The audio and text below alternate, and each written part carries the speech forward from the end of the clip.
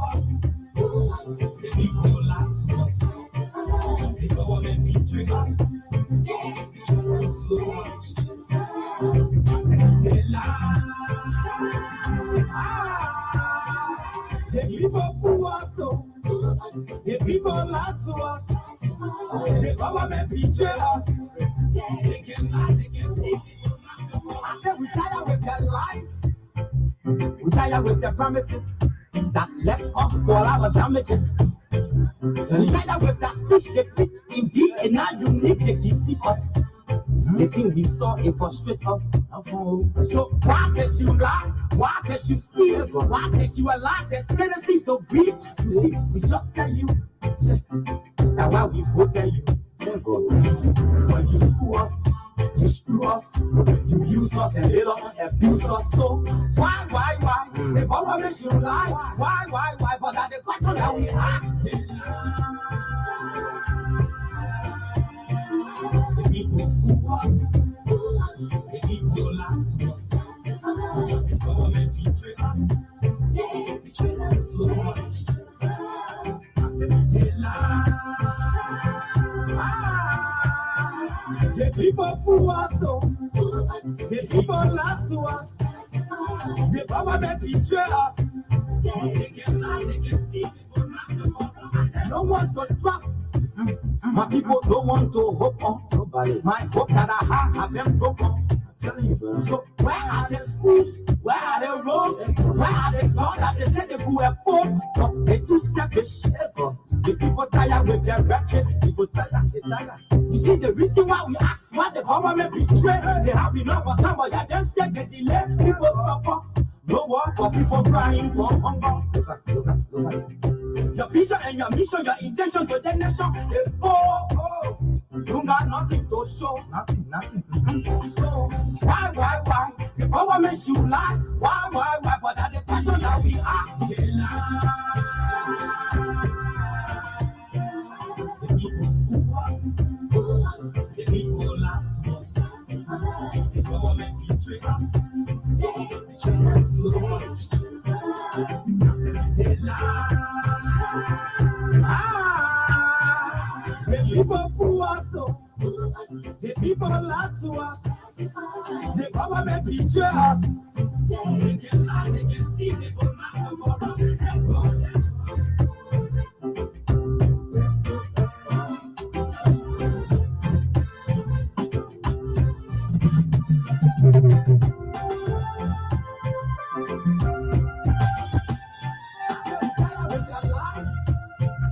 We tired with the promises that left us to our damages. We tired with that speech they preach indeed, and now you need to deceive us. The thing we saw it frustrate us. All right, so welcome, good evening, welcome to closing argument here on Truth 96.1. This program comes on Monday to Friday, 9 to 12 midnight. So today is Monday. Welcome to the Monday edition of the program here on Truth 96.1. As we went on our team of panelists to join us shortly on the program here, the closing argument here tonight. My name is Ansu. I'm here alongside for here and the production man, the man behind the camera, his Myean. The rest of the guys will shortly be joining us on the program here.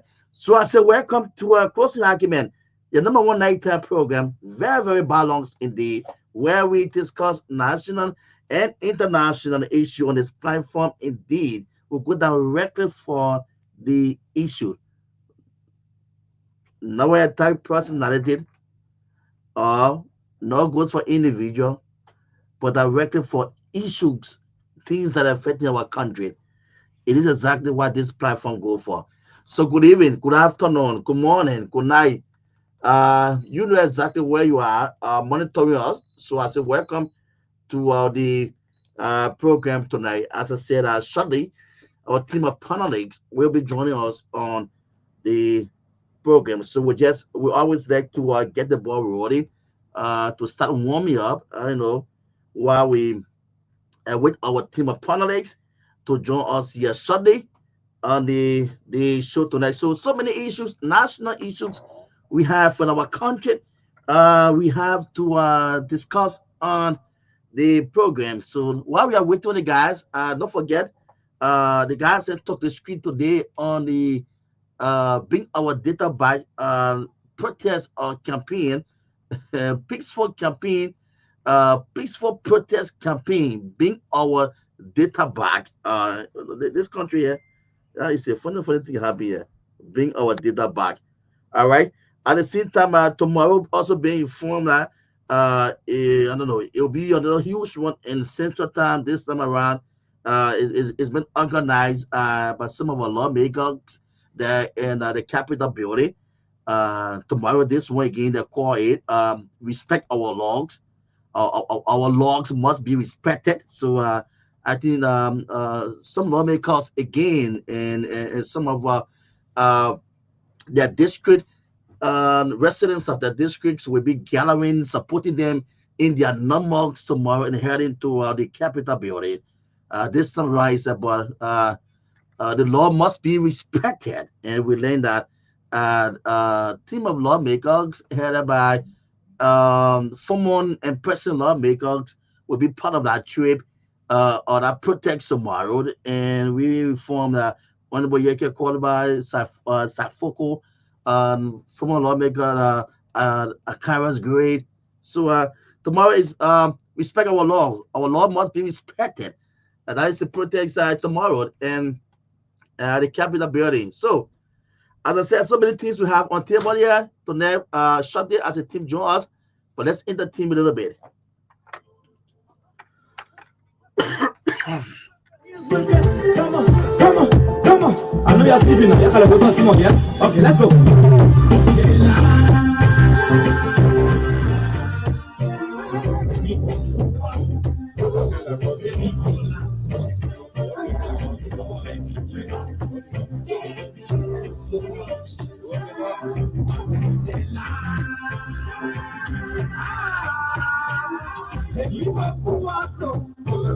The people like us, the government each other. We tire with their lives, tire with their promises that let us go out of damages. We tire with that fish they preach in the and not the they deceive us. The thing we saw it frustrates us. So why does you lie? Why does you steal? Why does you lie? There's tendencies to be. See, we just tell you. That's why we vote you. But you screw us. You screw us. You use us and later on abuse us. So why? The government should lie. Why?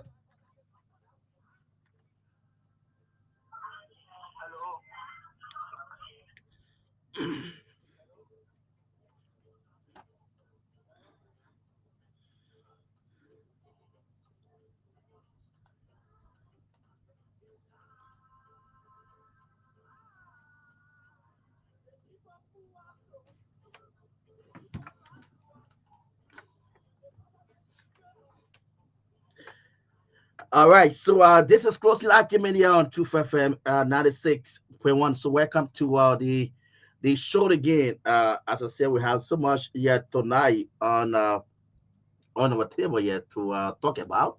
While we wait on our panelists to join us shortly, so we will be yeah, we'll be wetting the ground for you as we wait on the team. So I said that today was the being our data by a team, and I saw something up on the internet in terms of the guys in they gave it 72 hours to the LTA team there to get a quick response from them. And but there was some information I think LTA came out that it wouldn't run for 1 month um, before they were starting, giving us the reason why, cutting all these small packages and the boondocks and other stuff off about some of the GSM company, all the small things that people like to at least to keep to keep them active on the internet. So I think they said so we're going to just enjoy it for 1 month. After the 1 month, they are it's a reason why they are doing it, so they're going to come away. Then I was tomorrow again is set up for respect our logs. The logs must be respected. So this time around, a couple of lawmakers will be heading another team. That group tomorrow, we've been informed that it will be a very huge a gathering tomorrow in Central Monrovia. Respect our logs. The law must be respected, and that will be heard about District 10 lawmaker, indeed, followed by District 9 lawmaker, former District 8, and even some lawmakers from other parts of Liberia, respect our logs. Our laws must be respected. So that's the campaign the guys here will be up for tomorrow. But this one year happened uh yesterday morning. Yesterday morning, which are Sunday morning, waking up early in the morning hour. Want to go on, maybe some people go on the normal activities too on a Sunday, but I know people preparing for Cerix, getting ready for Cerix yesterday morning when this other news then started to trend on the internet, and it came from the city of Painesville, where the body of one Abraham Don, who just graduated from Stags College, indeed, and his body was found yesterday morning. So it's packed up the internet again on this a secret killing, and where people get your morning hour and still seeing people, family member, loved one, being somewhere, last month it was a lady somewhere in Pingsville. That was in, I think, the Sharak community. In the Sharak community, that was a lady. There again, her body was found there, and few parts are removed from that lady body. And then yesterday, uh, there was this young man again. And apart from even the lady kids at the last month, there have been other, secret killing, bodies and other stuff have been found across, not just Muscle Rider, but across this country, in other county.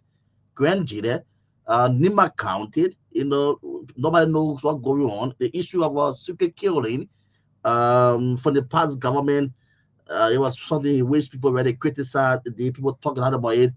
And then, this government coming in, the Boyka government again, and people had a hard expectation about some of the things there, secret killing and other stuff, where people will definitely be exposed, or maybe justice will be served with some of the people, some of the perpetrator, maybe their book.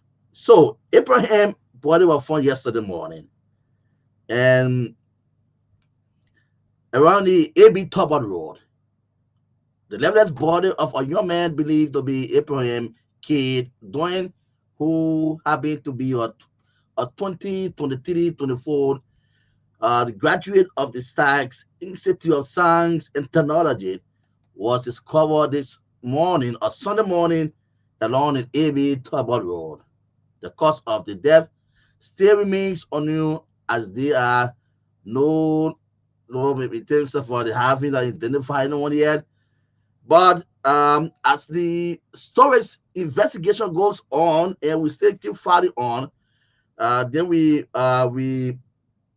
bounce into a release from the family and friends of this individual 4 hours ago.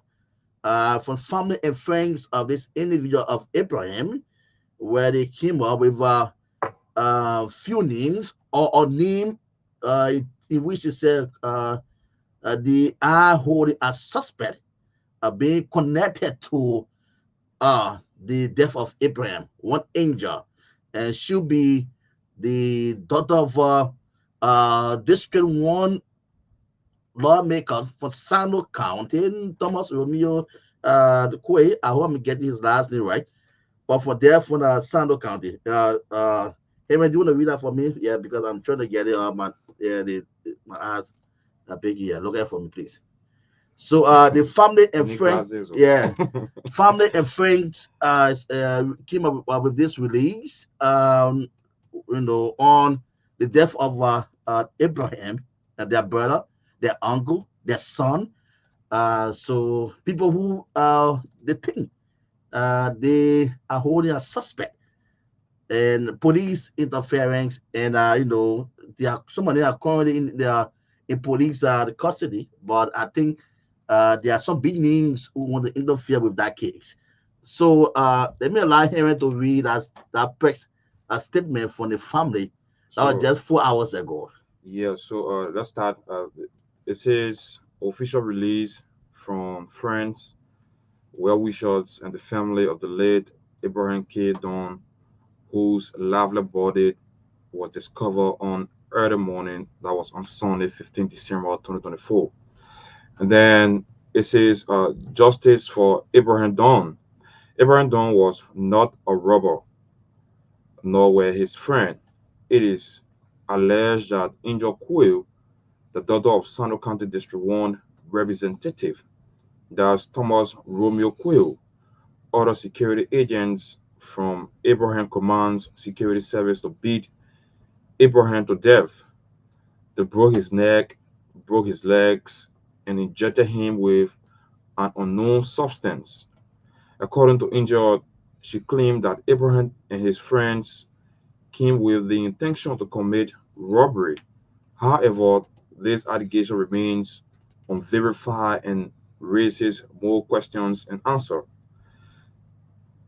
What is most troubling is the claim that her father, Representative Thomas Romeo Quill, is using his influence to interfere with justice by ordering the Liberia National Police to release his daughter, despite her being a person of interest in this homicide case.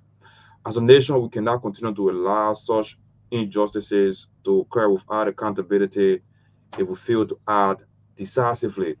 Abraham Don's death, like those of Little Shedra Doki Jr., Princess Cooper, Odell Sherman, the three Mason boys, and the fourth auditors, will be another cold case, leaving his family and the nation with no closure.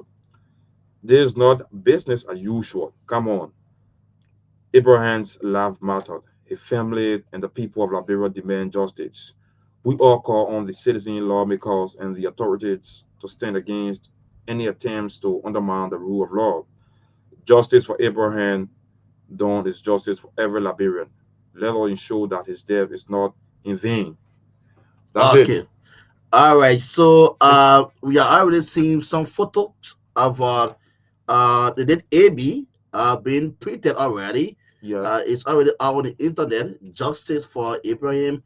Abraham lives matters indeed. So watch up. Soon up there will be another protest again, where you have friends, family member gathering. This time around we heading to the Temple of Justice, Yeah. while we have people again heading to the Capitol building for respect the law. Then we have another group heading to the LTA, bring our data back. So this is Liberia. This is where our country are now. And you know, at the closing of the press statement there from the family member and friends, that doesn't show any, maybe they say that it remain unverified. So whether the daughter interference or the daughter get the representative daughter get it to do it, it remain, they are still trying to find out. But what really getting to them is that to be under the police custody, right, and having the interference of of some big hands, because you have to allow the police to do their job. You have to allow the police to do their job. Allow investigation to go on. This is the life we're talking about that are taking away someone's son, very young man who just graduated, trying to get a better life, to seek a better life just last month, to this month here, and you just cut off someone left to die. So if someone name is involved, and especially for a reason, give the police the chance to investigate it. issue about big hands or big names interfering into this type of investigation is very, very bad. Now there are a lot of information coming on from beyond. So information in which we need to find out. We need to go deep into it. To dig deep into it very good to know exactly whether some of these information are coming or whether they are true. Because we learn that I think the girl, the boy, what's it the children to this lawmaker, they should be involved into when it comes to being very, very arrogant, when it comes to violence or what you think about. So I don't know how to really place them, but there are so many things attached to them in which we are trying to find out. We're trying to find out to get the reference information. Now, Angel, the guy, you listen to the release here, because if you see the body of that young man, Aaron, that's tell you that I was someone who was set up. It cannot be someone who will be into a community, maybe passing through a community. Maybe unfortunately for them, the community took that person to be robber or roll. They'll beat you, they'll see the beating mark on you, see blood from the ear, for the nose, Yeah. and other, and other stuff. You will see that maybe you will see that more violence, whatsoever instrument, what the news, you'll see it on the body of that person. If there was somebody who was just passing through a community, Yeah. passing through, an area where people just maybe misidentify him and other stuff, and just talking up and beat on him, until maybe he died the next morning, you will see it. But not this other body. Abraham is still dressed up. It tells us that something of a plan, well planned, and it was definitely masterminded by someone how to do it, how to carry on this work.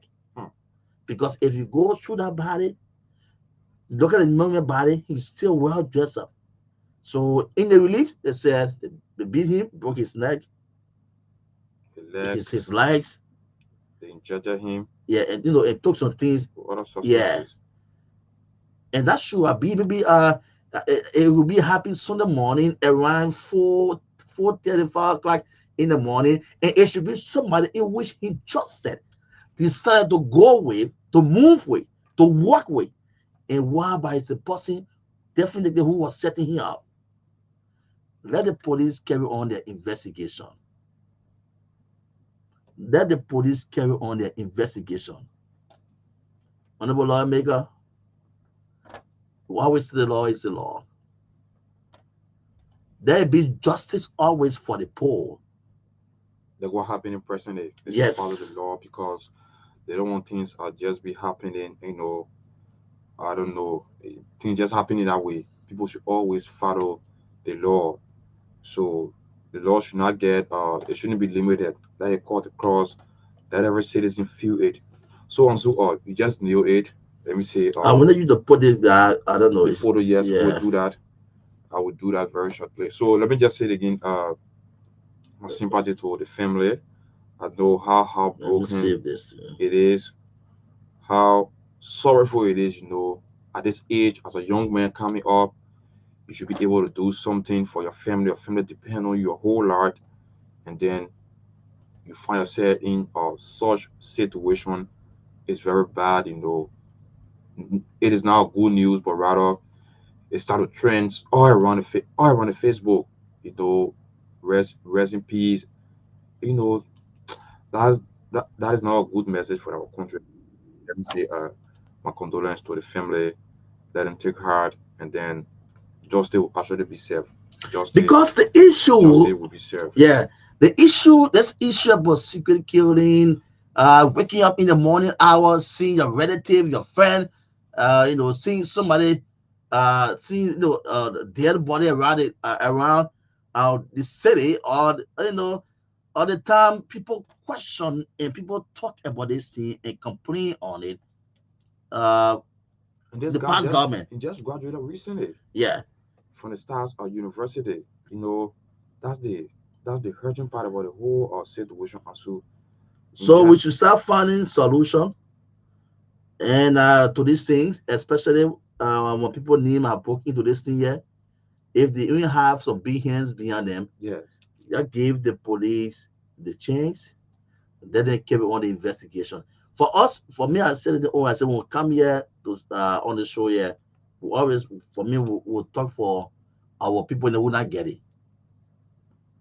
So today, tomorrow, when out, people say yes. People don't always gonna sit on the radio and talk for us. We're not coming sit here to tell you about people who already when you talk for now to the 6 years they end, they will not change. Some people already build with the corruption already in And them. one thing that probably really says that it shouldn't be a business as usual. Yeah. Things shouldn't be happening the way it used to happen before. And people Then criticize it. yes, people criticize all of these things back then. And so back then, so former President George Weah said everybody should be security for themselves. People took that saying and it was all around. So I think these are some of the things you were actually looking at. But then, because this country, I don't know where we are actually heading. I don't know. They may say let people be security for themselves. People try to misinterpret it. So see what's happening now. You should be security for your very self. If you will not be, nobody gonna be that security for yourself. So if even you go in the street, you got to get back home sooner. You got to come home. You got to come because your life matters. It matters a whole lot. If today you see what happened to the late Abraham Don, where you think his family going to start from? Where you think his family going to start from? Where you think? We're coming to the end of this year. It's not a good news, but rather it is a bad news or death news. A young man at that age. So there should be no more business as usual. All of these things happen. The Peabody talks about Princess Cooper, several other names. Mm. They talk about it. Then today we stay seeing some of these things. As early as it is in this government, this young guy, he needs justice. He needs justice. Actually, we are all young people. It could be any of us. Just imagine how your family will feel. So we need justice. Abraham need justice. As I said, the friends and family members are already trying to organize themselves that this case is just should just go down in the bush quietly, and people just step on it, and at the end of it, AB, just his life just go, just that without any any any information of anyone being beyond his killing. So his family and friends they are going to organize themselves to see our best. They can start to engage our justice system again. Whether justice can be served to AB or to the family. Folks, we are waiting on the team of panelists. Shortly they will join us. I bring our data back and people on today. At the same time, tomorrow is respect the rules of law. The rules of law, respect it tomorrow, respect our law. That's another pretext, and that one it seems to be very heavy though, because you have lawmakers, former and current lawmakers are part of that protest heading to the Capitol building tomorrow, making sure that the constitution of this country be respected, and the law. This season, I told someone that that's the only solution because if that case can go as far as the Supreme Court, to go as far as the Supreme Court without any solution to come back, it says still remain open, leave it.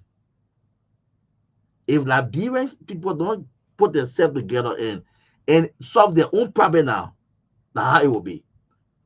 We'll keep being in barracks because it will be dragging up to the president next state of the nation address, and where you have two speakers. Yeah, the person that go first, they don't want to sit down. You that will go first, and you will go sit. Somebody said when we bring two speakers, they will just get in mad. There will also be two presidents. There's somebody said, but then becoming president will not get no budget, you will not get no power when it comes to setting the budget. So you see where you see that it'll be so embarrassing. You have the United Nations, you have international people, representative from every part of the world, coming out time again for the president nation address. And you have very shortly. Yeah. So you have two speakers. I will already tell you, if they will not try to resolve issue from now to January, I can tell you the president sooner. I know the lawmaker will not sit down there. It happens. Because if the mayor is not satisfied, what happens? You as an individual, you're not be satisfied too. So the mayor will have to be satisfied before you be satisfied. So the mayor will be like, when we had our case on ground, we know people are not turning up to it, people are not looking into our case. So now I'm saying it is your time. Will cause some, show. Because for the look of things now, the battle speaker team now, they will always say that, tell you that we are resolved, meaning that they go back quietly and not putting up any tension again. It's not going to be a fight, but now they're going to wait up to the president state of the nation address. So now everyone just remain working in the area where the other guys there doing budget hearing and other stuff, because I don't know what condition you do budget hearing. You have budget hearing with gunmen escorting executive people with grenade and side carrying people to go do budget hearing. Budget hearing on that type of atmosphere. I will say it must be done. Only because we don't want to go through the referral channel, the referral procedure process. It's why what happened in such a way. So I know the guys they are going back and just looking on waiting. And the president nation address, that's gonna be so embarrassing. It will be very embarrassing. We will have people from every part of this world going to that place, and you have two speakers heading there with, they can say, with a DJ. But you can have your say calling us on 777-28-5961. We're still waiting on the team of panelists. Yeah, will shortly be joining us. While we also are waiting the calls, let's say welcome to the president. The president just came back. Yeah, welcome back, Papi. Yeah, welcome back, Mr. President. The president just came on today. He came from Abuja, Nigeria.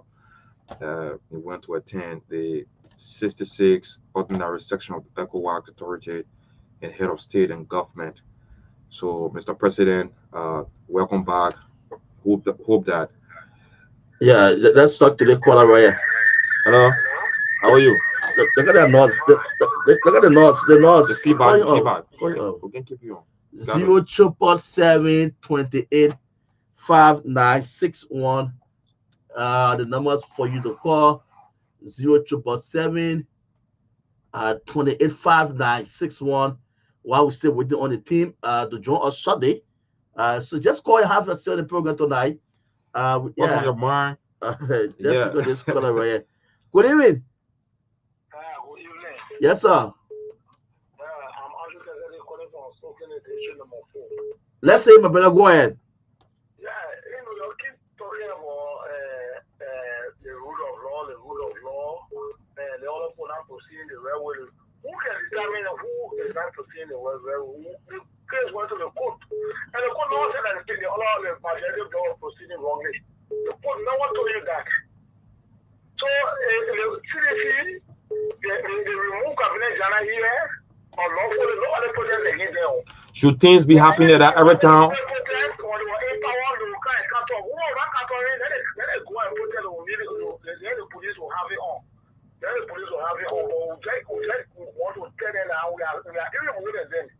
Okay, that's just for you there. The next caller, let's hear you. Yes, sir.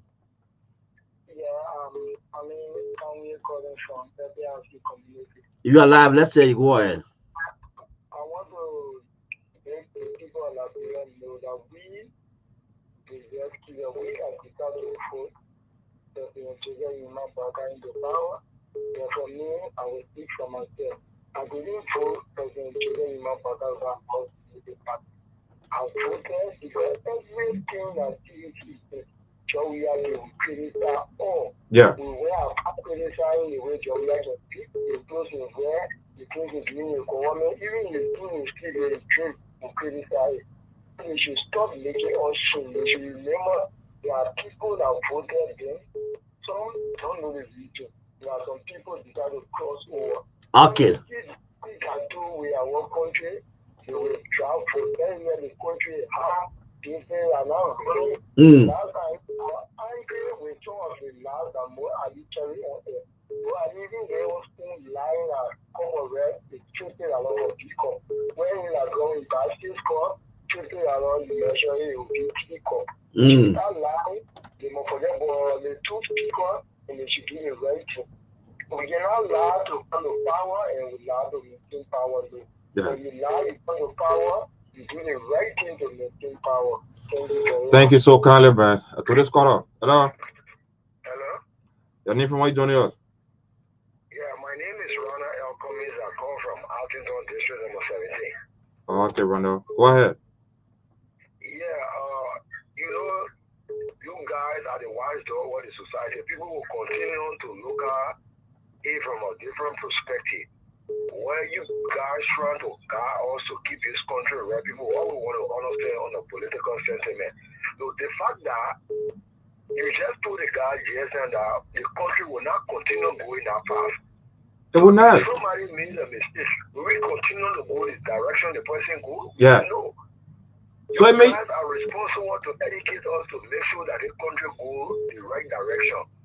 I tell you, rules of law. They are the ones there. They got their own laws that govern them. So anybody on the contrary, you know that you'll be violating the law of the Republic of Liberia, and the Constitution is the organic law of the Republic of Liberia. So if we're not going by the Constitution, then where are we heading to? People who expect to know better, when you guys taking your own time, wasting your time to educate us, but my brother.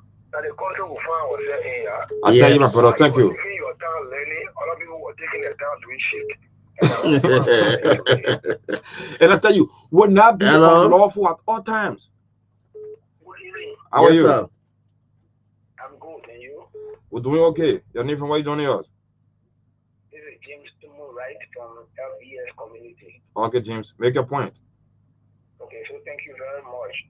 You know, this thing that people are playing with, shifting brain, whether that's CDC or the other person. What we should all protect here is the constitution of our country that is being violated, that is being destroyed. Yeah. Forget what party you are from now. What you should look at, the only thing that keeps us together from our various counties, from our various individual background, is the law. In the absence of law, the strong man will eat the weak man, and there's nothing that will come out of it.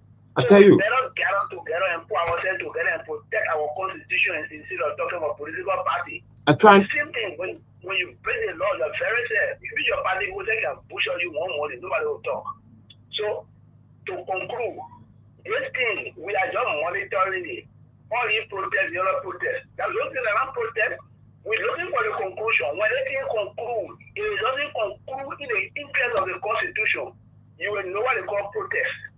That's why it's all over the country. The first thing that will happen, they are deciding $800 million of our taxpayer money in the hands of unlawful people.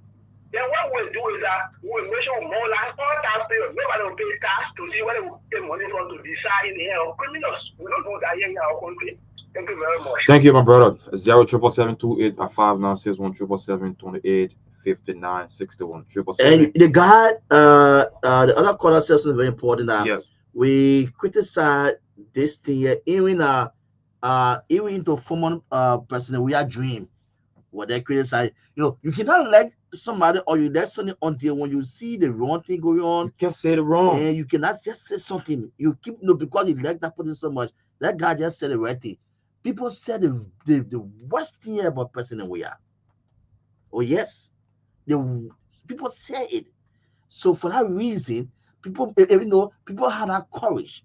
People are very brave. You saw people turn up the going election, it's because the people were tired. they were angry. So if they come back to the very same old things start to happen, That will frustrate people.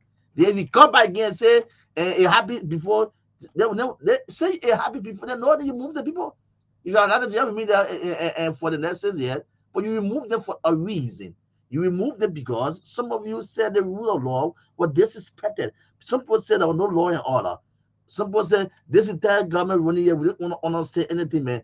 No law and order in this country. Everything just going in the wahala. So they were taking it out. So if you put it another one into office, we said this one I come to office, going to respect, going to, we're going to do things in order as citizens. If we went the wrong way, other people have the right to speak. So we wanted to hold the peace again and just remain, just remain close, whether it happened because a party level, you put your party, your partisan too much into the country activities, the country affair. This is sugar cane not happening in the past government. It don't happen. It happened. You not condemn it, you condemn it. So if it happened this 1 year, you condemn the same thing. Say it. Say it. So if the man family again together, if they cannot seek justice, if they cannot get any understanding, because we are hearing that it is a lawmaker family connected now to his death. So lawmaker should interfere in the whole investigation. That's what we are hearing, So the family don't have the right to stand up again and say, oh, you come because you too much in your party business and condemn their action if they have to go out there to seek justice for their son. Good evening. Good evening. Yeah. Look at that noise. The noise of your bike, isn't it? Hello? The noise not good for us. Yeah, Lawrence calling from Thompsonville. Walk away from your monitor. Walk away from the radio. You cannot be on the air at the signal listening to yourself. Yeah, go ahead. Let's hear you. Yeah, for Liberia, I get time with the solution. With Liberia? The thing that's going on, really call for it. You know what? What began the cause? Tomorrow, they're going what they're doing for Hello. They told you that hello. I will call you up. They told you that they put a good that place there. They are citizens. That's what I told you. No, that's what they told you. No, that's what they told you. They told you say Liberians going out there Sunday somewhere. They told you they are citizens. So other people don't have the right. I'm not going to hold you online. I'm not going to hold you there because you are already let's say you already going the wrong way already. You don't know that it's the right of the citizen to protect, and they should do it in accordance with the law. You hear that thing there? You go through your constitution to take that it's the right of the citizen. Let's say go ahead. Hello. Yeah, go ahead, my brother. Thank you. My name is Togar. I do join from Jallah. Yeah. And I'm refusing to protest, but all the government officials, the representatives, they will all encourage you to protest and then come along with their children, and we all will go together. Then we ask the call to bring the children, and we all will move tomorrow to protest. But that place you go in there? In this country, nobody will forget to do the way we're not supposed to do. You'll be fully or to go outside and go demonstrate and be killed by another person with no one doing in the country. You'll be there tomorrow? No. Yeah, Okay, different now. So I don't want people that will not get in a good argument to put them at the microphone there. Because 777285961. Because you don't know. And let me just be honest here. It is the fundamental right under the law, indeed. Our constitution, it must be exercised. So how you get it clear? In keeping with the law. For our people to assemble, for to go out there, they are just disenchanted. So it's not any political party. It can be anybody who feels that. So in the data being that what going on today, so many young people mixed with some with some other folks and all on the internet. It's concerning. Some people can use that. We don't want to stick it on or stigmatize it on people right? Say that sending people. No. Yeah, go ahead. I don't know where you call it from. Yeah, I think you have been people out there. Yeah, I think you have been people out there. They call you got to dress away.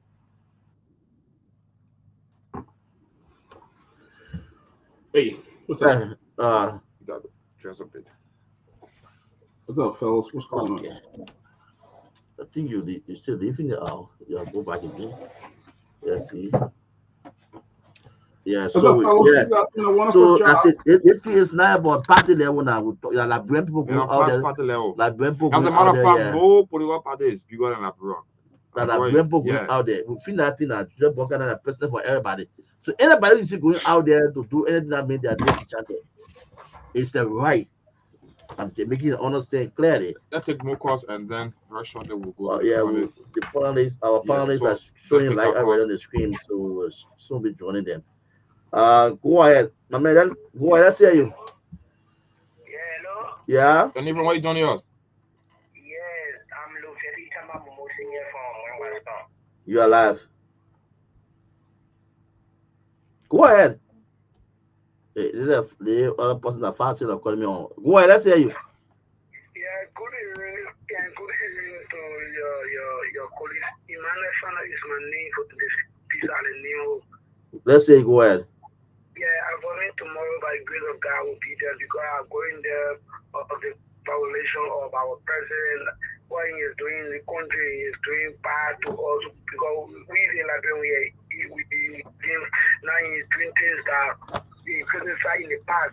Some of the things that for me I'm going there for the new law in violate the new law. The law against the speaker, all I want for me tomorrow, the reason I'm going there. Thank you. Thank you, yeah. I didn't get reason to go there. That may get reason to go there. Hello. And even why you joining us? Yeah. I'm Anthony K. calling from a hard road. My coffee. Hello? Yeah, go ahead. Yeah, my coffee. Okay, make your point. The first caller said, first thing, I beg, anytime someone call the behavior, monitor, please call them off. Don't talk too much. Let them move to them. I'll tell you. Oh, what would I see? People protesting for better red and local red. That's not it. This is red one we need to protest for. Because you can't even give rights and other things if the law is not a law. So we need to protest with moral out with them. Thank you. Okay, so our panelists are on already, guys. We have to join Tomalin George and other people they're already on the screen already. Keep coming back and forth. Yeah, so we have to join our panelists, folks. But as I said, protest is a fundamental right on our constitution and must be exercised in keeping with the law and without any fear indeed. For the government of Liberia, the citizens just need protection, guidance through whatsoever they are going through tomorrow. So don't say, my man, that you're going out there, you need you carry your children, your this, that. That's the main right. Anybody, it's not a political party. It's Liberians going out. They want to feel disenchanted with the government. So that's the only way they feel again. They can express it. All right, so let's join Tomalin George and the other people. I think you guys are live already. Thank you guys, man. You guys doing a wonderful job keeping the people informed of what's going on in Liberia, what's happening, what's going on tomorrow, the protest that is taking place tomorrow, all of that. It's a lot going on. You guys have been doing fabulous. Dr. Peabody and Tomalin George, they are on our screen already, so let's leave our main studio and join our panelists. Wonderful, wonderful, guys. You guys are doing a fabulous job keeping us informed of what's happening in Liberia. Welcome, ladies and gentlemen. Welcome to the Closing Acumen on this Monday edition. I'm here with Chief Tomalin George. We'd like to welcome all of you guys. Want to welcome you. It's a lot happening in Liberia. A lot happening. I'm understanding there'll be a major protest tomorrow in defense of the Constitution, the Republic of Liberia. In fact, we have even made contact by a women group who would like to come on tomorrow, I believe, to talk about this in defense of the Constitution of the Republic of Liberia.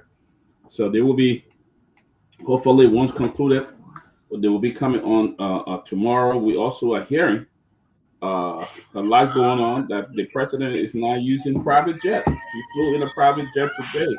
Over the weekend to Nigeria. It's a lot happening, folks. It's a lot happening. We're going to be talking about that today. And but first and foremost, we got just 2 more days, guys. Today and tomorrow, We want to conclude our fundraiser. Some of you guys have promised to help the young people at the studio who stay in that studio till 1 a.m., 2 a.m. in the morning, ensuring that this show is taking place. And you have promised to help. We want to encourage you to please give to our Cash App. We want to raise some help and make sure these guys go home with something for Christmas that they can have some fun as well. So we want to encourage you. We're going to be talking to you about this, to all our viewers that's coming on. We want to be talking to you about this and asking you to donate towards our Christmas giveaway. St. Tomalin George, welcome, sir.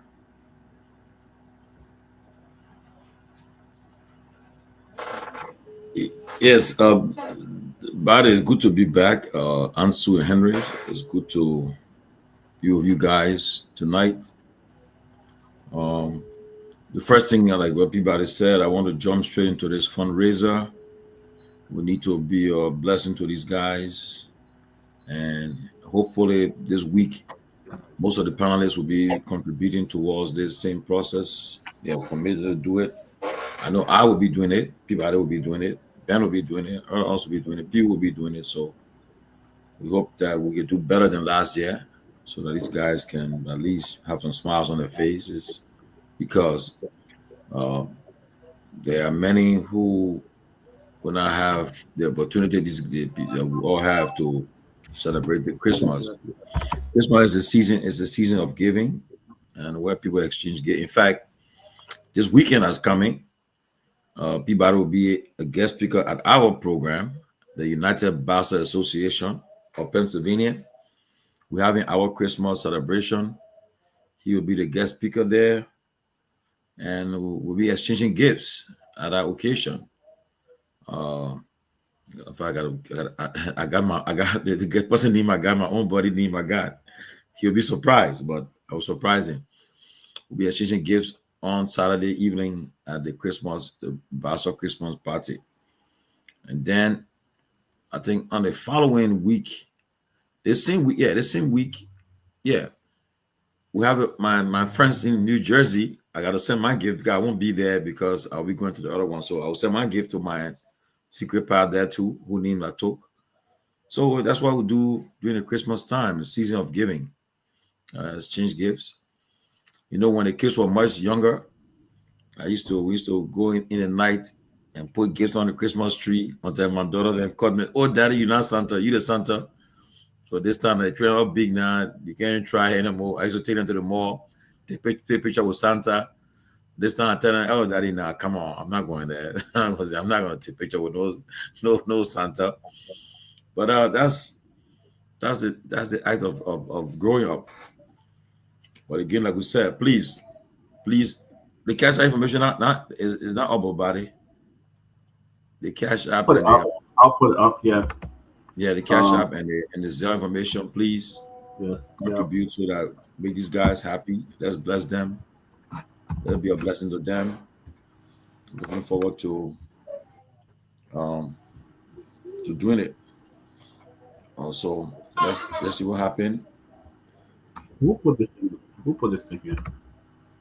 So yeah, the Cash App and the Zelle number is here. I mean, we'd like to thank people. Some people donated from all the way Seattle. Last week Friday we had somebody donating 200. We got one of our friends all the way in Europe, Aliu Kamara. He sent us a $25 from all the way in Holland. That was so nice of you, Aliu. I know I gotta go there to pick up the money. I haven't been to Walmart. Hopefully I'll go there today and I'll pick that up, and stuff like that. But we want you to be part of this. We want you to give, guys, as you make your way here. We want you to. We got only tomorrow, Wednesday, actually, to do the fundraiser. We're not going. So, I mean, whatever you can get. We're not asking 10, 20, 40, 50, 60. Any amount you lay on your heart. Any amount, 200, 300, 500, you name it. Anything that you gave. Even our UP man says he giving. The UP Mano, man all giving. So Abu Kamara all giving. So you know. the UP man Abu said he's Oh, giving. you have to go. So we'll try to do a little contribution. You have to go. You have to what? 11 month, I guess. That Jess. You have to What? 11 to 12 month at Jess, right? just took over. Giving what we inherited, we just took over. 11 to 12 month. We gotta get the economy on track. Inherit that. There's no time to talk about inherit that. The first 2 or 3 months you can talk about it. We inherited this, but when you be there for almost 6 7 months. Given what we are in chronics did in this country. Even what you're doing now, you're riding private plane now. We seeing it. Yeah, the private plane we're riding. You're riding private plane. Yeah, it is a cash crop from. So what can you tell? What can you tell President we are? I mean, you're fooling like black people. You know that music the people that call Abu? They lie. The people fool us. So because the other one that now it hard to explain. You know, President we are every day. He ride private plane. Yeah, the puppet in. And you know who put it up? Your own UP man put it up. If I send you this picture, you can put it up, right? Yeah. I'll send you the picture I'll send you the picture. The plane. If it comes from your own UP man, not for me. Who? Your own UP man. He put it Martin Cully, your own UP man. Put it up. He flash it up to date. You know. Your own UP man. So I know how you can talk about this, brother. Martin Cully sent all the pictures of the presidential jet. I say, where is it? I haven't seen it. We'll put it up. Harry, I'm sending you the picture right now so you can put it up. I'm putting it in the Truth FM chat room. So what's going on? But look, guys, the Cash App is there, and today we want you to contribute. Oh, I'm sending the wrong thing. Today we want you to contribute to the guys in Liberia. We want to give these guys a beautiful Christmas. I sent it to you, Henry. So I think you guys put it up. Want to give you guys a wonderful Christmas. Want to do better than we did last year. Want to make sure the guys got enough, you know. So we're asking for starting from the minimum of 10, 25, 50, 60, 25. One guy from all the way Holland, he said he loved the show. He loved Aliu Kamara. His name is Aliu Kamara. He sent us $25. Another guy from all the way Seattle, Washington. We got somebody by the name of Love Doe. She sent us $50 last week. Eugenia Green, she sent us $100 last week. Palato, he sent us $25. Jallah has just been wonderful. Jallah got it'll be a pain on us, but Joma donated $75. He's been giving. Jerome Gibman, he sent us $100. Esther Frederick sent $25. Miss Darcy Davis, she sent us another $25. Dr. Larry Kennedy, Dr. Kennedy gave $100. Henry Doe, he gave $30 from all the way Rhode Island. Melvin Tavo from all the way Seattle, Washington, he gave $200. Yumtro Kanga, she gave $20. Sarah Dupu gave $25. So we are going to give. We are working on this. Want to make sure that you guys, the guys that have kept up going, we don't pay these guys. Nothing we do, but these guys are just marvelous. They help us going. We don't pay them. Seriously, we don't pay. They're not on pay for nothing, but they stay up midnight just ensuring. Yeah, that's the picture here. Guys, you guys can just zoom in. That's the picture of the president private plane that he rode today. I mean, from Nigeria. He rode in a private jet. Is that a private jet? Was it Kehleboe? It was a gesture. So we're not gesture, right? We are on our gesture. We are on came from a friend by the name of Congo.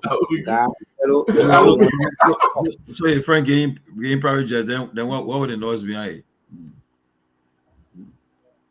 What you got criticizing all Mo Ali, the president using Uber fly. Say pick up and Mo Ali shouldn't be in that position. He should fire him. He said some crazy stuff. That kind of statement he made. And our serious people, they will get rid of him. Who is it be talking about? The president pick up and drop up. I want to understand what you're saying. It's a private jet. This flight, Professor Kennedy can tell you how much your flight costs an hour. Yeah, they had it since Friday. He came out today. He came out today. Back in the country. They had it flight since Friday. They went to Nigeria on Friday. You know how much this is going to call? But when President Weah did it, it was the worst thing. Everybody was on him. He flying private jet. But yeah, again, the same people who talk against President Weah flying private jet. That President Barker was the same one talking it. That's a deception. It's a classical definition of deception here. That classical definition of deception. You know. You see, for me, like I would say anytime. I wasn't one of those who criticize President Weah for flying private jet. Once it's not the country's money, it's spending the country, using the country's resources to do it. I don't get a problem. When you're president, you get a lot of gifts, a lot of offer comes to you. People will want to fly you. Some people in the region won't fly. But most of them will do it because of maybe they want some contracts or some business venture or so, whatever the case.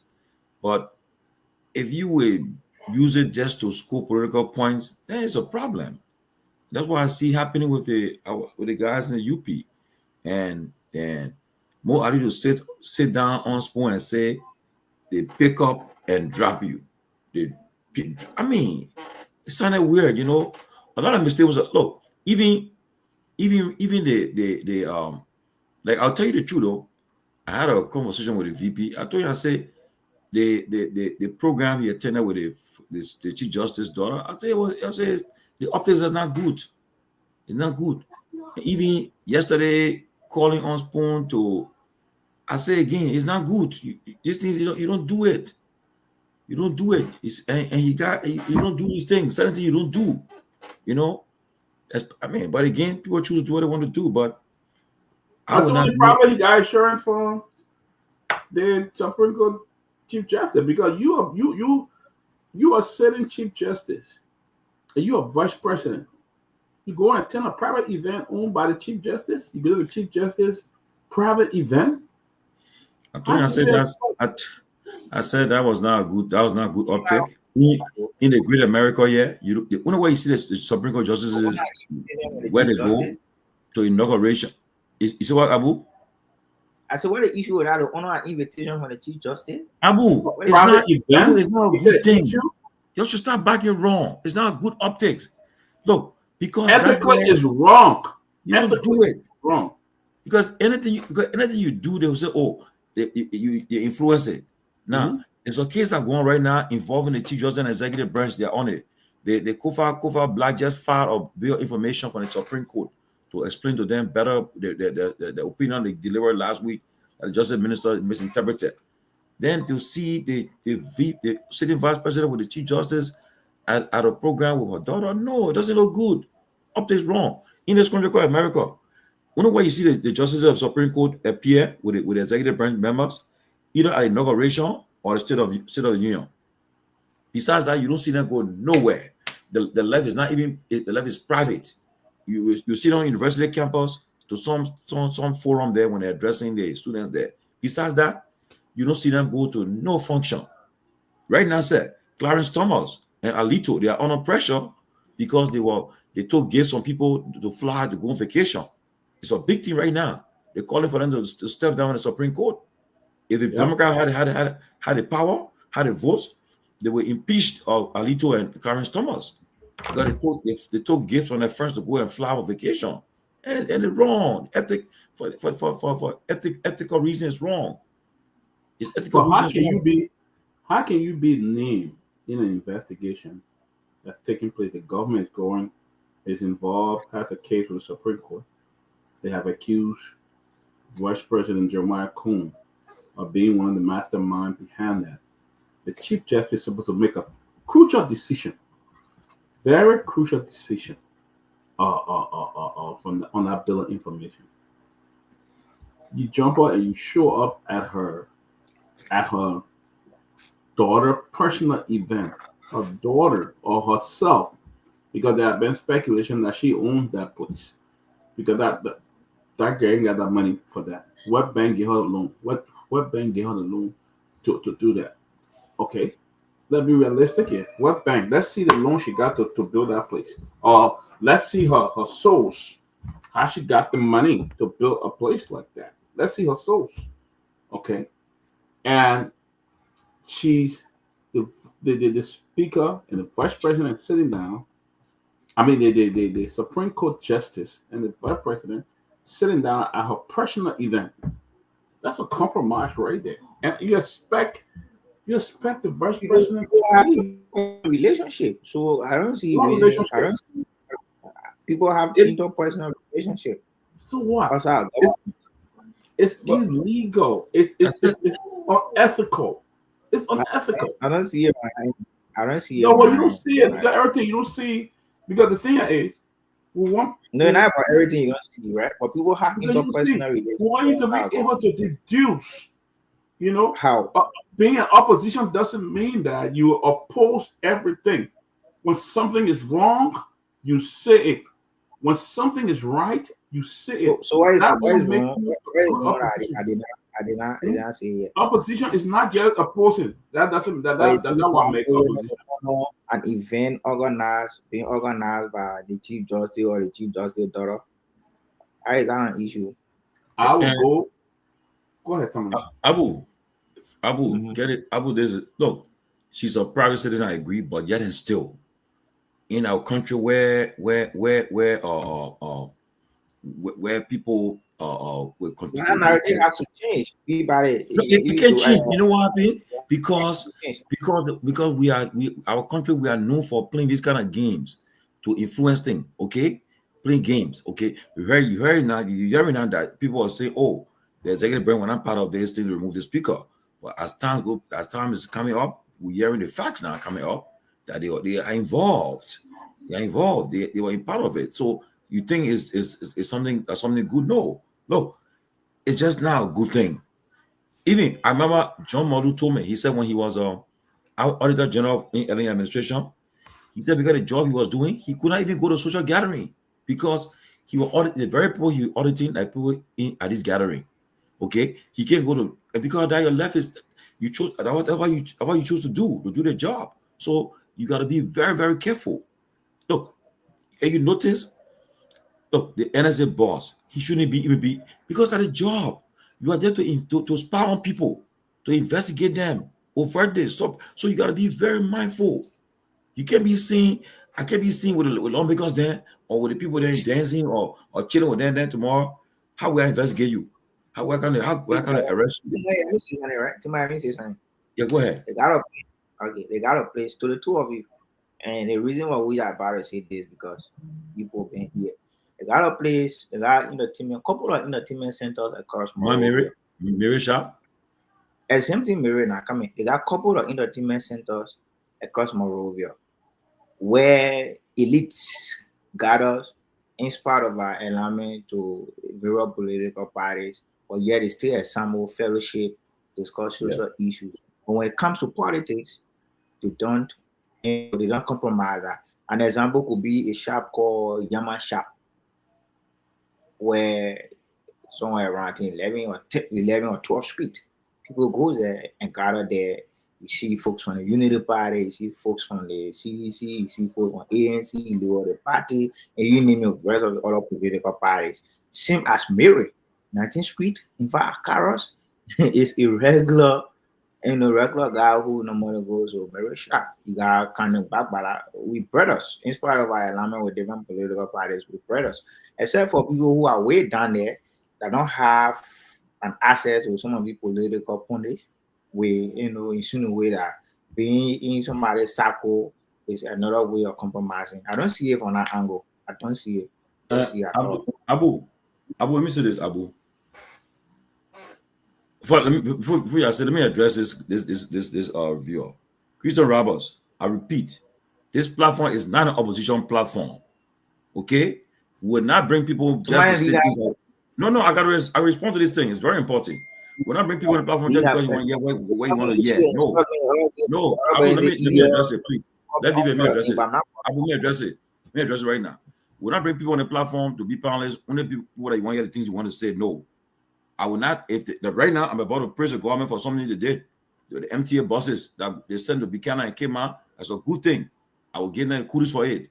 Also for NAFA, Emma Glasgow becoming chairman for that, for Liberia taking that position as chairman.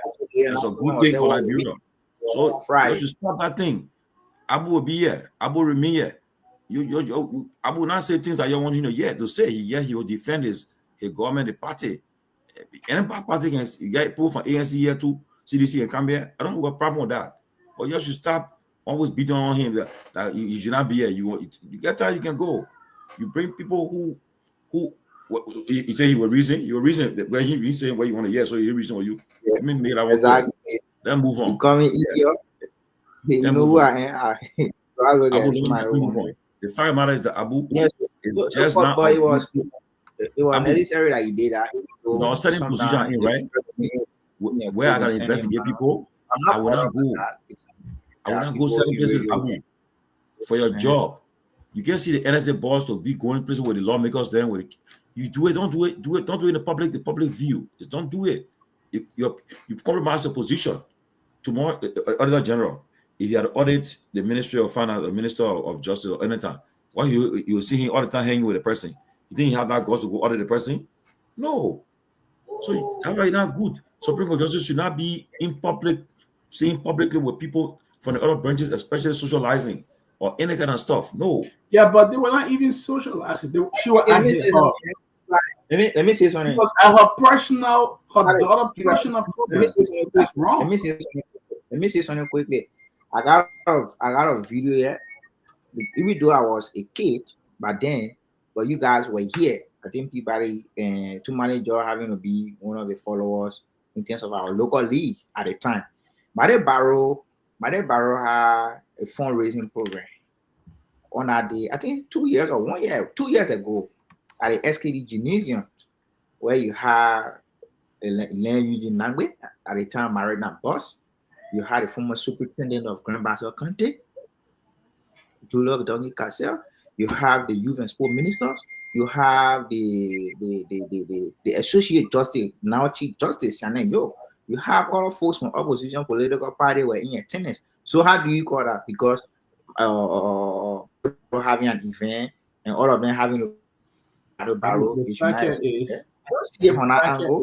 The essence of these things is to prove to people who believe, to dispel some of the rumors out there that those who are politicians, they are enemy. They are not enemy. In spite of our alignment of all political parties, when it comes to social gathering, the gathering and chill, Pewee is there. He was there as one of the ministers. He got friends from the opposition community at the time. I don't see it.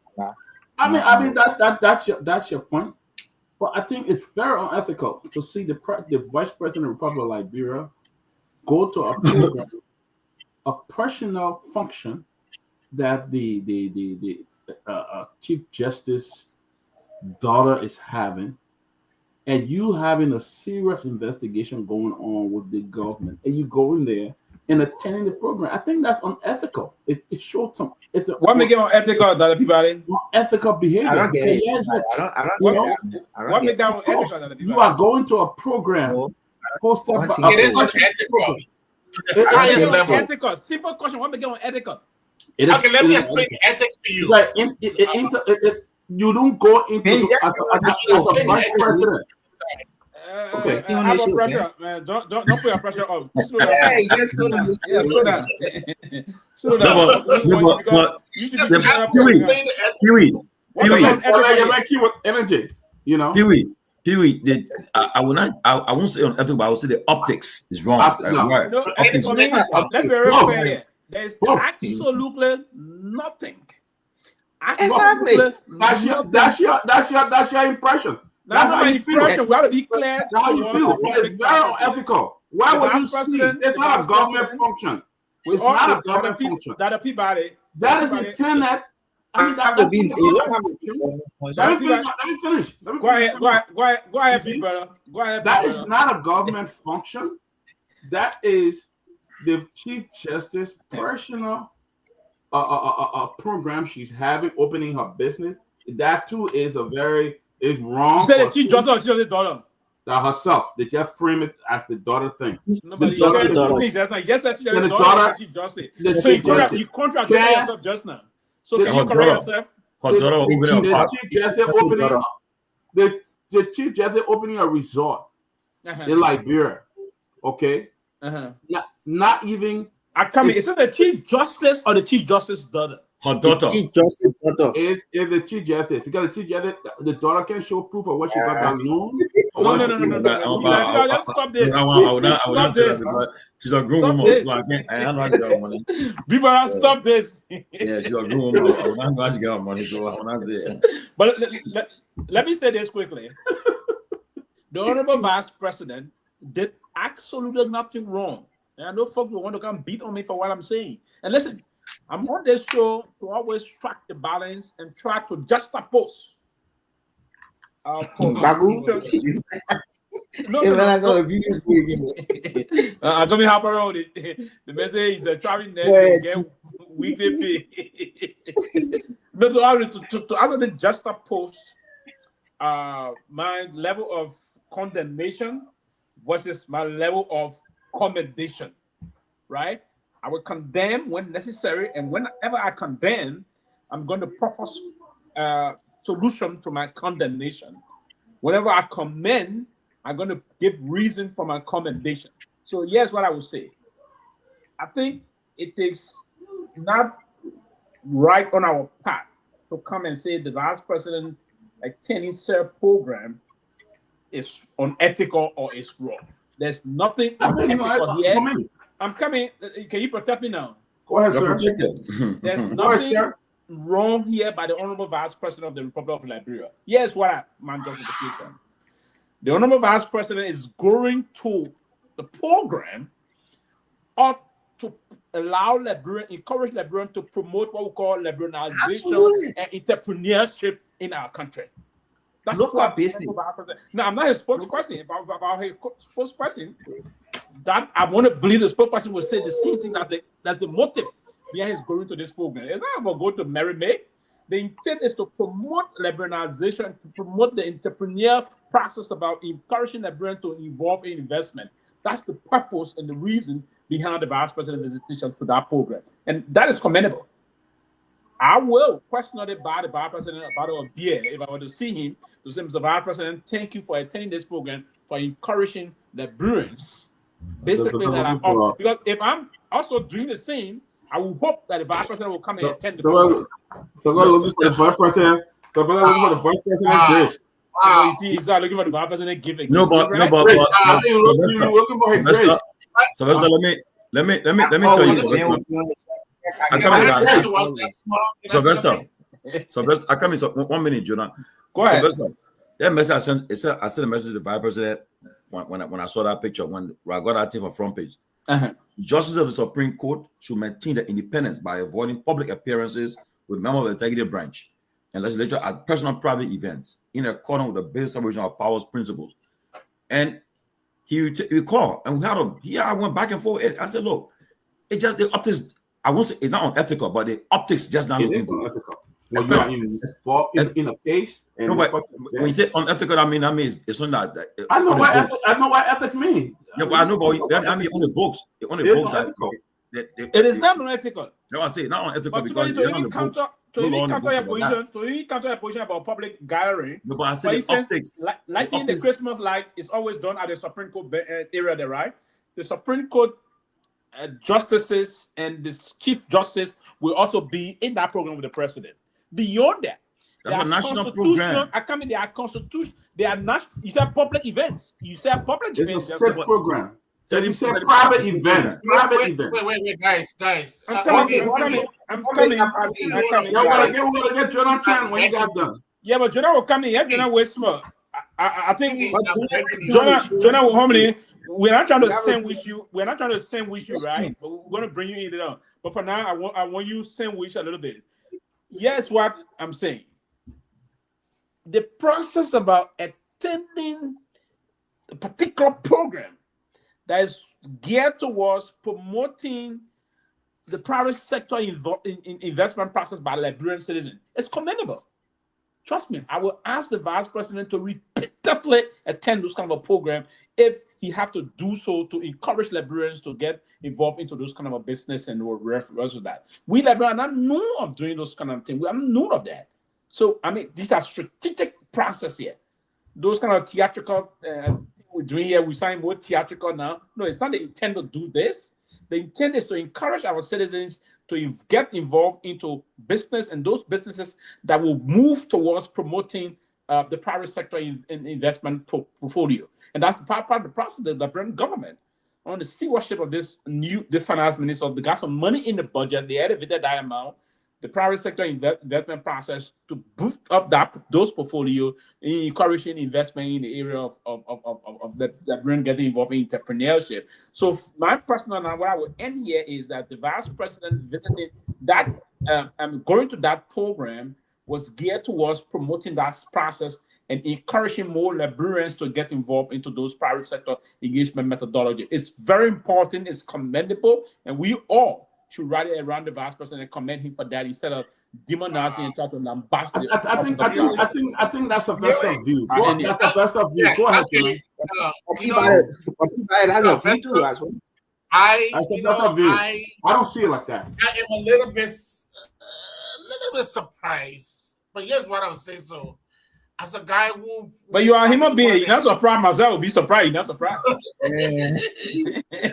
as a guy who, I will be surprised. You're not surprised. So, you think like you? No, but come. It's unfortunate. Listen to me quickly. I'm surprised as well. I'm gonna get him that chance to talk. Go ahead. But why would you protect? Be surprised. What's wrong with that? No, Pewee. As a guy who practices one of the most ethical career on the face of the earth. You want to be menacing to politics? You better stop that. Hold on. Come down. Yeah, man. You think you're getting me drip? Okay, Pewee. Why am I boy in politics? Pewee, let me tell you. Yeah, man. Yeah, new coming health minister saying he wants to stop the polio vaccine. You bring in politics to the process? Imagine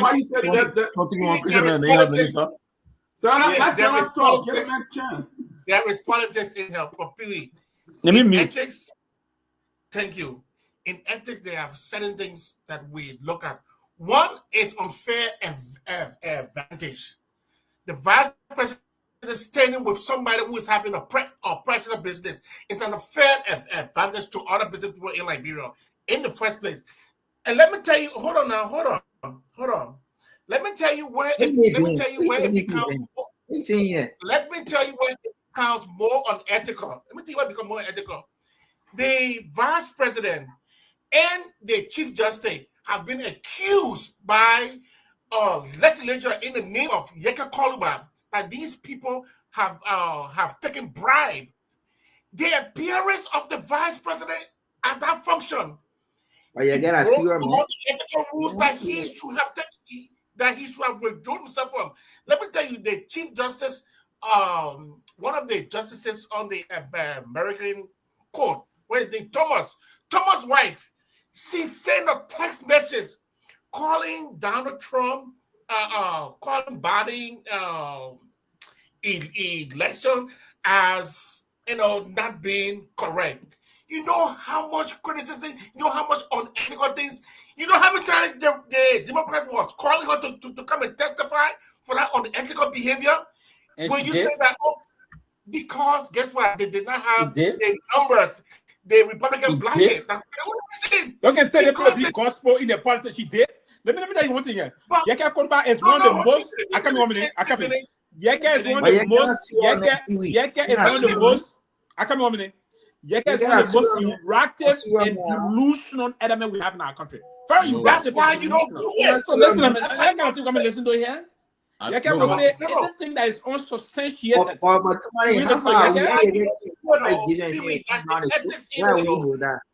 on. Why you don't do it?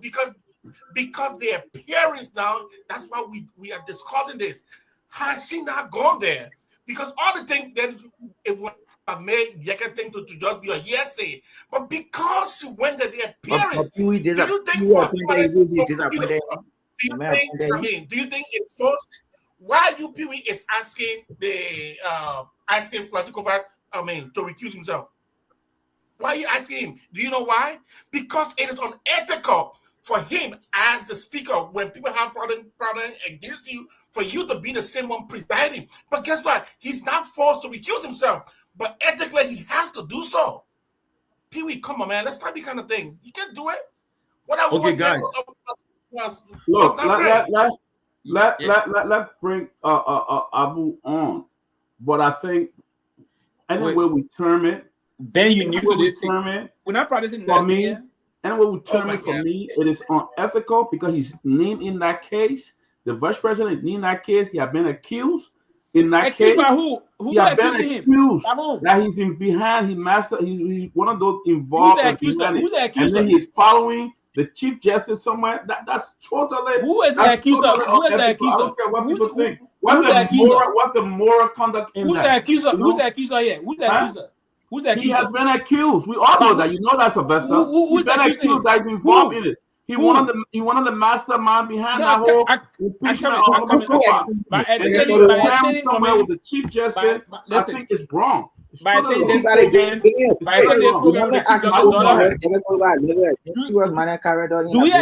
do we agree in this place that crime or accusation is not transferable, as the Constitution says in our country? It's alleged. We agree in that. It's alleged. You cannot transfer. It's alleged. Even being accused. How will you show up with the chief justice? The chief justice daughter program, not the chief justice program. It still doesn't matter. That's her program. That's her daughter. That's her program. The most important thing here is it's a program of a Liberian citizen like Dr. Peabody is having a program. That's the important aspect of this process. Yeah, but the fact is, the judge will not come to my program. Can I come in? Listen, we need to stop being too many partisans and be dogmatic. I'm Pewee. I'll try to be as most objective, as independent as possible. I'll tell you the fact. I'm not no partisan thing here. Well, let's be honest with you. You think I'm doing partisan thing? No.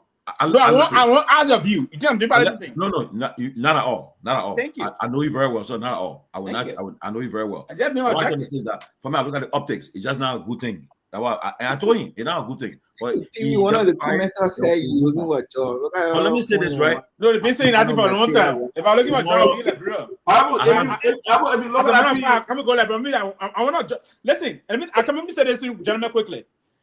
The very person that's commenting now is looking for a job. Who in this world? Who the individual in the world that doesn't want a job? Right? Let me put this back. Who doesn't really want a job?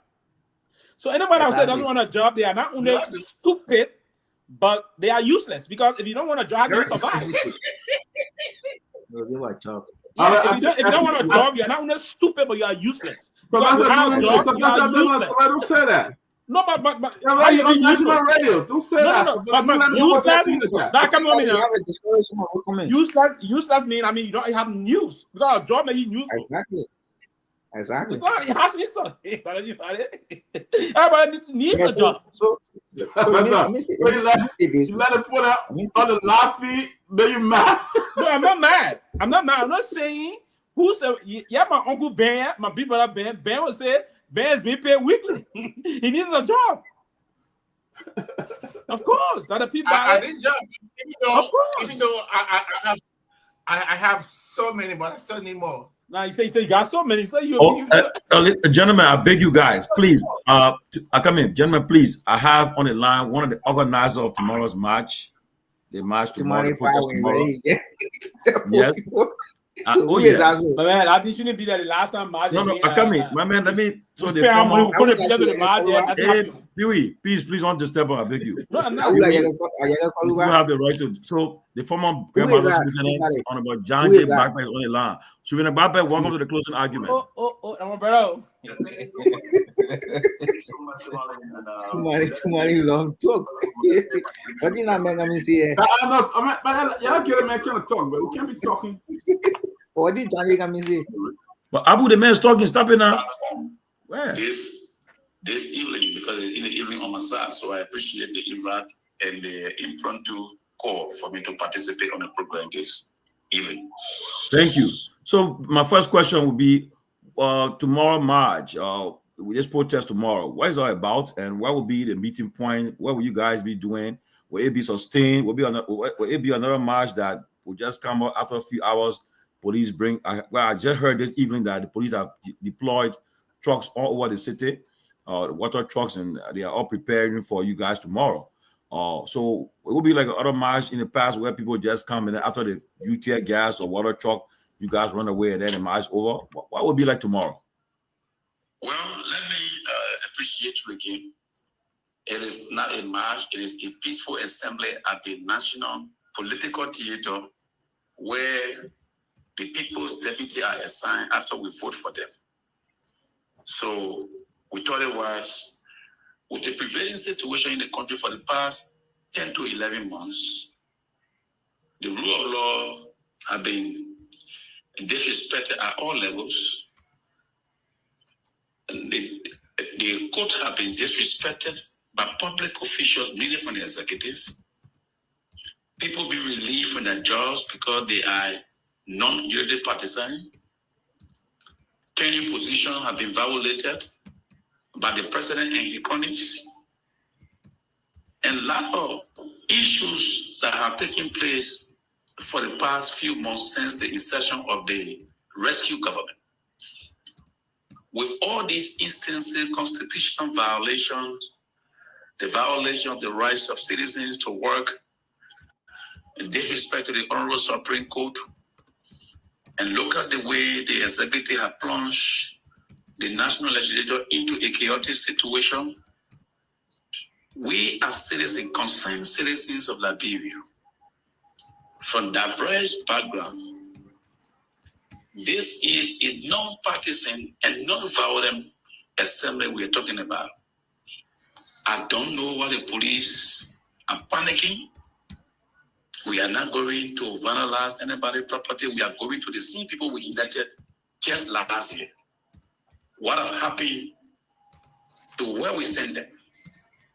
You have a budget hearing that is ongoing.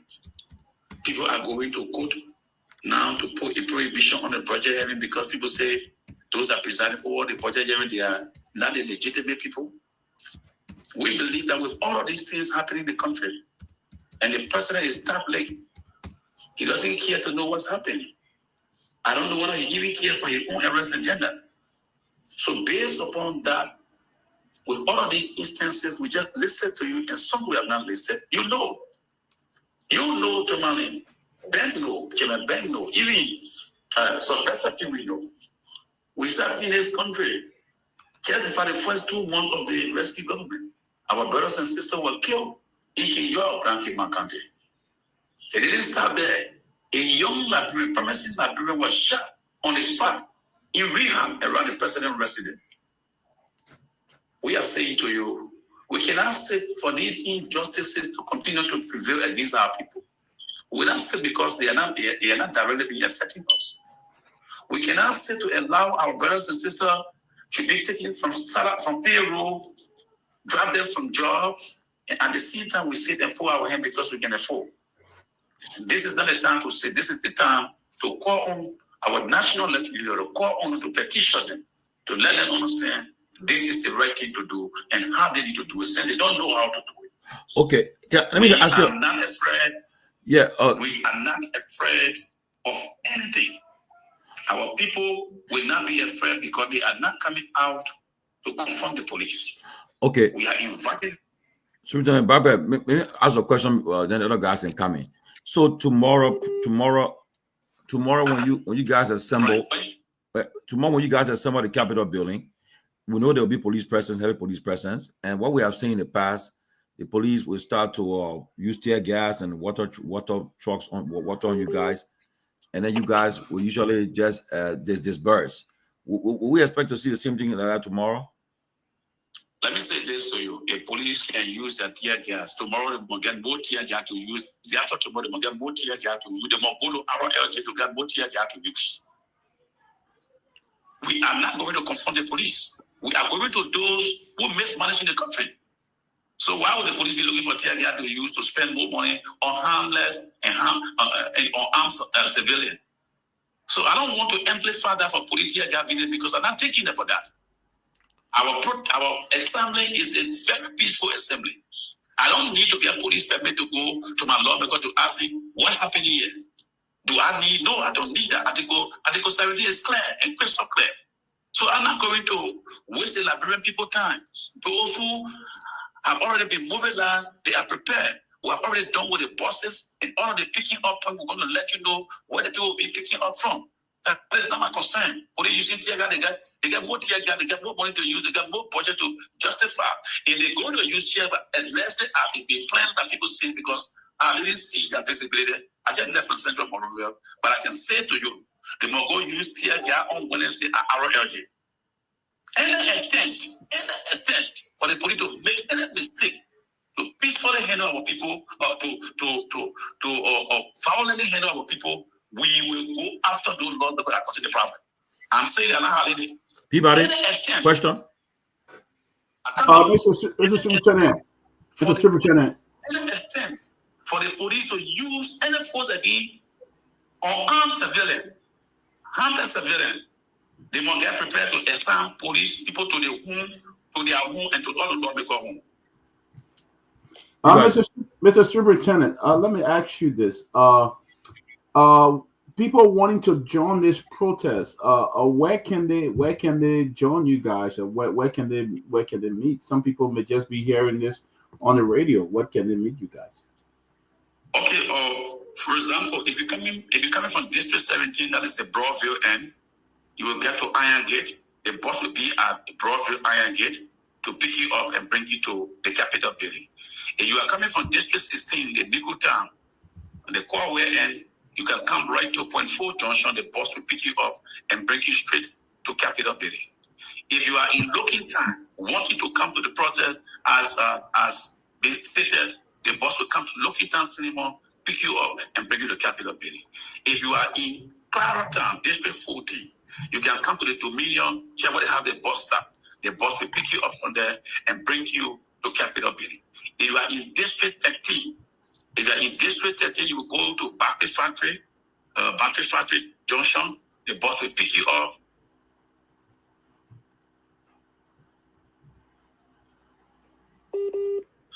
One is around New Georgia Junction, then Battery Factory Junction as well. Okay, my second question, Honorable Superintendent. There are which is District 12. I just want to drill you off for the pickup point so then we can pick up from the next concern. So in District 12, you will come to Cassidy Boulevard Junction, which is a Bannerville Junction. The bus will pick you up from there. Those in District 11, you can come to Ben and stop. The bus will pick you up from there, bring you to Capitol building. If you're in District number 2, District number 3, 72nd Junction is your pickup point. District number 5, Yedere Junction. District number 6, Rehab Junction. District 9, District. Okay. Let me ask you my last question, sir. There are reports that the government is planning to undermine. Peabody, he's still talking. He had a breakdown. Yeah, go ahead. Yeah, so from District number 9, District number 10, District number 8, we will be marching from Bamuma straight to the Capitol building. And District number 7, we assemble to the Capitol building. We just walk through to the Capitol building. So that is how we'll get the pickup point. That's how the buses will pick up people to bring into Capitol building. All right, Mr. Superintendent, let me ask you. There are rumors going around that the government is trying to undermine the protest tomorrow. They are setting up other groups that will come and counter protest you guys. What are you guys doing to identify yourself? Because there may be people dressing like you guys who will come in a group as if they are part of a group, and what are you guys doing to really differentiate yourself from them? Well, we have announced our dress code. Our people will be wearing the white t-shirts, plain white t-shirt, no writing on it, because it is a non-partisan assembly. Nobody coming with political party t-shirts. There are people from the Unity Party who support this protest. There are people from the ANC, and there are people from no political party that support the protest. So our people will be coming with a white t-shirt, white handkerchief, white face cap if they have. So that's how our people will be. Now, no rumors that we are hearing that we don't want to take the fact. The fact that we have an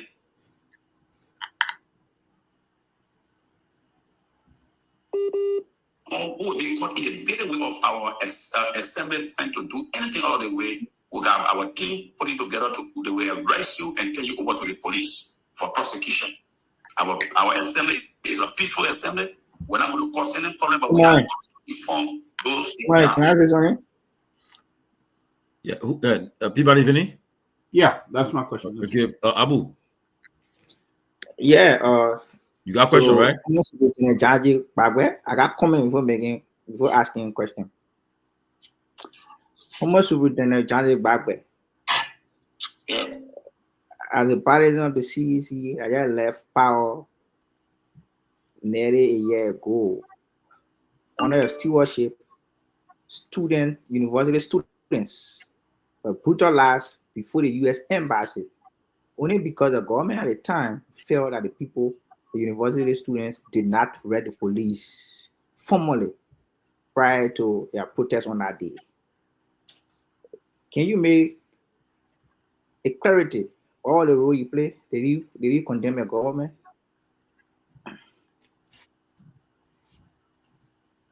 You were kind of breaking in, so I just heard you saying that you. Let me repeat what I said, right? Let me repeat what I said. I said, as a former government official who presided the president direct representative in Grand Basso was here when university students were brutalized by partisans of the right before the U.S. Embassy. Only because, according to them at the time, the university students did not formally inform the Justice Ministry or the National Police prior to protesting. Did you condemn your government at the time? Well, I'm going to say this to you. I'm going to pacify this kind of question. And the very first thing here is the numbers of protests that were carried out in the last regime. It is not compared to anything that is even being done to them. About your question, I was not part of any program that want to brutalize people. No, I say your government at the time, as a former government official, what did you say to your government? It's not a back and forth. If they ask your question, give me the time to respond to you. You call me on your platform for the Liberian people to hear me. You didn't call me for you to go back and forth. Well, I mean, interrogate you now. What did he do at the Abu, let me answer the question, please. It's not back and forth, not ABC. Go ahead, Superintendent Baba, go ahead. The very first thing, Abu, you should be an understanding person that we expect you to be. Somebody asked, you are a former government, why are you protesting? Did you ask more? Are you who said government for more than 2 years? I did not say so, my brother. I didn't say so. No, Abu, don't interrupt him. Yes, Abu can't do that. You didn't do that. Abu. Yeah, he did not get me. Abu, no. Abu, when me answer, when time to talk, you can talk about it. Let me answer, Abu. Go ahead. You raise the issue. Those issues that you raised about people going to, if they left it happy, fine. But I will never ever want those that did it. And not because it happened, so it should happen again. That's the change they came for. I'm not responsible for somebody who came to change, they cannot change things. So if you think you supported them and they cannot change them, we're going to tell them to do the right thing for the Liberian people. It is up to you to raise it the way you want to raise it. We stop here. When former government officials who went in 12 years, if they were executive of... Answer my question. That's all. Answer my question. What role did he play? Did he condemn your government for not prosecuting those who brutalized people? Platform. I'm saying to you, we're condemnable. You don't expect me to say yes or no. I say we're condemnable. Okay, about to make my closing comment, or I don't have question, but to make my closing comment. This president, as enshrined in the Constitution, all citizens have the fundamental right to protest, to do peaceful assembly. This president will not orchestrate anything that has to do with the brutalization of his citizens. So on tomorrow, you can protest as you want, but just act accordingly, as the Constitution says. And I think I don't have anything to say. Okay, Sylvester, go ahead.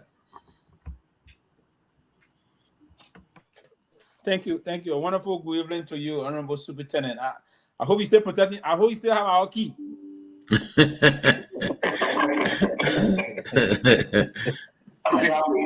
Yeah. Okay. No, but on a serious note, the superintendent is one young man that I believe in. We all started very progressive level of advocacy for the people of our country. So when I see this pattern and trend in the superintendent, that the basis of advocacy, and as a matter of fact, let me remind the public that advocacy is a major element, and protestation and advocacy is a major element of our democracy. So this is the laudable process by the superintendent and the rest of the folks that are trying to plan this process to advocate for the rule of law and the maintenance of our democracy. It's very important. We wouldn't have no question for him. What I would say to him is to commend the process. I believe in the tenacity, and I believe in the process of them doing what they believe is in the interest of our people, the people of the country. Janji Gbagbe, being a very good citizen of our country, he started this process before taking the role as a government superintendent of Grand Bassa and playing role in the government bureaucracy. We started this process ever since, and then he stayed into this advocacy process.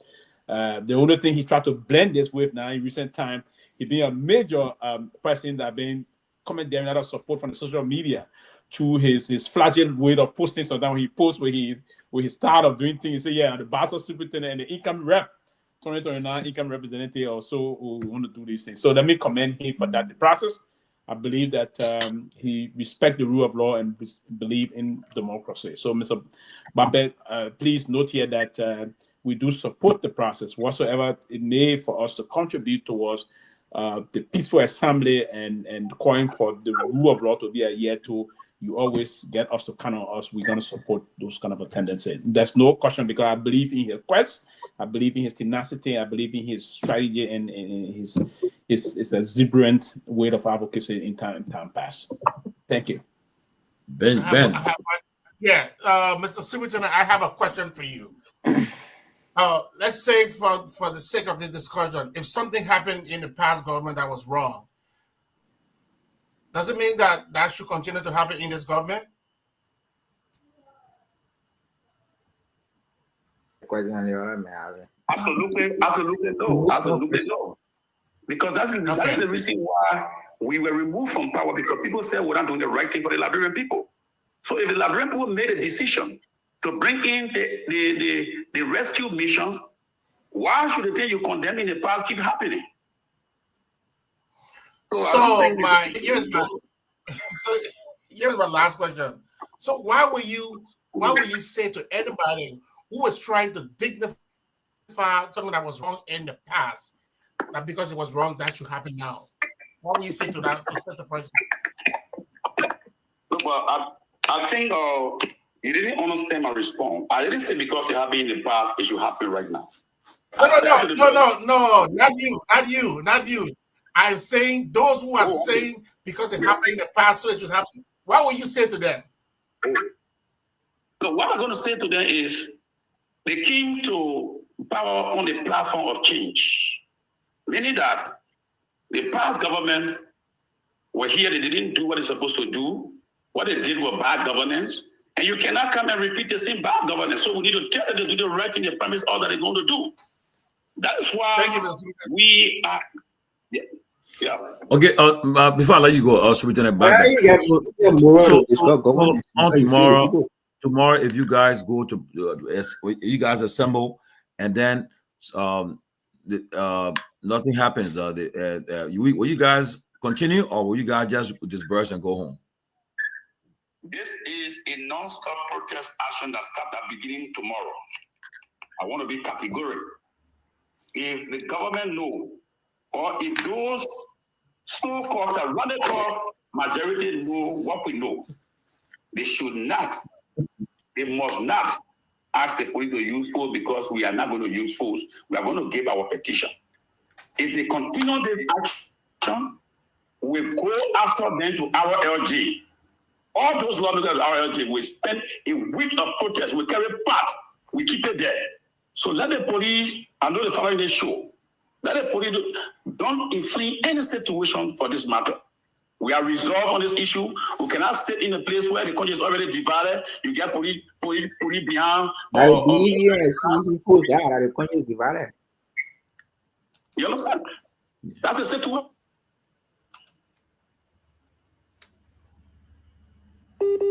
At the level of government, where you have another group of representatives, they don't get police, the other group get police. Is this how they came to unify our people? We are saying the violation of our constitution, the rule of law, there have been a breakdown of rule of law, and we cannot continue this way. We don't want our country to turn to a lawless country like Haiti, where today you see gangsters all in the street doing anything to anybody because they don't believe in rule of law anymore. The rule of law are breaking down. So since the beginning of this government, the breakdown of rule of law has continued. We're going to get out and tell our government official the right thing to do. Our Supreme Court need to be respected, the Constitution that we all, in fact, other people have even endorsed the protest. You will see one of the framers of our Constitution who stay alive, because the prayer Bible have already endorsed the protest, she will be at the protest as well. So we're calling on the Liberia National Police through your medium. We are going to be peaceful, but any attempt to inflict any violence on our people, there will be the other way around the next day because we'll go to the lawmakers who caused that problem. We'll go to our LG, we stay to our LG, there will be consequences of the police action against all, it will go against the majority black because we are serious about this. We don't have a country where you get sleeping in hotel, they leave their homes, they stay in hotel. What kind of level is this? The country became lawless under President Joseph Juma Bouaka. Then I would want to ask those kind of question? No, people need to know their responsibility. Their constitutional responsibility is given to them. How we let them. So it seems that it seems as though this protest is well organized. From what I'm hearing, you guys having points of pickup from throughout the country. So I mean, it's an organized protest from what we gathered, and like in the past, we have seen protests where people came and then as soon as they were dispersed, they left and never came back. So tomorrow, from what we're hearing, will be a sustained protest. Even if they come and take your petition, and you guys will just abandon the protest after that. They take the petition, they need to take action. There are bullet points will be in the petition. There are action points will be in the petition that they need to respond to immediately for the country to pick up. The country is being held hostage. The budget cannot pass. Nothing is ongoing. The whole country is being held hostage. How can a government spend $3 million to remove somebody? Another question. May I speak in here? Guess that you're okay. Go ahead. Mr. Superintendent, do you plan to take your petition to the European Union and the American MSA as well? Yes, we plan to do that. Every diplomatic mission in Liberia will receive our petition. How many people we expect for the protest tomorrow? We anticipate over 10,000 people, but the way we see the euphoria is building across the 17 electoral districts, and people even want to come from Bombi, Cape Ma. Mind you, people want to even come from where King George Cape Ma to come for the protest. There are people who came from Cape Ma that already here, they've been calling us. So the bosses to bring them to where we're gathered, where we assemble to petition our lawmakers. So many people are coming. Many people are coming. What you're hearing out there from the police is the scare tactic to deter the people not to come out. But the people, if you open your line, if free line, you open your line, you will hear citizens themselves. In fact, the citizens themselves supporting the process. Everything today we're going through. Some people giving up 150 sack of water. Some people giving up 15, 10 bags of rice. Some people they're doing cash donation to this process. It's not a process that is sponsored by politicians. It's a process that is undertaken by the Liberian people themselves because they believe in the respectability of the rule of law. So if the rule of law break down, the ordinary woman are selling in market, she will not sell her market in peace. So that is why they will turn out in a normal tomorrow. Tomalin. Yes. Yeah. That Eddie facts out there. He No, talked but about if you got a question when you leave them, we're talking right now. I mean, if you don't have a question, that's it. You got a question when you leave them, we're talking. You see the protest are being sponsored by politicians. Tangi back there. No, but okay. Member of the when he leaves the talk, he has to go. Okay, so in the Bible, I want to say thank you. We appreciate it. We wish you guys the best tomorrow. In your governance. Pray that everything will go well and you guys be safe out there. And we look forward to talking to you tomorrow after the protest, whatever the case. Any closing comments? Abu, stop interrupting, bro. People, it shouldn't be deterred by what they're hearing is in gossip. If the police want to take any action, they're going to inform the people via their various information spot. But all we can say, the peaceful assembly will be very peaceful. We will make it peaceful. We are peaceful people. Some of us you see today in the process, we started in the country for a 14-year devastated process. We didn't go armed, so we don't have the man to destroy our country. The only man we have is to inform our people to stand up for them, and we will stand up for them beyond reasonable doubt. The same way Abu then stood up for that government that mismanaged the country for 12 years, we stand for this country for the next 6 years, and the rest will be happy. We will not sit here, we allow a president to violate our constitution. We will not sit here to allow a president and his justice minister to disrespect the Supreme Court. We will not sit here to allow the president to endorse illegal people who don't have the authority to run the country. So thank you so much for the invite. We appreciate you. You guys are doing a good job.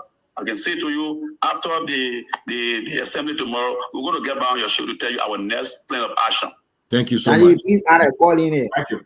Conformity of the law. Abu, my man, the man talking, you your question. Yeah, when you back and forth, But too many politicians. I mean, not politicians. The last time it's a broad protest. Everybody from the party are coming. So now you won. So all people coming. Both from you, UP all coming tomorrow. From UP will be there tomorrow. Anybody can do that, man. Jallah comment is not good. He's talking about harming the people tomorrow with the water truck. That's not good. Yeah, let me just recognize somebody here. I will give it.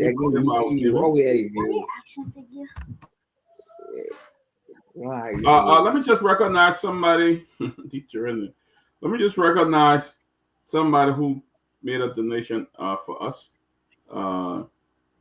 Miss Sophie Blamo. Thank you for your gift of $25. Thank you, Sophie. We appreciate your gift, guys. Again, we are reaching out to you. If you, we got tomorrow and day after, but we want to just ensure that the guy who keep this station running in Liberia for us, that our show can be heard in Liberia, want to just be a blessing to them for this Christmas. We want to share with them. Want to make sure that they and the family can go somewhere and have a very, very sumptuous meal for the holiday. So we encourage you, if you can, give.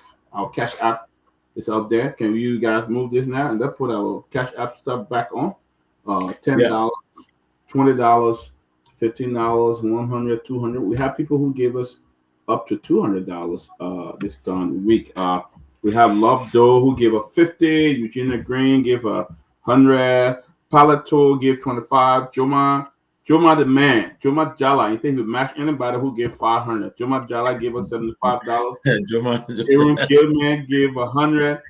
Esther Frederick, 25. The most vocal support of UP. The Ben challenge. I can't be talking over people like that. I recognize what I gave. People want to hear the name that I gave. Let's just Darcy Davis gave 25. Dr. Kennedy gave 100. Henry Doe 30. Melvin Tabo 200. Yamitro Kang got 20. Sarah Dupu 25. And Sophie Blamo 25. Guys, the Cash App is there. They sell everything. Don't worry, I'll give my contribution. Now you to remind me. I know what are you giving us? How about you giving? Abu, your boss. You were manager of the port. I will tell your boss. Say he also got a contributor. No, we want no government money for it. So we're taking money from them, bro. No, that, but enough for Ecuador, I pack it. Go for the people like bro. No, we can say that the people going to be there. They respect. I had one contributor and he didn't even get his part yet. So That one player didn't get a player yet. We keep on saying the platform not for government, for opposition, so anybody can give. No, anybody can give, but I was go ahead, man. I will do my contribution.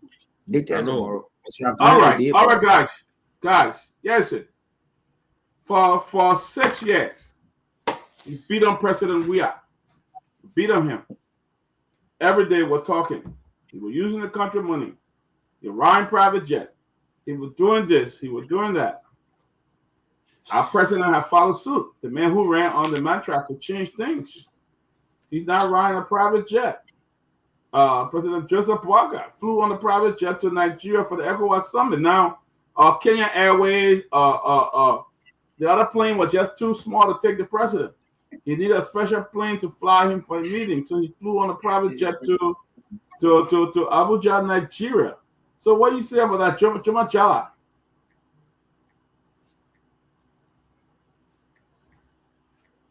Jallah, is Jallah on the show? I'm sorry. Ben Jonah. Oh, okay. That's what I was. Sorry, buddy. Sorry, I kind of screw up your name. I'm sorry. That's okay. President Boaga is a walking contradiction, and the people that even follow him. I mean, I do believe that probably the woman might have a little bit of forgetfulness, so I can understand. But the people who were supporting him, you see more leading, giving all kinds of flinted excuses. Like, what is different from what George Weah did? In fact, I think what Boaga is even doing that is so egregious for the fact that he saw the way how the Liberian people frown at George Weah for what he did. But now Boaga being so disrespectful to the Liberian people that he will go and get on a private jet. This man does not learn anything. Now I see why he still have that 1940, bachelor's degree. I rest my case. Tomalin, what you got to say about that? For me, I will say this though. I have no problem with it. I will keep on saying it. Like I have no problem with people riding private jets once it's not the country's resources they're using. Okay, but I would, and is the friend give you private jet to fly? It's up to you. You can use it. Once the government like brought down footing the bills, I don't have a problem with that. Especially when you're in certain position like president and certain things, people will come to give you that. They give you that offer. But if they but we're speaking in the context where they criticize President Weah for doing it. That's the context. Well, like I said again, I did not. I want to do criticize President Weah for riding private jet. And my point is, we spoke already.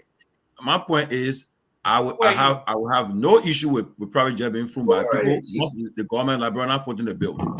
Okay, so that's I will not come pretend, because tomorrow if somebody that I know, if a friend of mine or brother or sister of mine become president of Liberia, and another person giving them private jet to fly once on the government and footing the bill. How do you know there's not on government expense? We got to find out. We can't just join the conclusion. We got to find out. We can't just conclude that the government spend it. We got to find out. There's a government spend it. Who gave it to them? We have no evidence that the government spend money on this plane. So we got to find out.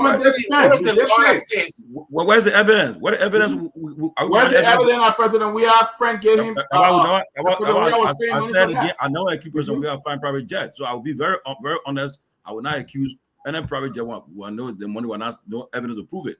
If the government spend money, we'll condemn it. I have a problem with more talking about pick up and drop up. The only problem I have a problem with that, but I will not come and give all evidence to say, yeah, I don't condemn President Weah for whatever he flew. His friends gave him the jet to fly. He flew the jet for money. He flying private jet. Yeah, private jet. What evidence we got that the money was? That is pretty evident. We condemn that. They should be the ground for the presented evidence that a friend gave it to them. They should be the basis that the Liberian people are complaining, but then the president ran a private jet after he accused President Weah of that.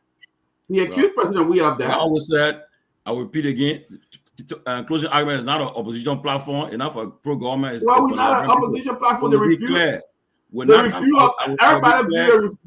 have their own view that reflected here. I love that everybody got their own view, but I will not come and I'll say I will not just jump to conclusion until I see the evidence. I will deep to find out what the government money was spent on it. I think what's wrong, the government accused other people of using it, and I think they shouldn't be following that suit, whether it was provided free. My opinion, that's how I feel. What you said? About what?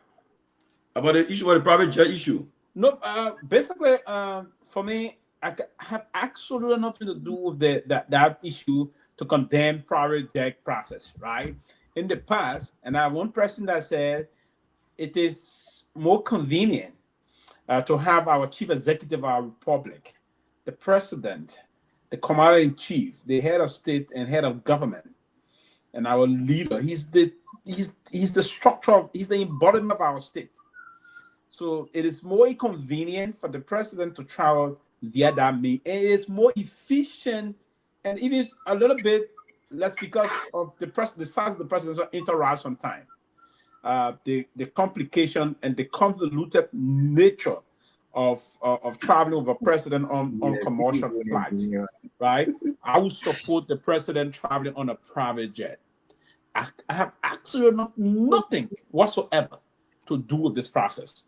But my only problem now is that folks yesterday that are enjoying this privilege today condemn Mr. Weah for the same process. And when the time came to condemn Mr. Weah, our one person that said, listen, if this shoe don't fit you, don't talk about it. There's no precedent moving forward in the dispensation that we want to travel outside of the convenience of the presidency. Now, here is it. The president travel with a presidential entourage. That presidential entourage needs some exclusive privacy. Now, I have observed before traveling on the flight with Madam Ellen Johnson Sirleaf on Air Brussels, right? So there's this kind of a complications, difficult process for the EPS or the security to conduct their own function, because you have the president entourage spread out on the flight. You have some on economy class, some on economy premium, and then you have some in business class. And sometimes the president they will struggle in finding means as to who will come around. Sometimes the president will have the discussion on the rest of that. And when the plane went to land, basically you find it difficult to see people moving here, there, and the rest of that. I understand Madam Sirleaf at the time was trying to structure and fit our government into a process that we didn't want to be saying that the president is doing this, doing that. But at a certain time, for what we would call presidential cushion, the president also evicted other bilateral connections to ensure that there were other private planes sent to the president to fly. Yes. And these things unfolded. One president that really visualized this process was the former president, Charles Garguah Taylor. There was always special jet coming into Monrovia to pick the former president. My late father served as French interpreter and assistant minister for Francophone Affairs at the time. He did most of the travel with former president. Professor Pewee. Right, so I was around the airport to see them hit on the flight landing down RIA or Springfield. So I'm one person that believe in presidential glorification. I believe in the respectability thereof and trying to promote the office of the Liberian presidency. That's the seal of our republic. That's the only office that carries the seal of our country. So that process about ensuring, so I was seeing President Boaka coming out of the plane today. He looked very presidential in that kind of African shirt coming from, that is an element. He looked very presidential. He looked very presidential. Well, Ben, I was very presidential. That was emblematic of the seal of our republic. Well, he didn't look presidential in the past. He didn't look presidential until he rode a private plane. Is that what you're saying? He didn't look presidential until he rode a private plane. That when he looked presidential. No, but he always, today I'm describing the scene of today. Coming on the plane. So where is the ethics of the $250 that a president he look, listen, you need to stop that, and again, when you spend most of your time in refugee camp, not understanding government bureaucracy, you will not understand most of the situation about our president. So you spend most of the time on bureaucracy. I think it's my time, right? Yeah, go ahead. I would say, Sylvester said the president on presidential when he wrote the private. No, you see, you want to. No. Oh my God, that's bad. I said, see the president coming. But you know the reason why I'm saying this? That the people are there. When the president is flying commercial flight, he missed out with different. The president was coming out of that flight today. He looked very presidential. And I repeat this. And I will say this. Listen, again, that's the symbolism of our country, the presidency. We all should be proud of our leader, despite of the politics. And that's the kind of person I am. Right? I admire that you keep it that way. Well, guys, we got another gift. I know, just one question. Should our president reflect the people that he's leading? Should the president reflect the people he's leading? Listen, the president should reflect the people he's. Is that the kind of life the Liberian people no, listen. The Liberian people love to see. Listen. The Liberian people that I know, they love to see themselves reflect in the presidency. The Liberian people love good life. They love the look smart. One minute. People's life that should reflect in the Liberian people love to see their president. The Liberian people love to live good life. They love to see that reflection in the presidency.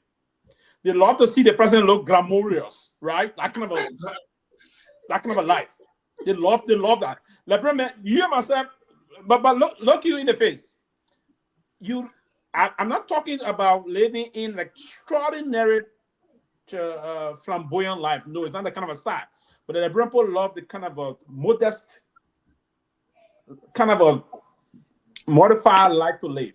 They love to see their leader look good. There's no Liberian leader. Imagine when a Liberian man, even see that leader look that kind of a way, funny looking, they get mad with you. You love to see that leader look good. That leader should reflect the seed of our republic. That Lone Star is a reflection of hope, a reflection of good life, and it's a combination of all. So listen, President Guar reflected a super look of a real Liberian leader today, and I should commend him for that. All right, guys. Let's move on. Let's welcome Mr. Bobby. Welcome. Somebody, you laughing? Am I wrong? No, you're Bobby, right. Welcome. Bobby, first time joining us here on the Closing Acumen. So, Bobby, welcome. But let me move to something. Welcome, Bobby. Let me move to something more serious here. I think we all listening up. Let me move to something more serious here. Yesterday, the speaker, Honorable J. Fonati Kofa, issued a Facebook post. Let me see if I can get there. And this is what he said. But Peabody, I did not give an. All right, you come in. You can plan it when come in this. He says here, I have officially been informed. No, this is not it. Let me go back to what he said yesterday. He said, I listening to he said lies, twisted lies, and distortion. He said, I'm listening to the distorted and inaccurate comments made by Vice President Cohn on Spoon TV a few minutes ago. At no time did I negotiate with the Vice President, not the President, to resign. My position is and has always been, let's return to legislative normalcy by 1, removing the illegal suspension, 2, restoring the rightful committee heads, and returning to Chimera and discussing all the matters, including the complaints in section. The VP asked for white ballot for Richard Cohn, pass of the budget, and discussion of committee after a new speaker. I rejected all that. We came to an agreement an agreement. We came to no agreement. And the next day, the Minister of Justice gave the opinion on the court ruling, which was written for him. But the most telling thing is the Vice President appearance and inappropriate comments on a radio talk show exposed his hands as the principal mastermind of the whole unconstitutional saga. I remain firm on the side of the law. The executive can continue to ignore the law, the rule of law, but I will not waver. Thanks. The first person we'll go to will be Abu. Abu gave the take on this. You listened to it. I sure you understood what I read. He said the VP lied, okay, on national radio yesterday. Go ahead. Oh, Abu left. Okay, so let's start with Sylvester, and then we'll go around. We'll go to Jonah. We'll bring in Bobby. We'll go to Tomalin, and then go back to Abu. Yes. Thank you. Yes, what I was saying about this, the communication you just read to the public. First and foremost, I'm not privy to the communication. I didn't listen to the conversation between the both honorable men, so I want to come and say to attest to that process, that testimony of the honorable speaker that the VP did lie of the rest of that. No, so listen. I attempt to be a professional person, a very balanced person. I'm going to strike the balance here. I didn't get the conversation between the both men, so I want to come and say what he's saying to legitimize his point. I'll come out to clearly state that the VP did obstruct or gave some misinformation or deliberately attempted to mislead the public on the information aspect, the side of the honorable speaker. No, I wouldn't say that. What I would say clearly is that we need both men to come out and just speak to the people of the country. So I wouldn't want to speak to something that I didn't get, and I guess clearly you, Dr. Peabody, wouldn't want to take a side in this process where you didn't have the actual story. I listened to it. Come again? I did listen to it. You listened to the conversation between the both of them? I listened to the comment on the radio yesterday. You listened to the comment on the radio yesterday. So now, here's what I was saying. How did you come to the realization, the conclusion that the I did not come to a conclusion. I just said. No, how can we? I said, how can we come to the conclusion that the vice president did lie? As per the explanation coming from the. Just if you listen to the conversation, you know that he lied. No, I can't remember that the conversation from the speaker was that the both of them met. Were you in the meeting? Somebody was in the meeting. No. Were you in the meeting? Were you in the meeting? I don't have to be there. And that's what I'm saying. That's what I'm saying. That's what I'm saying. That's what I'm saying. I did not attend the meeting. Because you're not in the meeting, you cannot deduce. Don't we have deduce? Come on, I wouldn't do that. Because in fact, who the person who said it? Musa Benita was the one that first said the story. Because Musa Benita said something, and I was not there. You said because Musa Benita said it. But guess what? Everything Musa said. Listen now. Everything Musa said, the vice president came and he confirmed it. The only thing was that was the aspects that the speaker disagreed with the vice president response. Bro, I listened to three presidents. I'm able to deduce and to figure out a lie from a truth. No. I want I can do that. Definitely. Every decision I made, we are not there, but we still believe it happened. I don't know how I don't want you to interrupt me again. Let me end, please. Yeah, and we gotta bring the other guys on. Yeah, I already ending until I was interrupted by the nurse. Yeah, and it's quite unfortunate. So Ben, let me put it this way. Okay. I didn't listen to the side of what the conversation held between both men. I was not in the meeting. So listen, I will be very clear and mindful here. These are very fluid situations and delicate matters, right? So the fluidity of those situations wouldn't push me to conclusion on the basis of just one party side. You have to listen to both parties and want to strike the balance here in a way that will reach on. I'm not talking as a politician, I'm talking as a professional that I didn't get the side, didn't listen to the meeting, and I wouldn't want to run to conclusion. But I'm not sentimental. And that's the problem of the issue we discussed in recent history of our politics. We allow sentiments to carry on through the line and be more or less overly delusional in our thought process about coming to conclusion. I wouldn't do that, right? I would desist from those things and learn to be professional, right? So it is just obvious that you want to indulge into those kind of a tendency that will strike the balance and that will be sufficient in terms of getting to solution. So there I will end here. So I wouldn't condemn any side. Thank you, Dr. Peabody. You muted. I'm muted. And finish, and then we'll go to Bobby. Sorry about that. And then we'll go to Lofa. I mean Tomalin and then Lofa. Oh. So yeah, so I personally listened to the conversation, and I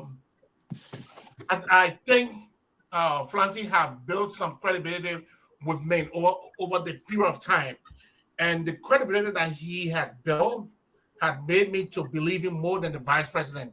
I think the vice president finds himself in a very difficult place for anybody to believe him as of now.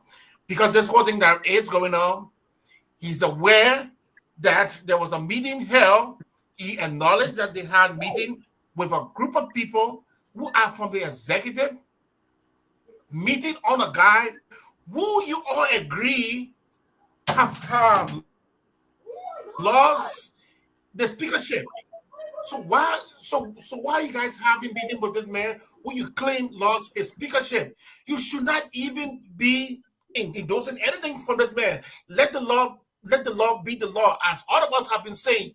But you sitting down having private meetings with him, it looks so bad. The ethics is so horrible. But again, that's Jeremiah Cohen, and that's liberated for us, where people don't see ethics as something meaningful. But for some of us, that was horrible. Thank you. Bobby, welcome. Go ahead, Bobby. What's your take on this? You've been following it. Do you have anything to say? We'll welcome it. Oh, thank you, Dr. Peabody. I think I completely forgot that. Yeah, I think you were here over the weekend and you and I discussed for me coming on the show. When I walked in from job and then I seen the message on my phone, I was like, oh my God. And guess what? The devil is a liar, right? I tried to get on and I'm just having all the gadgets problem. I broke my glasses. I think you guys saw me going back and forth, but it's a pleasure to be here. Like Chief Tomalin George, he and I go way back in Minnesota, my buddy. Where's Lofa Julius, my esteemed panelist? I bring you greetings. My name is Bobby Michelle Crawford. I am the de facto lawmaker of Bentor, which is the capital city of Monrovia. I'm happy to be here to contribute, to the discussion to further the vibrancy of our nation, right? So I'll use that big word. Real quickly. Man, take. You see, in a toxic political environment that we find ourselves in, I know we all have different political orientation. Whether we want to say or not, we take side. We tend to electoralize issue. We make ourselves subject matter expert. But one thing that is glaring is that the Constitution has been violated. You don't have to be a constitutional lawyer to know what is transpiring in Liberia. In this country, if someone accuses you of a crime or someone say you did something to them, there's something called a due process. Due process was never given to Fulanti Kofa. That's where we are today. And all of the rigmarole about secret meetings and people coming or giving the outside of the story, it wouldn't make it worse. This is what I know. The VP went on air, on Spoon to be precise, and he made some remarks that the esteemed speaker came back and said those remarks that he made were untrue. So I don't know who is telling the truth, but this is what I know. Given the executive intervention in this particular instance and the way they are inserted themselves, one can't help but wonder that some of the shenanigans that is going on with regards to true credibility and all that, you tend to side with the speaker because I do believe that's what happened. His style of the story, I do believe that that whatever meeting that transpired, whatever the outcome of that meeting is he's the one telling the truth. And I just think it's wrong. But I wanted to say this initially, but what is lost in translation here has to do with the fact that before all of the lawmakers thinking about, we have to understand that money bribery did occur. Nobody talking about that bribery. It is against the law for a sitting lawmaker to accept bribe. But no one is talking about that, and we have a responsibility as press people to discuss that, but we're not even saying anything about it. All we fixate on is all the different majority black and minority black, and no one is talking about the bribery that took place. I'm sorry, I'm all over the place. I just got off job and I'm trying to set up my equipment, and I don't. This is my debut. I wanted it to be more professional. I had to call do it from my cell phone. I'm sorry. The setup is not what I want it to be. Clear? You look good. We can hear you clear. Everything. Okay. So I'm using my cell phone as landscape. I don't like the setting, but hey, I will just roll with the punches. So just indulge me, please. All right. That's all I can say. I think Fonati Kofad is saying the truth. All right. So that's the true version of what transpired. Okay, great. Let's go to Tomalin. But before we go to Tomalin, let me just recognize Nora Hope for her gift. $50 towards the guy's Christmas gift. Thank you, Laura. Let's go to Tomalin. Hey, Nora, thank you, man. Nora always giving. We ain't our others. Keep on, Nora. Nora, thank you. She's a good sister of mine. I worked at immigration before I came to the States, so I know her from Immigration Bureau. Now she's a nurse in America. That's good, Nora. Keep it up. But Bobby, man, let me say welcome to Bobby Crawford. That's my brother from Rhode Island. We've been knowing you. We attended the same church in Rhode Island, and I know his kids. And we've come a long way. And Bobby, it's good to see you, and look forward to us continuing this course. But before I comment, let me say this. I'll repeat. Closing argument is not an opposition platform. I'll repeat. I know most of the time we are being accused of beating on the government all the time. If the government is wrong, we criticize and be critical of them. I will say that. But every time we're being accused, that's why some people don't want to come on our platform, because we act as if we are anti-government, we are opposition, and it's wrong. If we want the people platform to expand and people to come be comfortable here, we should try our best, take our partisan hat off, and when politics don't come, we'll do politics. It's true.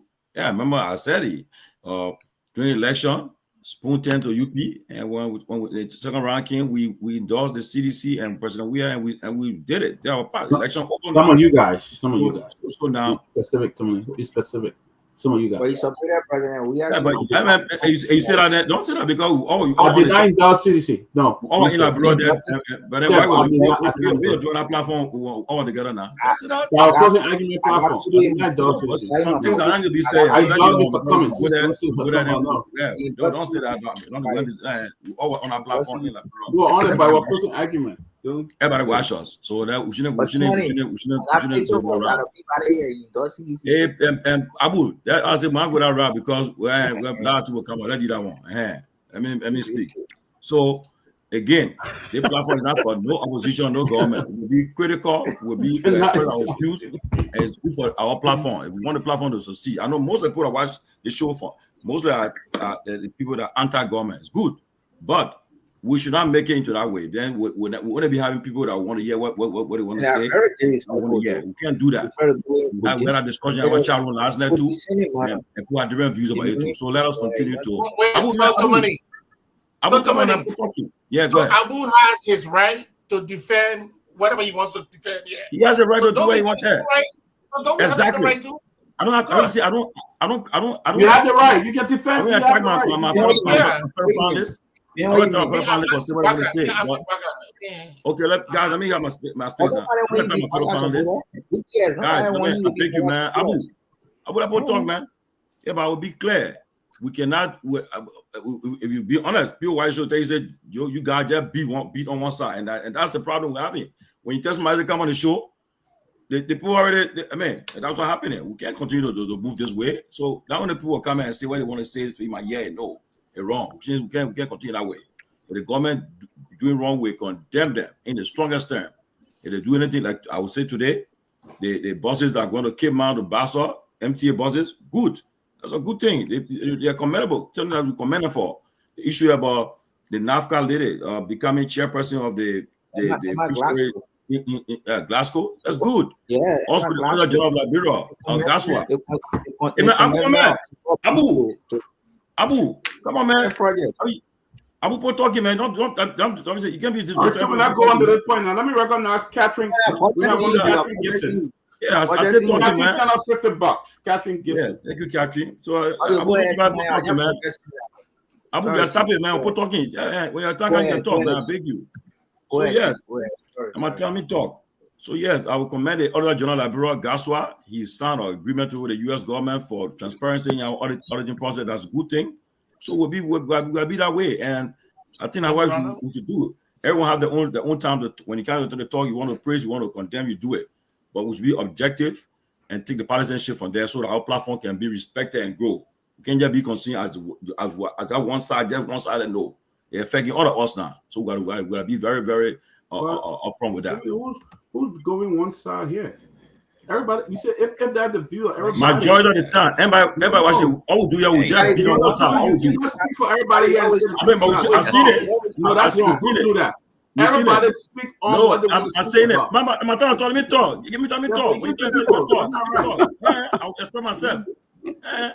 Nobody, you speaking for yourself. Don't say everybody. Yeah, but I say, but my view are giving us so. Yeah, I said, I want my observation.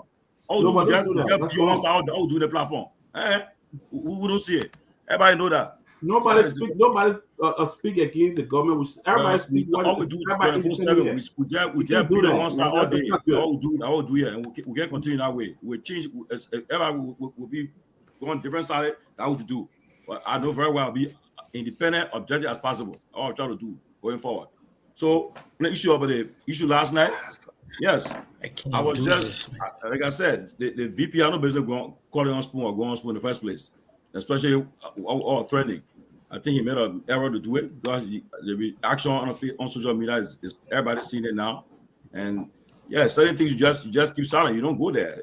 Why you going on another network to make comment and then see immediately happen? The speaker came out to debunk it, and now the speaker has said something and there been no response, and that's why it's trending around. So there's certain things you just can't do. I don't know who advising. I would never have. No, I'm not trying to Liberia. My people. I'm trying to Liberia because you see me taking this trend because we had a heated debate on our channel last night, and we got to stand in our ground. So that's it. So I just felt that what happened yesterday wasn't the right trend. He should have even taken a call to go on the network to talk. He got other media to do it, but by doing so, the speaker had a right to come and debunk and say and clarify things, which he did, and now it's trending up there in the club of public opinion. So that's where we are. So for me, again, I repeat, we'll be as objective as possible. We condemn when the condemnation is required. We will do it. We're not can't just be one-sided. Not me. Go. Thank you. All right, Lofa. Great to be. That's why you pick right there. Everyone should be doing. Great to be back on here, guys. Great conversation thus far.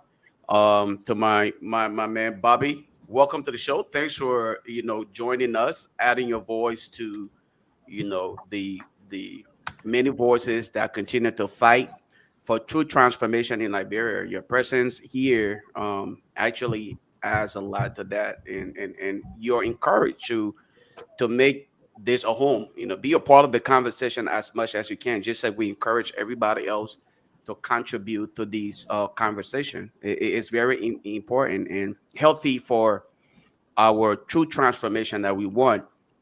Let me first of all say this. My dad always said, for the man to prove his height, he needs not to stand on a mountain to prove that you're tall. If you're sincerely objective in your analysis and view, you need not to say it. If you're objective and independent in you're independent in your view or your analysis on what is happening, you shouldn't have to say it. People will observe, people will see it, and they will be able to speak to that. But I don't think people's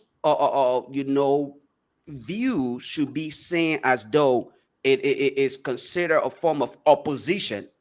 Every Liberian, we serve as again, we are part of the system.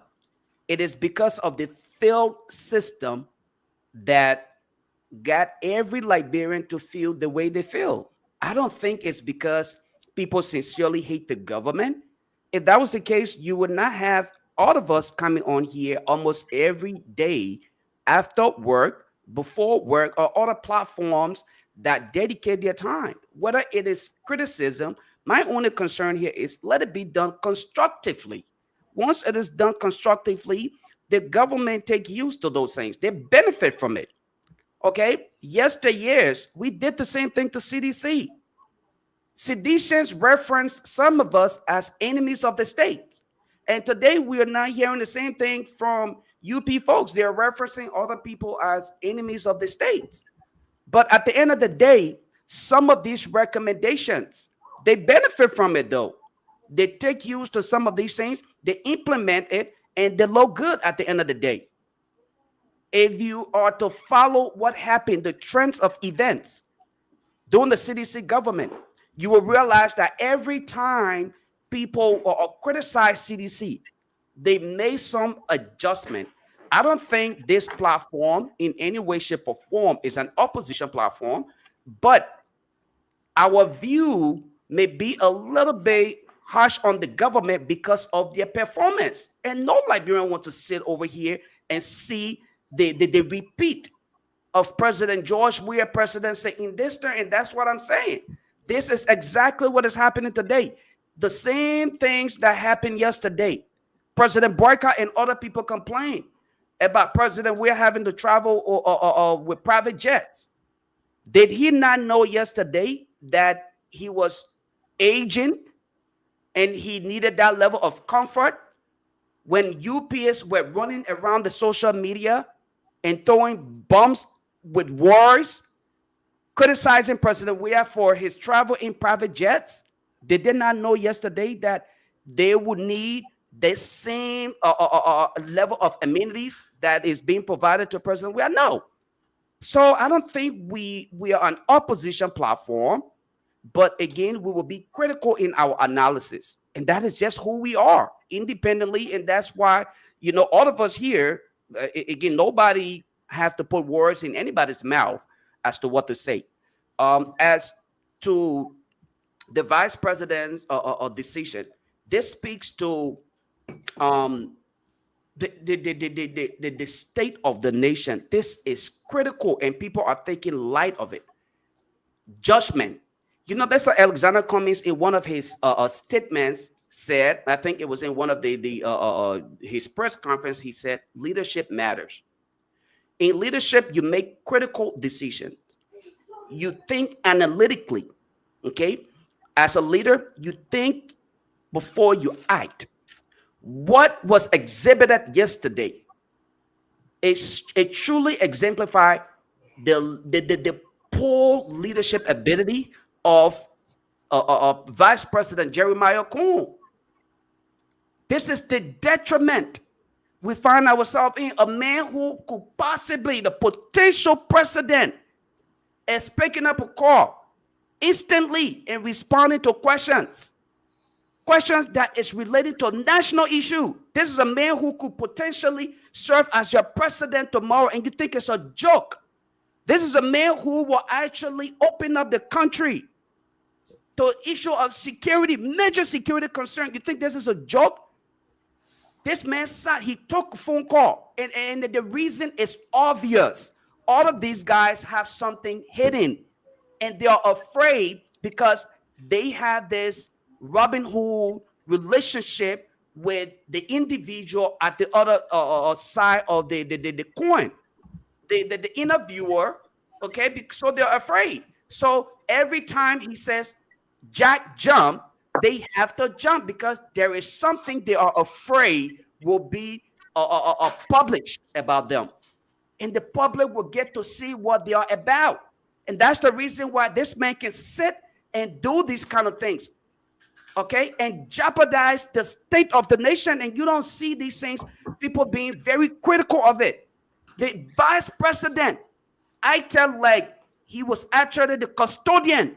Not that serving in that position of water as a custodian is a bad thing, but it tells you the level, okay, the immature critical decision making on the part of the vice president. It is embarrassing. Anywhere else in the world, he probably would have gone to worse than what we're doing today to the vice president. It's shameful. Message discipline. Keyword. Message discipline. He had a gap. That was, yeah. Okay, we'll get to that. We'll get to that part. You're absolutely correct. Message discipline should be the core concern for UP today. You should focus on the messaging. What was stated during the campaign should be your focus on how can you deliver message. You're right. Absolutely, you're correct. Focus on the messages that was actually portrayed. What was perpetrated yesterday should be delivered upon today.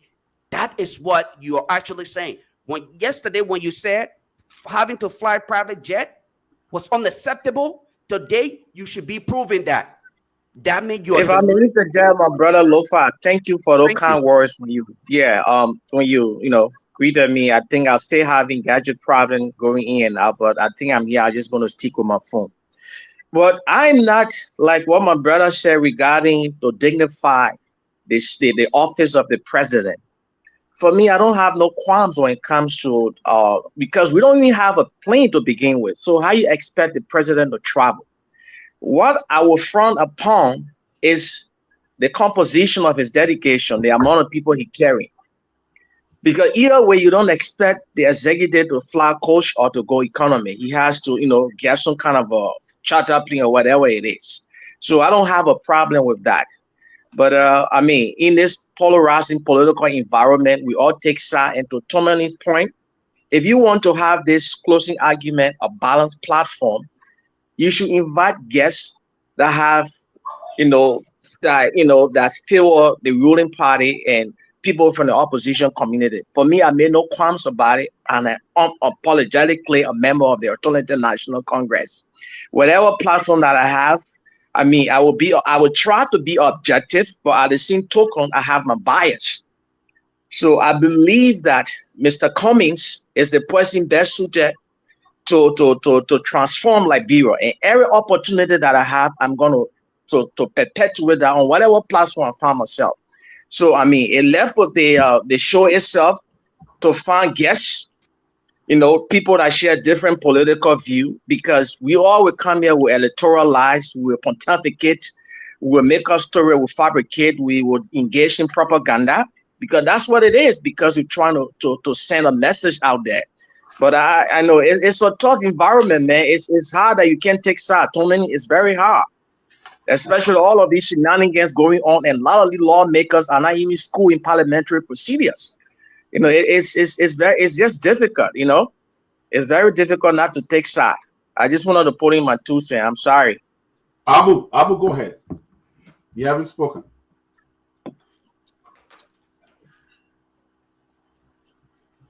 Abu, you're muted. Abu, you're muted. Let me give my input with regard to the topic under discussion.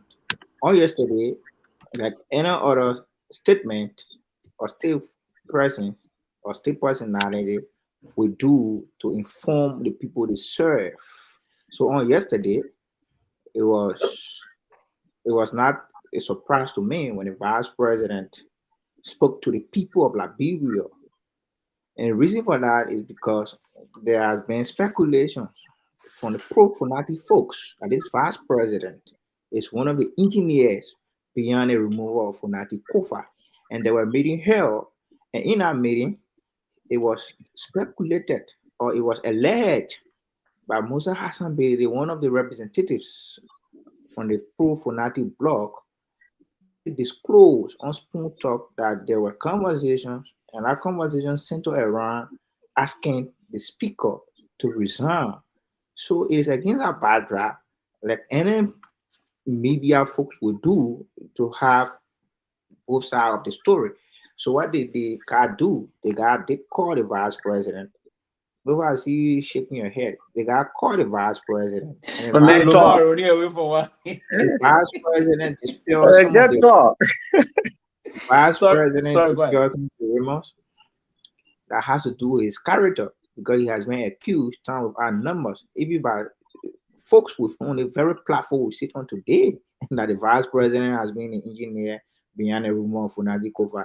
And it is an empirical fact, though, that both Tomalin and now Peabody, when they were on spoon, many a time they called Joy Howard Taylor the then vice president, and she spoke to the people of Liberia. So I don't see that as an issue that a vice president will place call on a radio to inform the people about what happened, because it brought us on integrity. So I don't see people coming here to make issue out of that. I don't see it at all. Thank you. Let me say a few things here. For me, I will go back to the process about the Liberian presidency and the rest of that. And sometimes I don't know if we, and as my dear brother just stated just now, everyone will have to take sides sometimes in some areas. Will have their personal bias and the rest of that. I totally agree to that.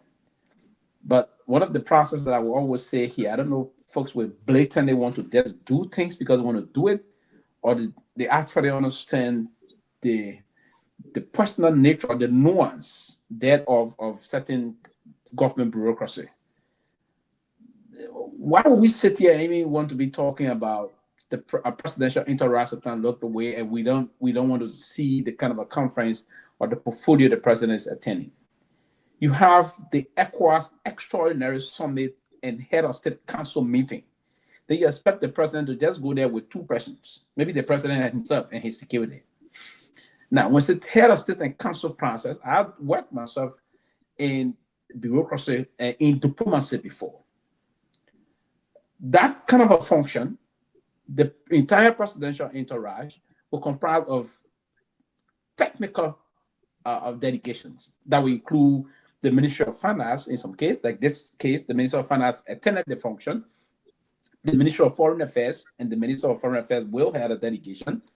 On the ministerial council meeting will be headed, our delegation will be headed by the minister in advance. And that's what happened.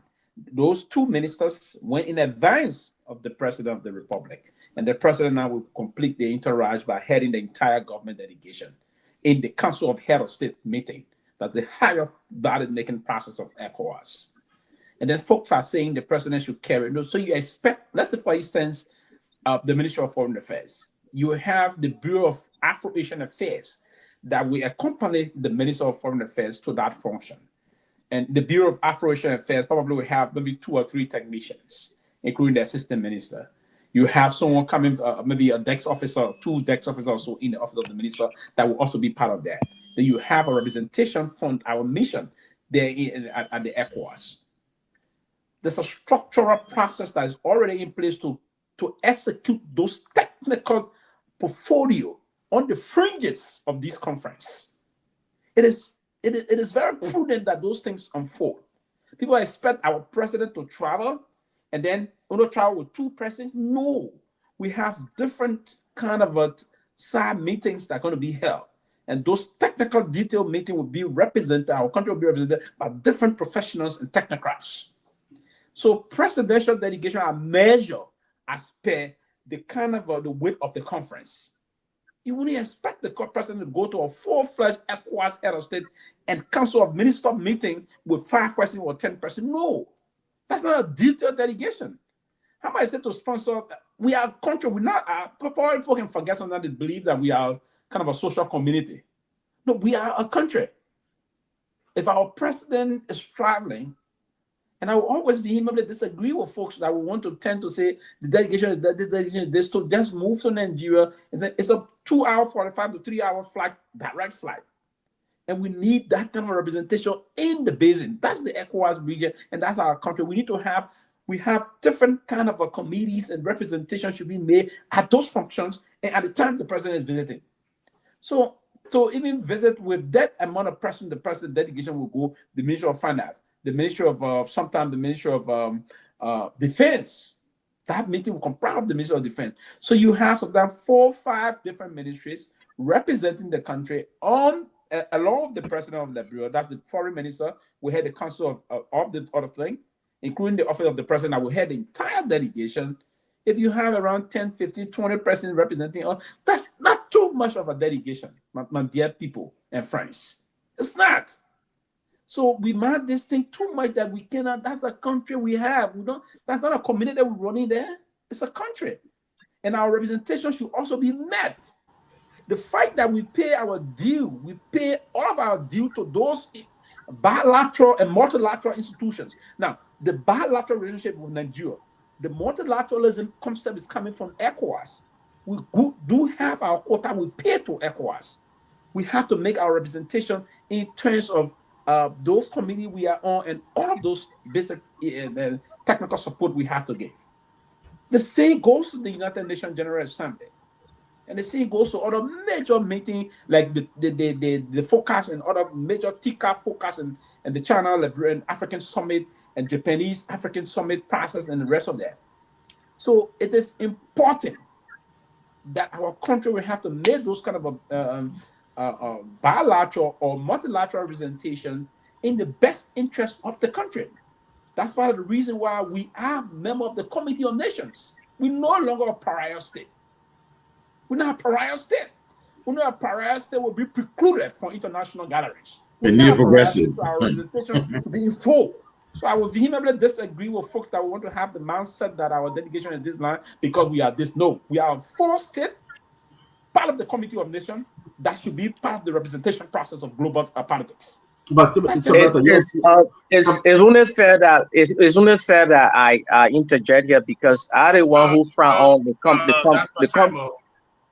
No, yeah, he want to say something. Go ahead, Bobby. I got something to share. Okay, yeah, this thing. I mean, if we go back in history and there's no iota of truth in what you said. Liberia, in fact, we conceived the idea in 1975 when Togar we founded ECOWAS. And later on, Thomas for into ECOMA, we know what ECOWAS does and what it has done of change on the continent, especially in the West African region.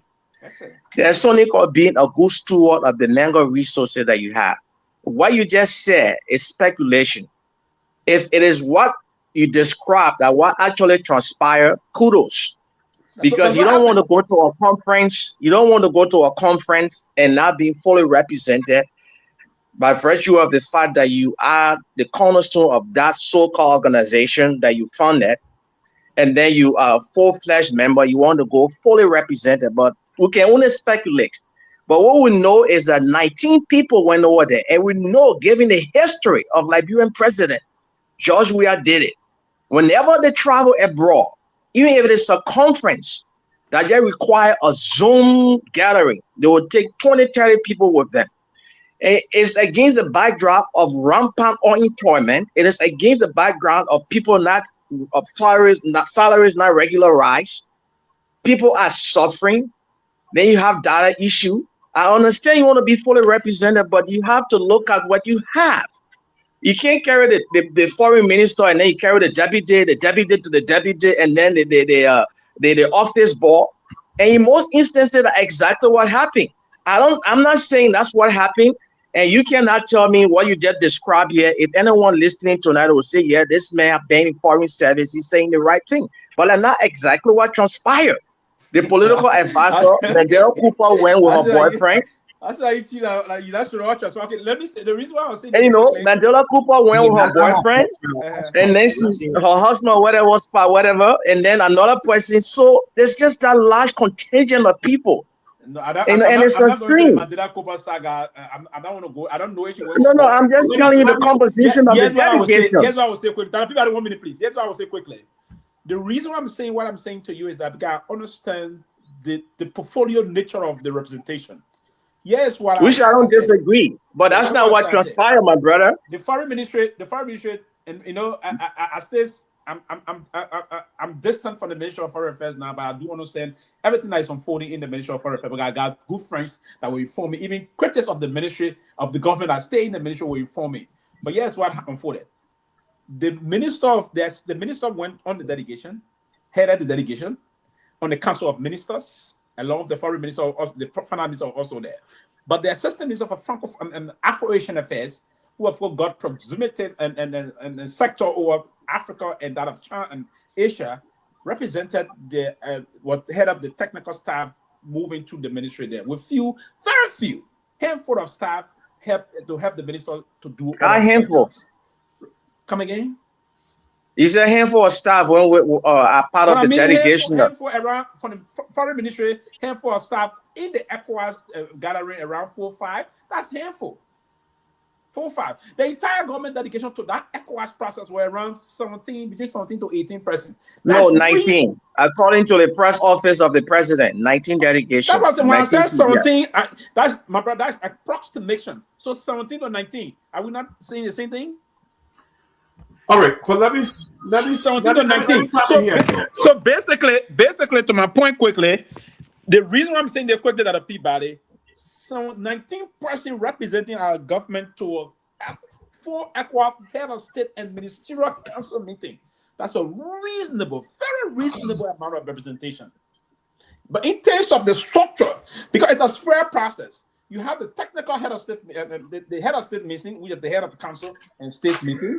Well, are you aware that delegate composition is shaped by the agenda of the meeting? Not every meeting that you go to that you take certain contingent of people. Have you seen the agenda of this meeting? Oh, of course, that's what I'm saying to you. Now that I saw the agenda of the meeting, I understand the complexity and the detailed nature of this agenda. And I would even think if the government has taken around 25 to 30%, I would have said that is justified because of the agenda of the meeting, because of the detailed process about different kind of side meetings needed to be attended. So basically, again, with this process, and imagine the Minister of Finance delegation was less than 3%. Then I will still question you. Then I begs the question, why he didn't take his defense minister? Because considering the conflict that is going on between Liberia and Guinea, don't you think the defense minister will have been from part of the delegation? So yes, but the ECOWAS process unfold. So the fact that the head of states and other the foreign minister meetings over the minutes, the defense council meeting is going to be pending in the next between now and a week time. So the Minister of Defense of Security is going to be exclusively extra meeting. The Minister of Defense and Chief of Staff going to meet. Absolutely. So our Chief of Staff, our Minister of Defense, going to plan another trip to go to that meeting. They're going to have a different agenda meeting area. They're going to exclusively discuss national security for the ECOWAS basis. So that's the operation of ECOWAS and the function moving forward. All right, let me come in here. Okay. Let me go ahead. Ben, I'll give you time after I give my comment. I'll give you. But here's it. Besides, I don't really follow the side, but here's my point here. When you criticize the previous government, every trip president we have made, you guys were on it. Or he tried with a large crowd, or he taking this with him, or he taking it. And you are coming back and doing the same thing, and you expect the Liberian people to endorse it. It's not the same thing. It's not the same thing. I will give him a chance. You sing together. You don't talk together. All right. Just to give me a chance. When you want to sing, then we'll sing a song. I'll raise it you myself sing. All right. But yeah, is it? Everything you ran on this mantra that this is what you're going to do. This is what you're going to change. But everything that you blame President Weah for, you are doing it now. That includes the crowd size, the people traveling with you. That includes the private plane you're riding. I don't mind our president riding a decent plane and looking good, but these are things that you ran on. You made story of these things. Everywhere you made story of it. But yeah, it's here today, very, very clear before us. Secondly, let me come back to the vice president. I think VP Coon need to chill. He's rushing. He want to be the head or be president so much. He needs to chill. All right? Because Yes, you got Ben name. Speaker Kofa had accused you that you are one of those behind his remover. All right? You have Ben name and other had named you in this. Why are you out there as a vice president? You jumping to call on show. You're forgetting that you are the vice president of the Republic of Liberia. You are rushing to call on show to say things that are inappropriate until the speaker had to get on his social media page and refute it. You see what I'm saying?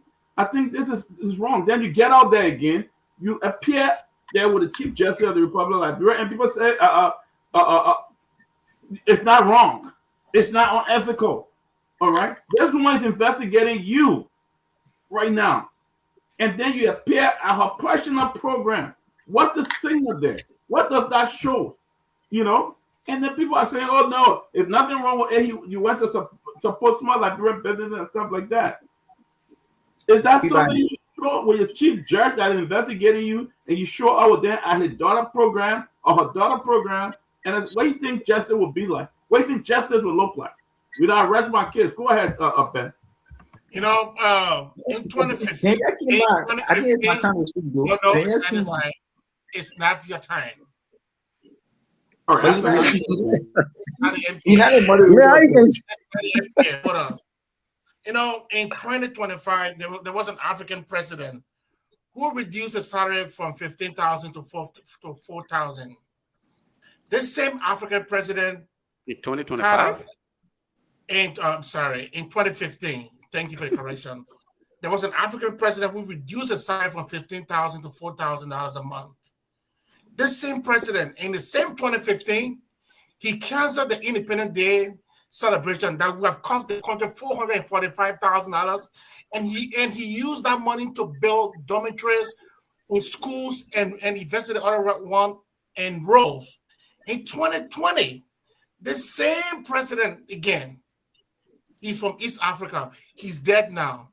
His name is Machiavelli. You know what people do when they don't have money? They cut down their costs.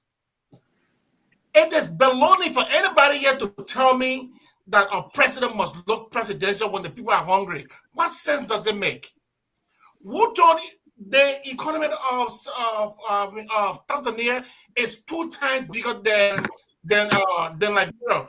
Why do you think the people of Tanzania did not see Magufuli as if he was crazy when he canceled the Independence Day celebration? Because he knew the worth of what he was doing, and he knew where his country was. How long he canceled it for? How long he canceled it for? He did it twice and he died. No, he did it twice. But that's not an issue. That's all he did it 2 times. No, it is the issue. It is the issue. It is the issue. Let Ben be protected, man. We can't be talking while he's talking. It is the issue. Look, if you are a president for a nation, you look at where you spend your money. Why will you spend money like that you don't have? Here is a country that cannot even support their own budget. But yet you want to get in plane and be flying to Nigeria? Guess what somebody who have done, who have love for Liberia. If the meeting was starting probably this week, I will leave a week ahead of time. And you can fly and you can still go there. Let me hear my ears about all this. How can you be a diplomat and you are broke diplomat?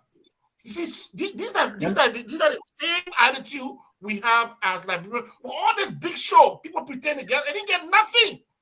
We even doing the same thing in our government. Let's stop.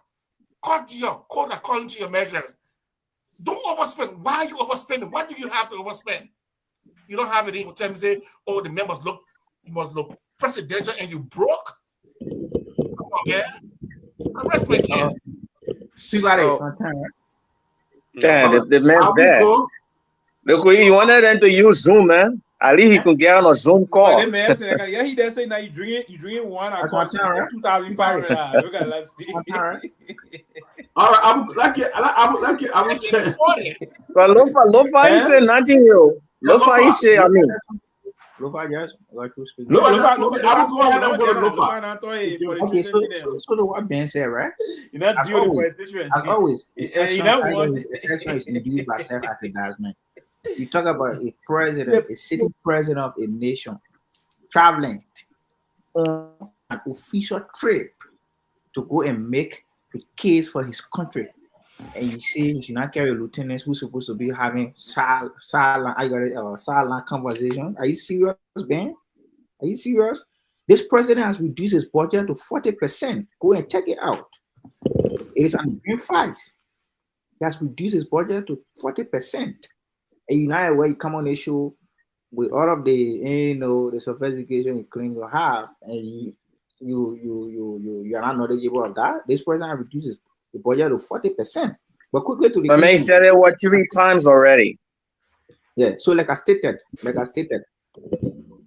yesterday, the phone call by the Vice President Jeremiah Cone was in my mind was timely because of the accusation in the public there that he's one of the engineers behind the removal of Funati Kofa. And that's on period. A couple of issues surrounding the scene, affiliating with people. It is also being speak out there by folks from the CDC, even from the opposition community, that this country is divided. So what is wrong with somebody going to a social gathering or to patronize a local business? Peabody, you one of the presidents who on the show have set down our numbers that the local business should be supported. What's wrong with the vice president attending a local business to patronize, encourage other people? Do you know who is the vice president is? Wherever the vice president goes, there will be people coming because of the vice president presence. So how is that an important thing for the vice president to do? If not because of sentiment, in the way is that for somebody to sit there and say the vice president should have attended, a call from the Chief Justice daughter? Are you kidding? The Chief Justice daughter is a Liberian. In spite of her mother being the Chief Justice of Liberia, it doesn't say that the vice president should not affiliate with the Chief Justice daughter when he score a point. The optic. Okay. You see the Supreme Court. Yeah, sorry, go ahead. Let me just jump in here really quick. Yeah, don't go, Bobby. The vice president is not one of the parties. I come in. The vice president. I'm gonna. If you will, let me just chime in here really quick. 30 seconds, Julius. Okay. All right, go ahead. 30 seconds. You talk about the people are in court. The executive is not in court with the legislature. The both parties are going to the court to seek redress or for the court to run judgment. As you may be aware, the Supreme Court is the final arbiter of rule of law. The two parties claiming legitimacy.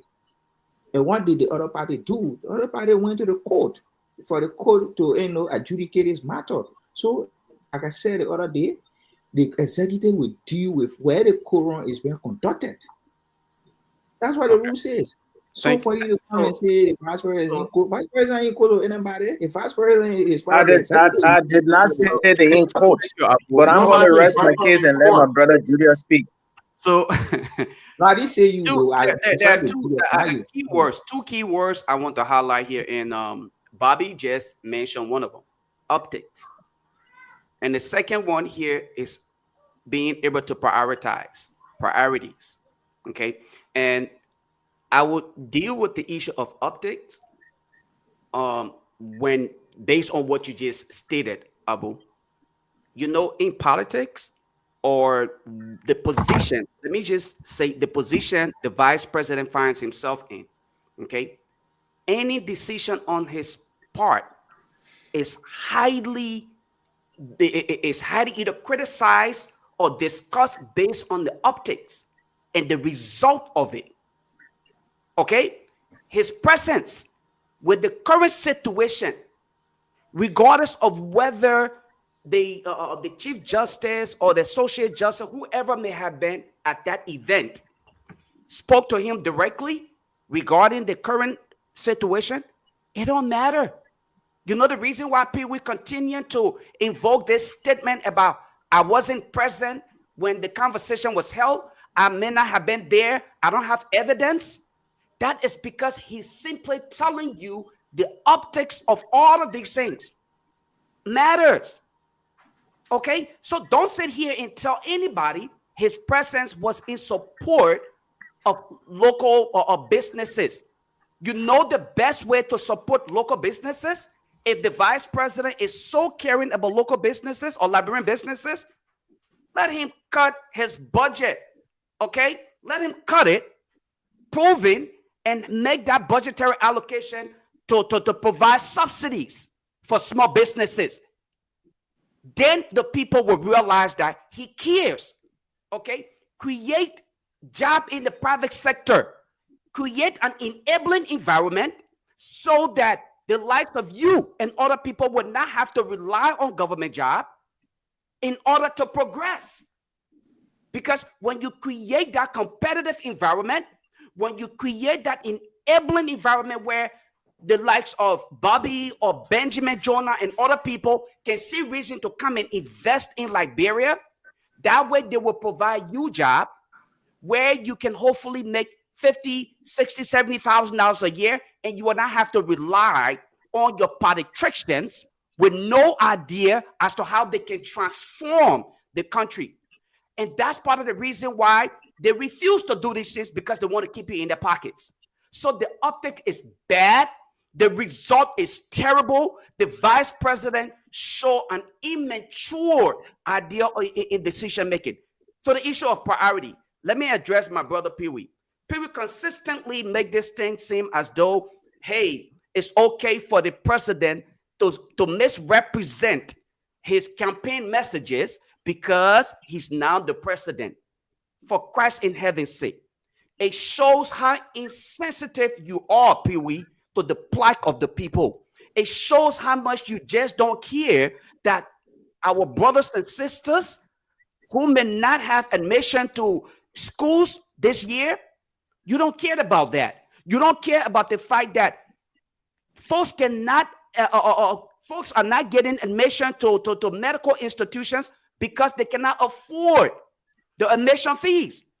How in the world can you sit as a professional young man who understand priorities? You prioritize your day-to-day activities. The president can prioritize. Should I have to bring the foreign affairs minister on this trip when it is going to be expensive? It is going to be a burden on the state? Well, guess what? Because of the claim, wisdom, understanding, and experience he had, he could have scheduled a virtual conference and say the foreign affairs minister can be a part of that, or the associate ministers and other people can be a part of it. No one is denying the importance of these technocrats being a part of that trip.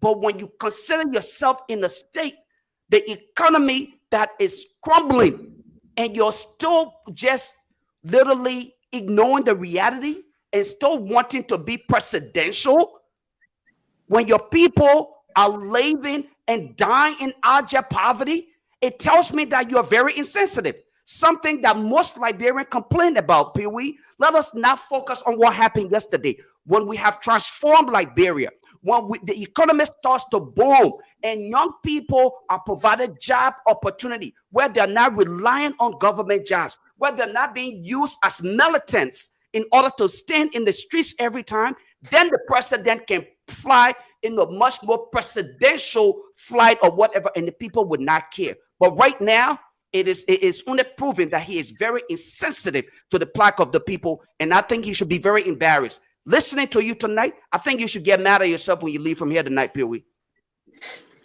I think the concept here is clear, and sometimes, this is part of the process of forging on the conversation. Now, bringing in, and that's what democratizing the thought process of every individual is very important. And that's the essence of multi-partyism that we brought back in the country and advocated for. And it's part of the reason why today you have the strength to advocate for the people. And you should hear some of us for continuously pushing the process about doing that in the country. Today you have a platform. Beyond this platform, you have across Africa where you sit and freely project your thought process about the country and how the country is being governed. That is important. But here's what I would be a little bit what should I say, a little different from what you tried to share this evening. Now, I wouldn't be, and that's the kind of a line, I wouldn't be on all of my analysis and the way I have just approached issue. I have never been myopic in terms of the way I draw them. But you trying to look at my being disingenuous to be at, I believe that is very, not only myopic it is, but you've been very disingenuous just now in terms of the way you try to portray my thought process about this issue. What I have done is to look and assess the government bureaucracy and fairly do a balanced process to this issue that I'm trying to push here. And it is important that we all continuously have to look at that. I'm not going to mind your short-sightedness in terms of looking at issue to come to the conclusion that I've been disingenuous. Absolutely no, I've never been. But again, that's your thought process. That's how you want to look at it. And I'm not going to hold you responsible for that then off. What I would do is I would time to time help to give you some cushion as to how to understand the government bureaucracy vis-a-vis relative to the presidency. Listen, the presidency is not one area that you just want to take and want to strike an imagination that want to fit your thinking. No, I'm not here to balance Lofa thinking or to certify Lofa process of his way he want to discuss only on across Africa. That emotional charged way of doing things. No, what I will do, I will extrapolate the reasonableness from the issue of governance and bring it to bear. So we progressive Pewee. Yeah, what we understand about what is unfolding in the country in terms of how the governance is. Going back to private jet flying, I've not criticized that before. I have said time past that it is very important. Anyway, we just said we want to say things here.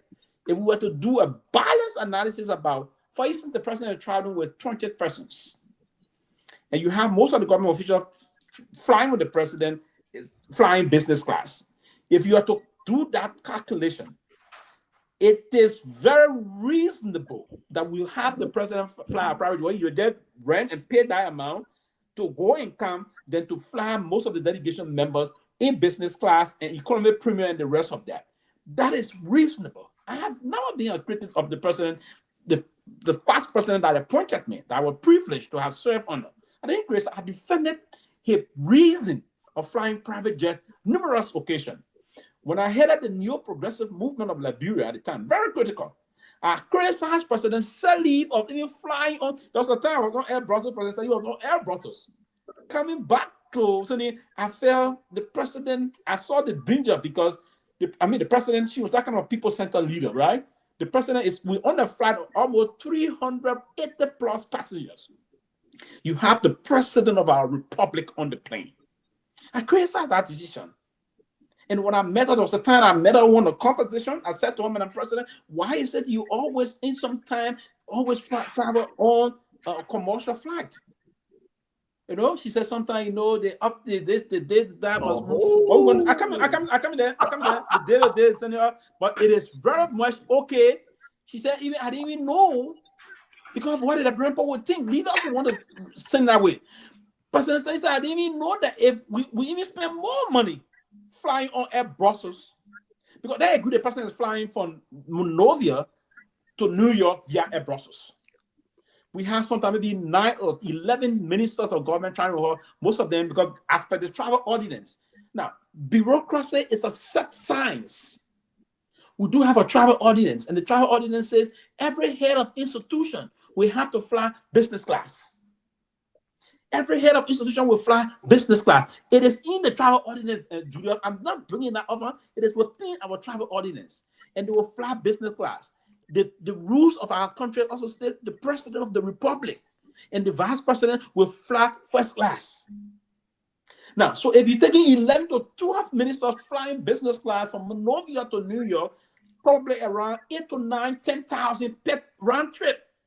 And you're putting a ticket around to rent a flight for the president on that round trip for around 180 to 200,000, and you prepare the entire delegation that will fly with the president, so that you pay more than $300,000. So we needed to sit and see and maximize the thought process of the productivity thereof and where we will save costs. This intent is to fight fraud, waste, and abuse. The fraud, waste, and abuse you want to fight, it is for you to do things in a more sufficient way. And if you're doing it sufficiently and efficiently, in a way that it will save cost for the people of Liberia. That is productive.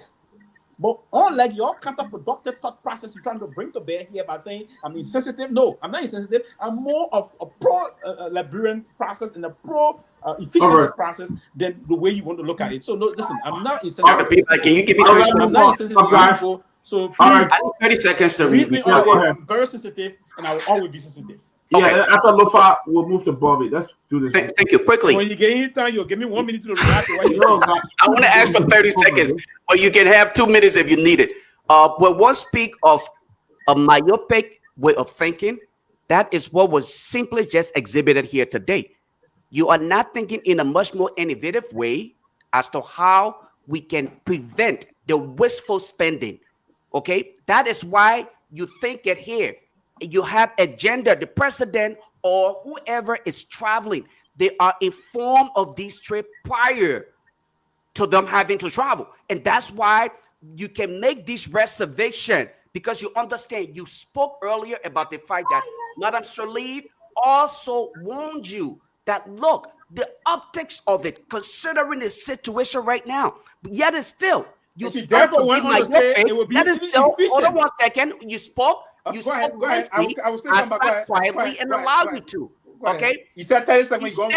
Instead, you thought to be myopic in your thought process, and you disregarded everything Madam Sirleaf taught you as a member of the government. Yet and still, you're here exhibiting this kind of behavior. It's sad. People, don't do that to yourself. A lot of people have too much regard for you to come out here and play ignorance to the reality on ground. You're supposed to be mature and seasoned at politics and understanding what the people are going through. Exhibit that behavior here. Let the people see. And don't come out here and exhibit true insensitive behavior to the people. And you want us to think that you are well seasoned with foreign policy and all of these things.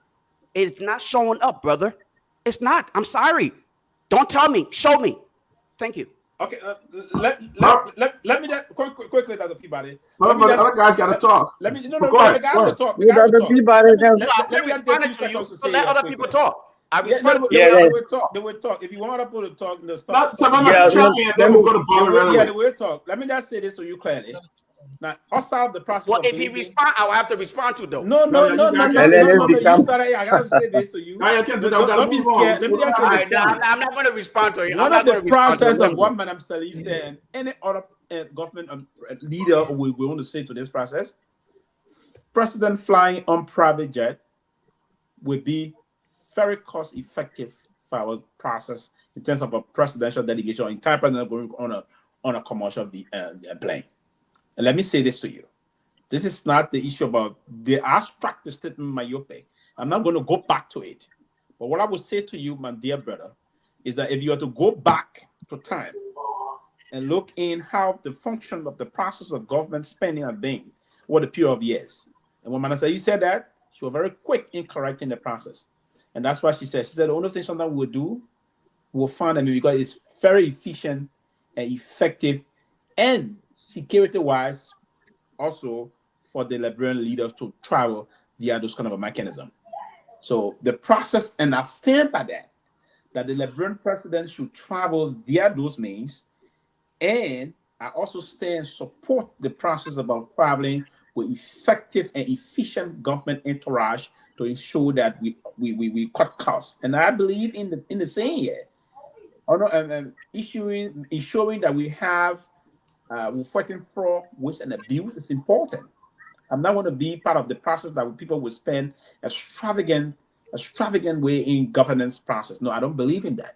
But I also believe that the government bureaucracy should be supported, and that's what we call government.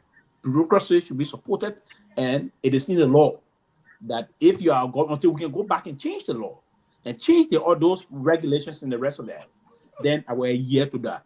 I'm a believer, I'm an ardent believer of the rule of law and policy and regulations. Those regulations are there, right? If you have to allow the president to fly first class, that is super expensive, and that of his imagine when the president is flying first class, his elite security surrounding will have to fly first class because they have to be with the president in that domain. Thank you, Dr. Peabody. A man who was humble, living alone, is not flying private jet. He's the You gotta president go of the there. republic. That's a Peabody. Let me put in my 2 cents. You give me 10 seconds.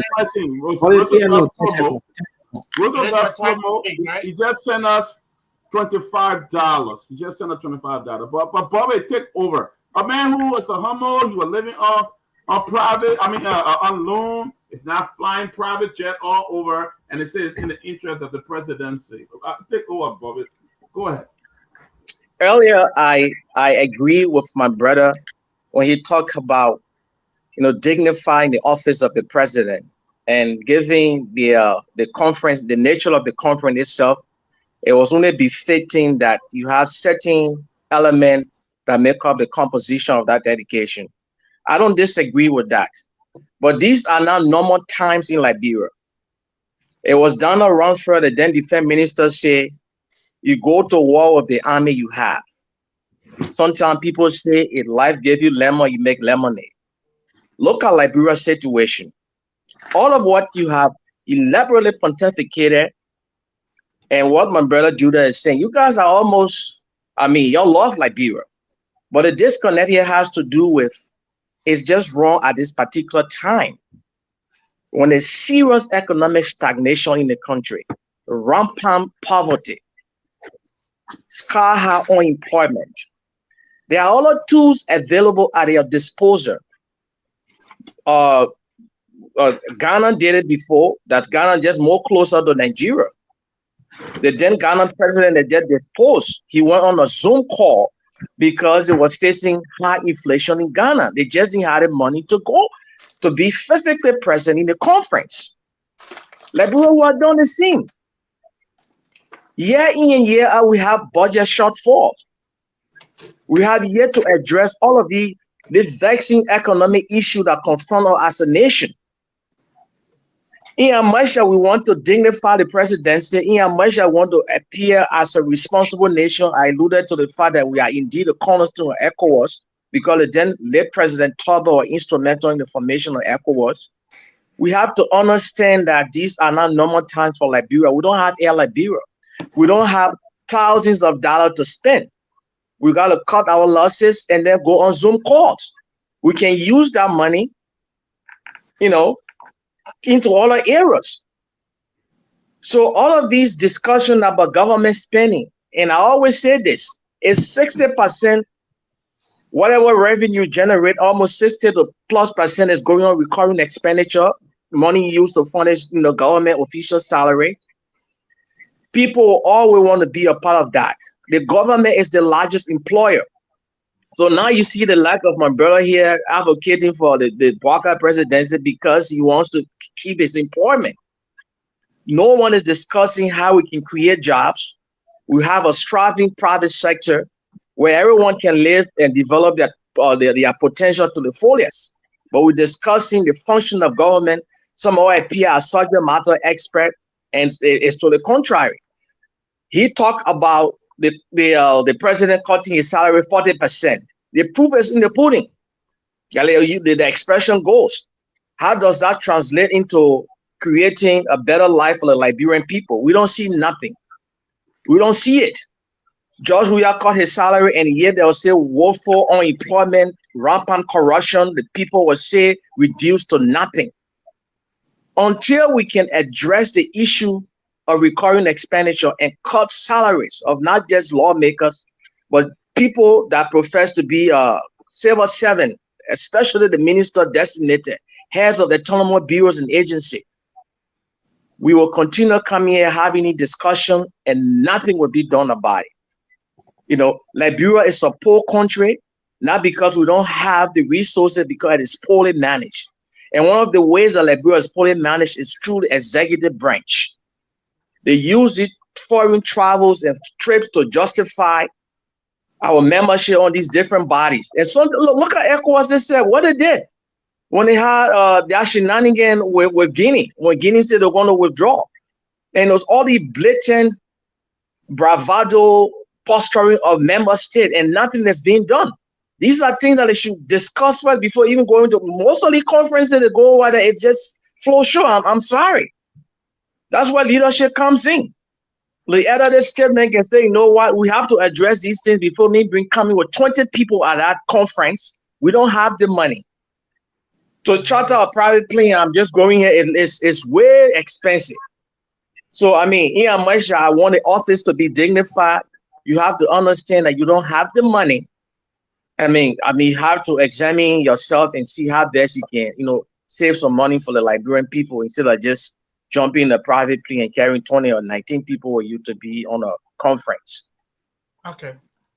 So we're getting signal from the guys that they will soon be going to bed. Right. I'll come to now. They'll soon be closing. It's almost 1 o'clock, 1 a.m. over there. But let me re-emphasize here. Oh, go ahead, John. So, Abu, I want you and I to use my 2 minutes, and I will give you that free. We'll use my 2 minutes. We'll have a short dialogue. So I heard you say the president reduced his salary by 40%. 40% of what? 40% of his salary. What was the salary? You should research it. Research it. Do research, my friend. So, you don't know it? No. You don't know it? No. You see? No, Abu, please, if you don't know math, there are certain things people should not say. Because you don't know math, boss man. I said, he just said the same thing. President, we have reduced the salary by 25%. 25% of what? You must know them or know. Of the salary. My man, go to your research, boss man. 40% of the salary. Well, what is this? I don't know the salary. Tell me. 40% of the president's salary. Okay. So you cannot use two unknown to find that which is not known. It makes no sense. So just stop this false propaganda. If you want us to know how much, you see, Machiavelli in Tanzania, he reduced the salary from $15,000 to $4,000. It doesn't take any. It does not take a bite. President. You know what you said though. What's the secret in that? That popular record. It's popular record. Why you don't say it? Yes, it's popular record. The legislature. But don't question further. I don't think he knows. So you're just cutting some slack. I don't think he knows. Because this is the same rank CDC went on. President, we have reduced the salary by 20%, and we asked them 20% of what? They say his salary. What is the salary? It could be perch. Stop. Tell the people. When you want to help the people, they should give you raw numbers. Just stop being thing there. I'll rest my case right there. Okay, I got Abraham Conant on the phone. He want to contribute. Let me put Abraham on. So Abraham, they still calling. Okay, go ahead. Yes, you got it. Good afternoon to you and good afternoon to you. Yeah. Go ahead, Abraham. Yeah, I'm on. I'm hearing you. Yeah, go ahead. Thank you. Can hear Thank you. you very much, man. Thanks to the panelists and everyone on the show. Great show, guys, and I've been following in between. Listen, man, there are a couple of things I just wanted to address real quick. You know, when you brought in the former Grand Master Superintendent, am I correct? That was the guy, right? Yeah. Yeah, okay. There was something that one of the panelists stated in person of Abu with regards to the situation that happened at the embassy with the New York students. By the way, Abu, I don't know if you attended the University of Liberia. That's my alma mater. We bled on our campus for years. So anything that has to do with students there, it's equally concerning to us. All right? With regards to what transpired at the embassy, under George Ria's watch, he immediately left out the Centennial Pavilion and issued a statement in condemnation of what transpired, to the point that he even distanced his government from the CDC COP. The guys are upset. President Barker condemning what transpired in Grand Cape County. Up to today's date, not a statement from the office of the president have not happened. So if an individual come and talk about an issue that is unfolding in the country and they are demonstrating, of course, which lies in their purview, I don't think that should be a condition that you say, oh, but you just from the previous government. they beat on students here. At least they beat on students. But they kill people in Garguah County. There's no condemnation on that. Who kill So people? when you come with the facts. That's Who kill one. people? Two, you talk about President, at least when you come here, you're telling the people, what can I say his salary is like $10,400 per month. And you reduce that by 40%. Okay? So, but look at his budget. Look at the traveling budget that he's operating right now. They are operating a deficit of that traveling budget right now. So let's just be authentic here. It's not a question of people coming here to be partisan. It's the question of when you told the people you will do better. In terms of the traveling situation, others, You gotta have question on his opponent. for 6 years. I'm not one of those that are against the idea for the president to be dignified. First and foremost, even for his own security, the presidency must be respected. Every time the president travels, he travels with the office of the presidency. So it should be respected. But you on it. And today, you guys, they are feeling very uneasy for people to condemn it or even have the conversation about it. But just yesterday, you're condemning it. And that's the issue that people have today in the country. Everything that you criticize, you are doing it. You're doing it as if it is an entitlement.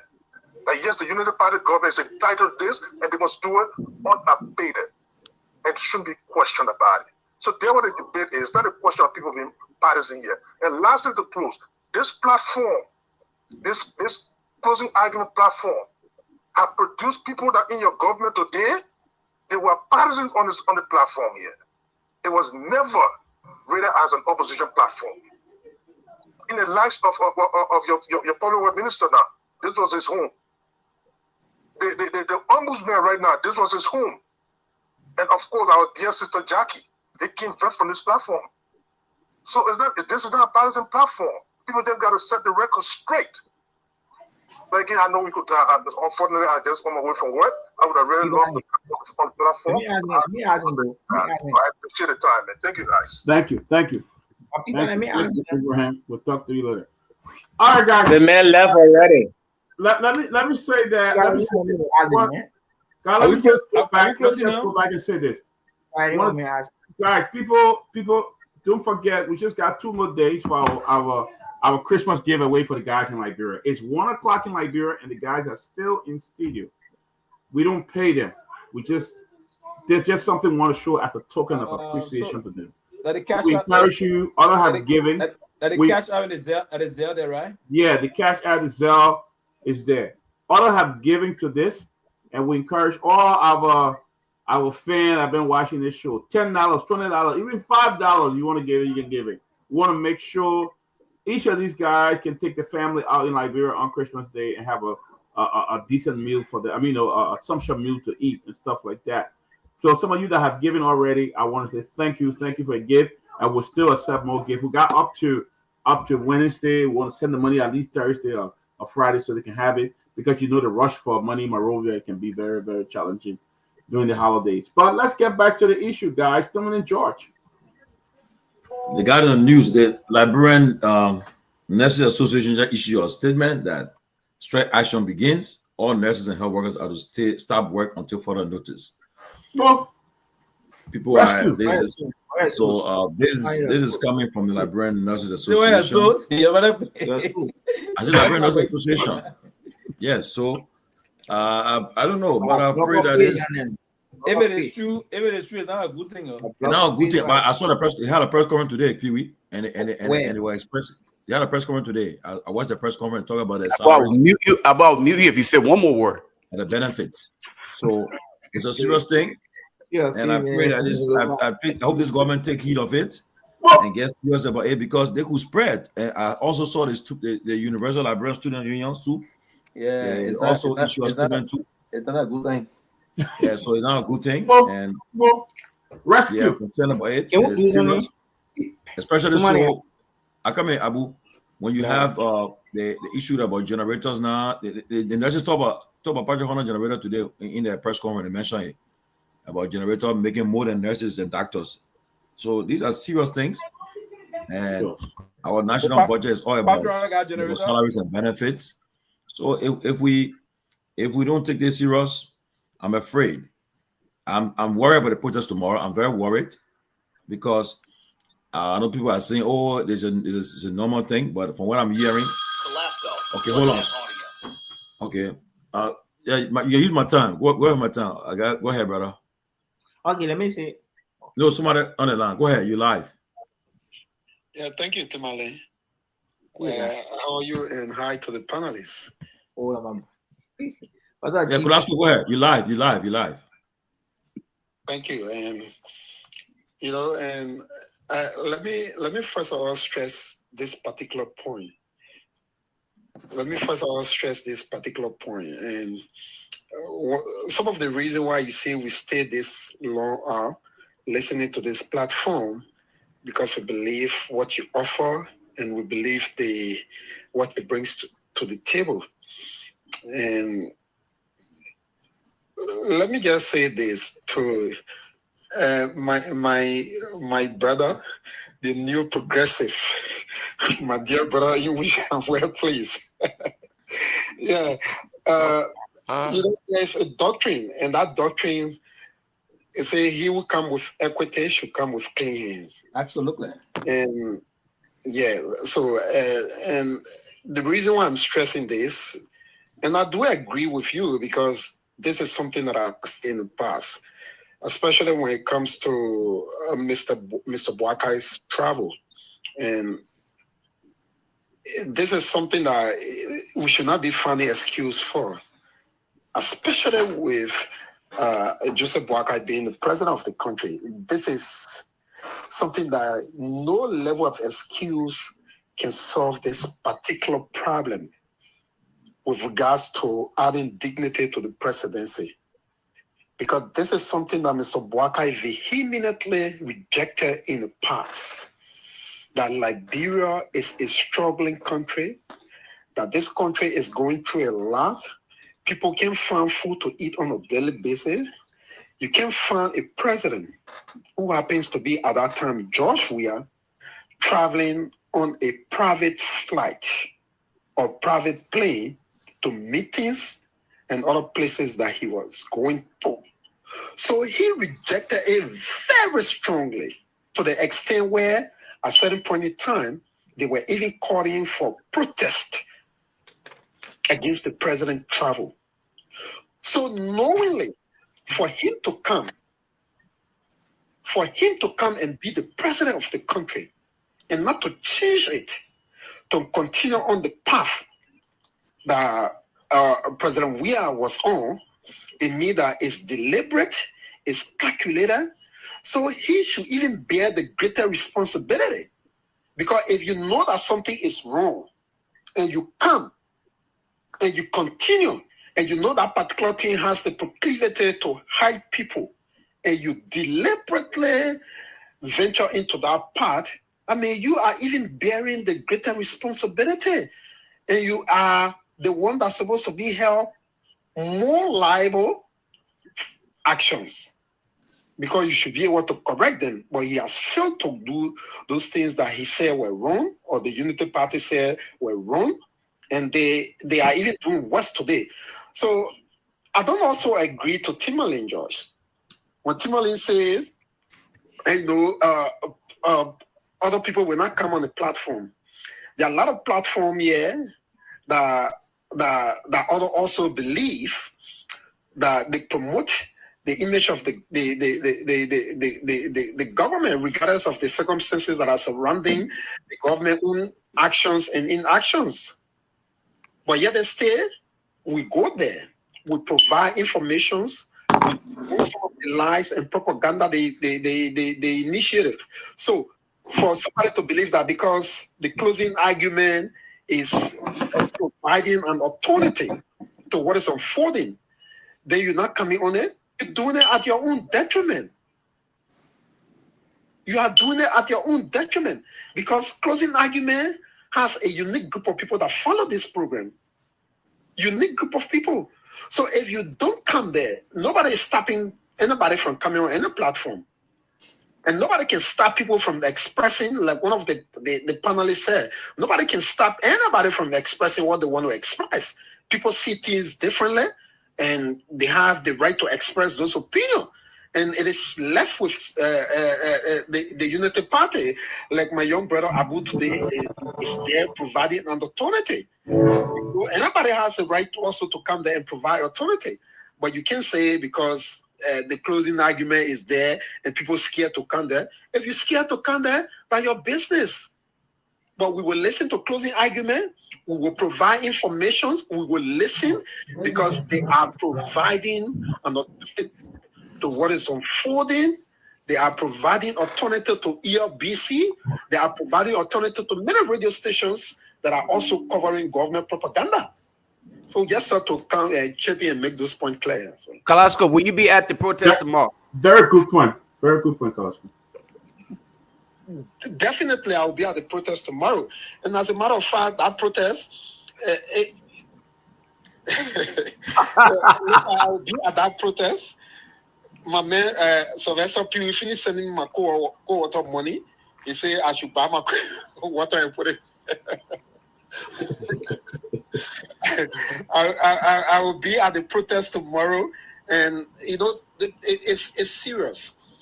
And I know other people may say or look at it differently. By the end of the day, what is unfolding at the Capitol building and being addressed by the executive branch of government, owing by what the vice president said on one of your sister programs, that how can you be saying that Fonati Kofa is not the speaker, but yet they say you're negotiating for Fonati, who is not the speaker, to resign from being the speaker. Right. And, you know, we see a big contradiction, and they themselves know that what is unfolding is not right. So the people, we the people, our deputies are the lawmakers. They are a direct representation of the people. So we have the right to assemble peacefully, to express ourselves to those people. No violence, nothing. Our right to assemble and express our opinion. It is guaranteed under the Constitution of the Republic of Liberia.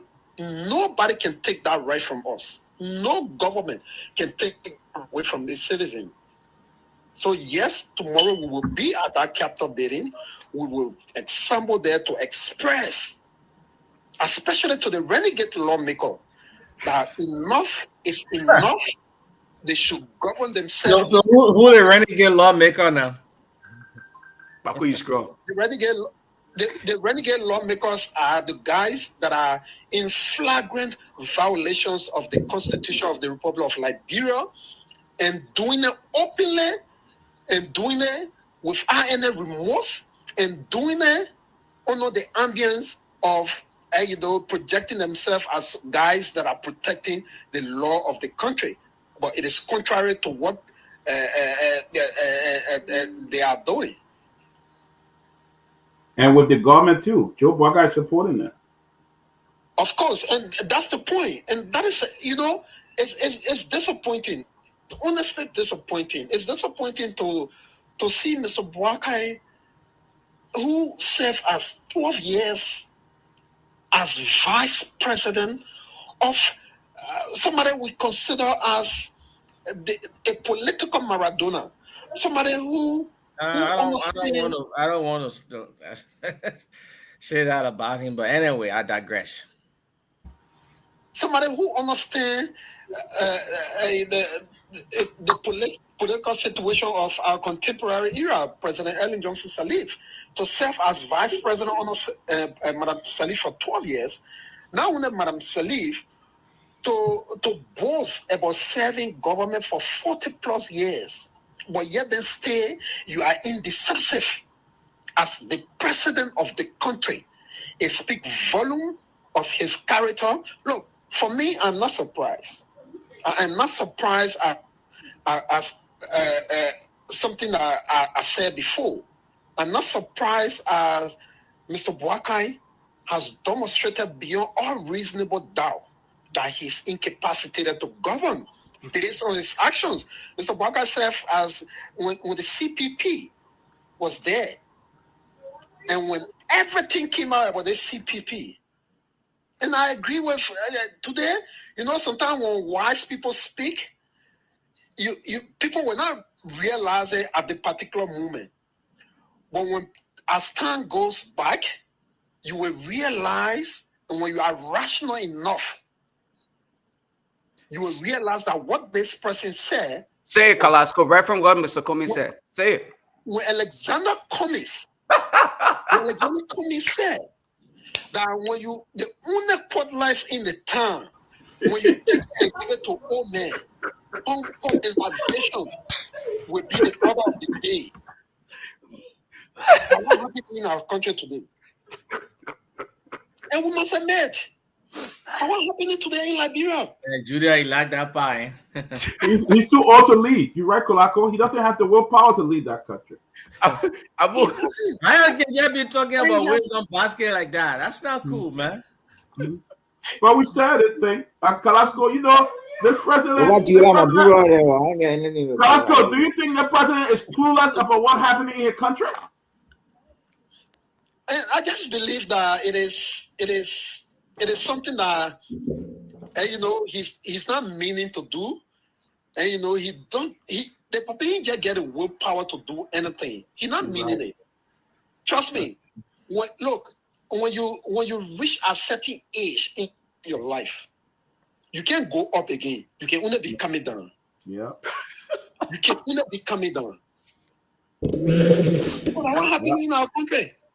But on a serious note, and he even got help too, though. Kulasco, he even got help. You got a first president not even helping him. So Kulasco, when you come as special guest on the show, you gotta tell the talk, please. Can you tell the talk? When you come as special guest on the show, when you come as special guest on the show, no, let me come as a guest panelist so he can fire good. No, make him special guest. As a planning question, when Kulasco when? Hopefully after our protest, because this protest is something that has just started and we will continue, because from the look of things, we strongly believe that nothing will change. And when nothing changes, the only alternative we have as citizens is to continuously call the government to order. And how do we call the government to order? We're not going to complain. We're not going to Nima County like other people did. Democratically, we will express our grievance. We will exert a lot of physics. An object pushed against the wall, that object has a combined resistance of that wall. Is it? Go ahead. No, go on. I just buttressing your view. Go ahead, my brother. Talk. Exactly. So, from the look of things, many communications has been sent to our partners. We know as a major opposition political party, there have been series of meetings that have been held with our partners in bringing to attention some of the things that are happening in our country. And clearly, look, no one group of people can sit over the affair of this country and subject other people believing that they are nothing. Doing that would be very detrimental to your leadership. And what the Unity Party has managed to do since Mr. Boakai ascendancy to the leadership of this country is scary. It's scary because we believe that he learned anything as 12 years vice president. We believe that as 40 years plus in government, he learned anything. The only thing that Mr. Boakai understands right now is a mass citizen actions. And no doubt, like you said, when we are pushed to the wall, the only alternative we have is to bounce back. President, we have all of the opportunity after elections, especially with the margin of numbers, to resist anything. At the end of the day, one thing we're going to witness in this country is chaos. But as a man who believes in the best interest of the country, said no, the will of the people must prevail. So when you have that opportunity to come and put Liberia. Everybody was talking about Liberia now, the way we're moving. But to see some of the violations of our law, like every day you're talking about it, some of the violations of the law of our country, and being sponsored by Mr. Boakai and his team, the evidence are written all on the wall. Being sponsored by him and his team clearly indicate that if care is king, things could degenerate. And at the end of the day, Mr. Boakai and the Unity Party government got the biggest responsibility because they have the mantle of authority to move our country ahead. But their failure to do so, coming and fighting everybody and believing that even denying Joshua, who Bill giving he, Mr. Boakai, a facelift as the president of the country, denying him of using a facility that he built in Nim after the former first lady Clamaruia. Those opportunities speak volume of his character. I used to go to him. Sekou Kalasco. The one they were President Weah was always sending to him, Mr. Boakai, when he was in opposition. Nobody used to go to him. They were always sending to him. So for me to see his comportment today, for me to see the way he's conducting himself, well, even approving or acknowledging the fact that this man, when I was in opposition, the man took me like a father. When I was in opposition, they made everything that somebody can do for their power. And you allow hatred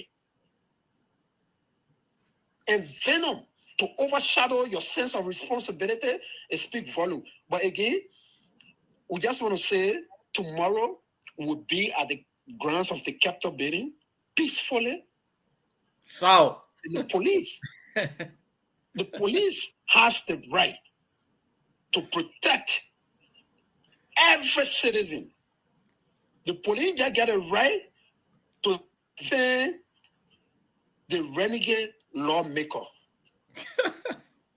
They have the right to defend every citizen of the Republic of Liberia. Even though the police has proven to be very brutal, evidenced by the numerous killings that have been initiated by the police,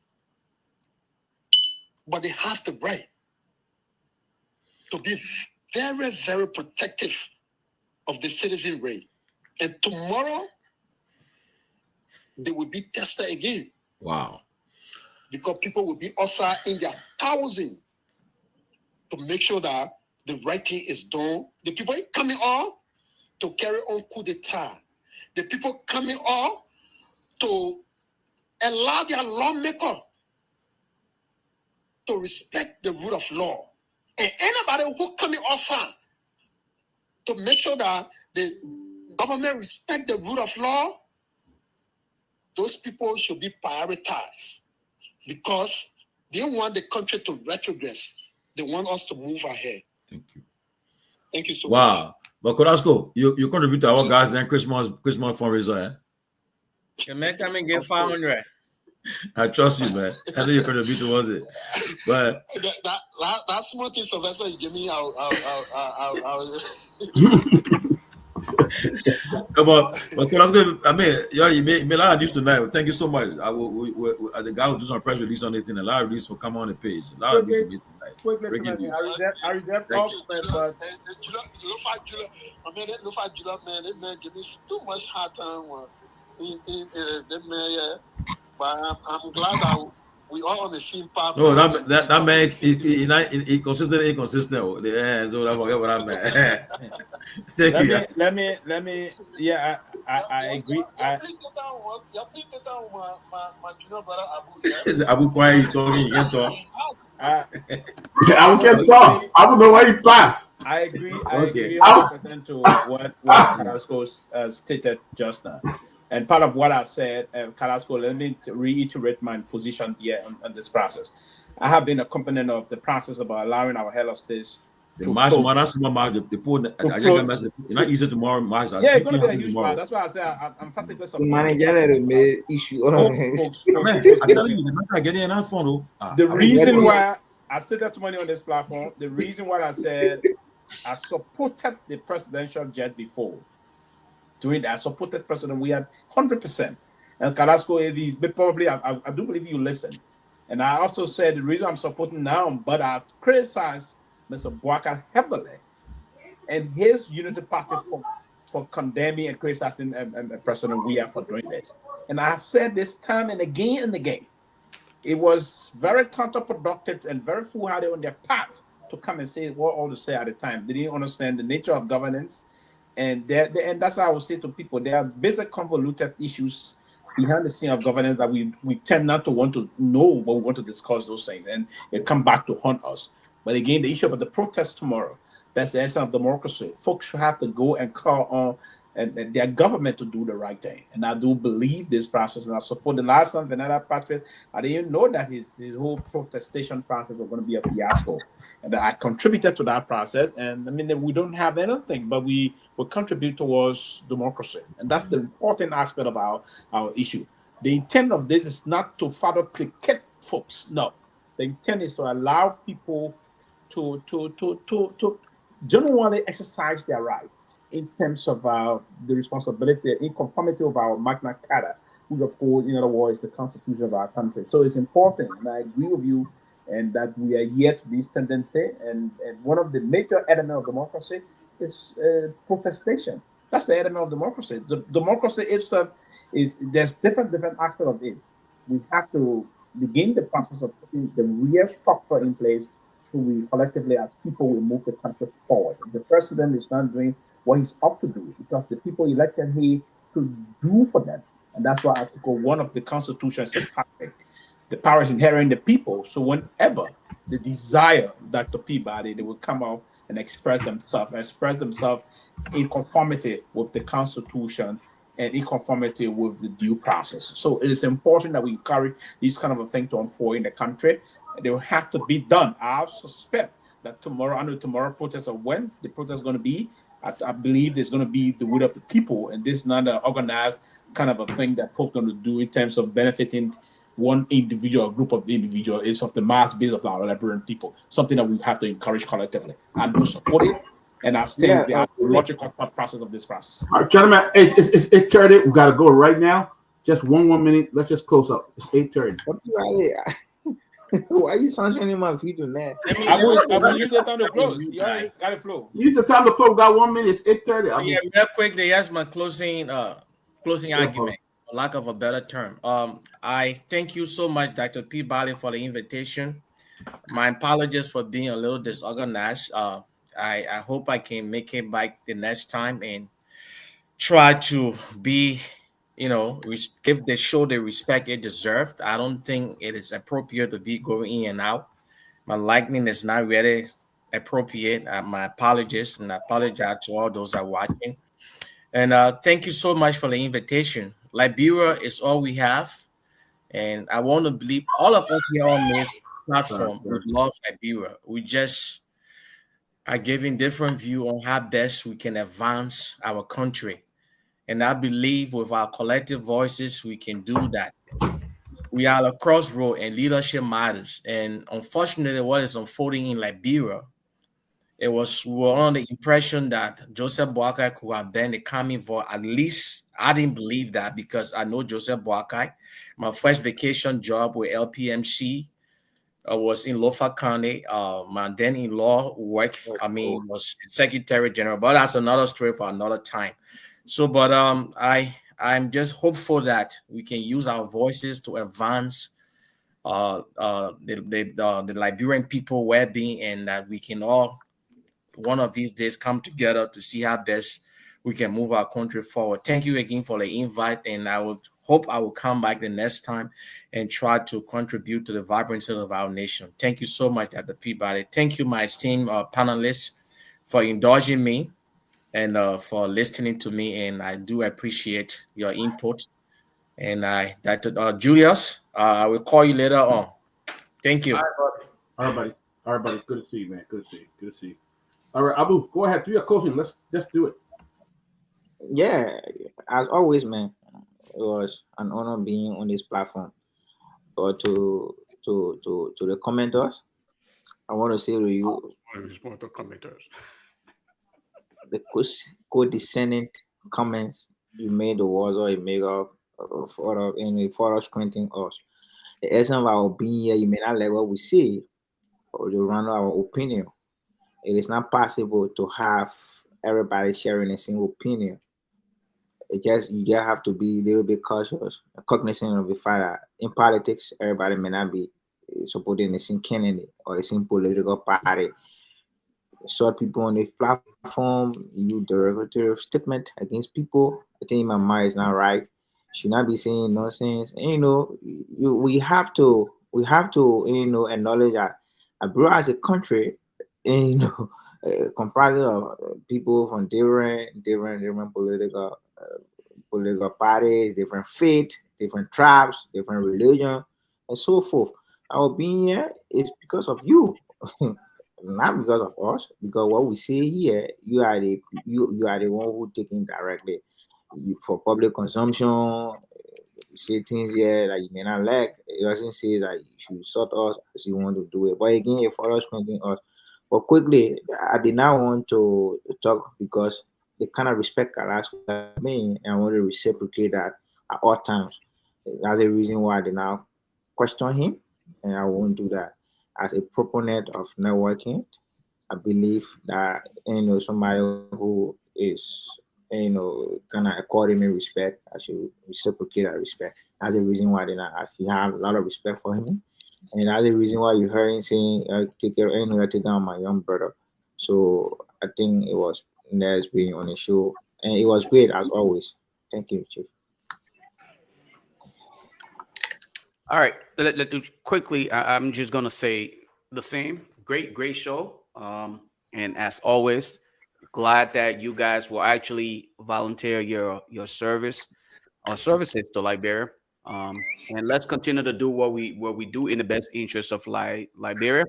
And to my brother Kalasco, it was all in good faith, brother. My hard time that I was giving you, you also you returned the favor. But again, it's mutual. The mutual respect go across the board, regardless of our political affiliations. We still remain cognizant of the fact that we have a goal set ahead of us, bigger goal that we must achieve, and that is to transform the country that we love so dearly. Liberia must be transformed, and it must be amongst those nations that are highly respected based on innovation and other aspects of it. So yeah, we will do our best. And like Mr. Cummings said, don't hand the last cutlass or machete in the village to the eldest man in the village. That's the recipe for disaster. We can sense it now. Thank you, Abu. I love you, little brother. No homo. Yeah, thank you, Chief. Yeah, but give me 10 seconds, please. 10 seconds, please. Jallah, I've not met him in person. I would love to see any day. Trust me, the UP, Valley,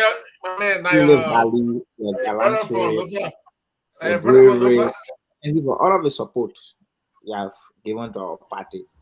We actually cherish it. Everybody on the live this president we gotta go.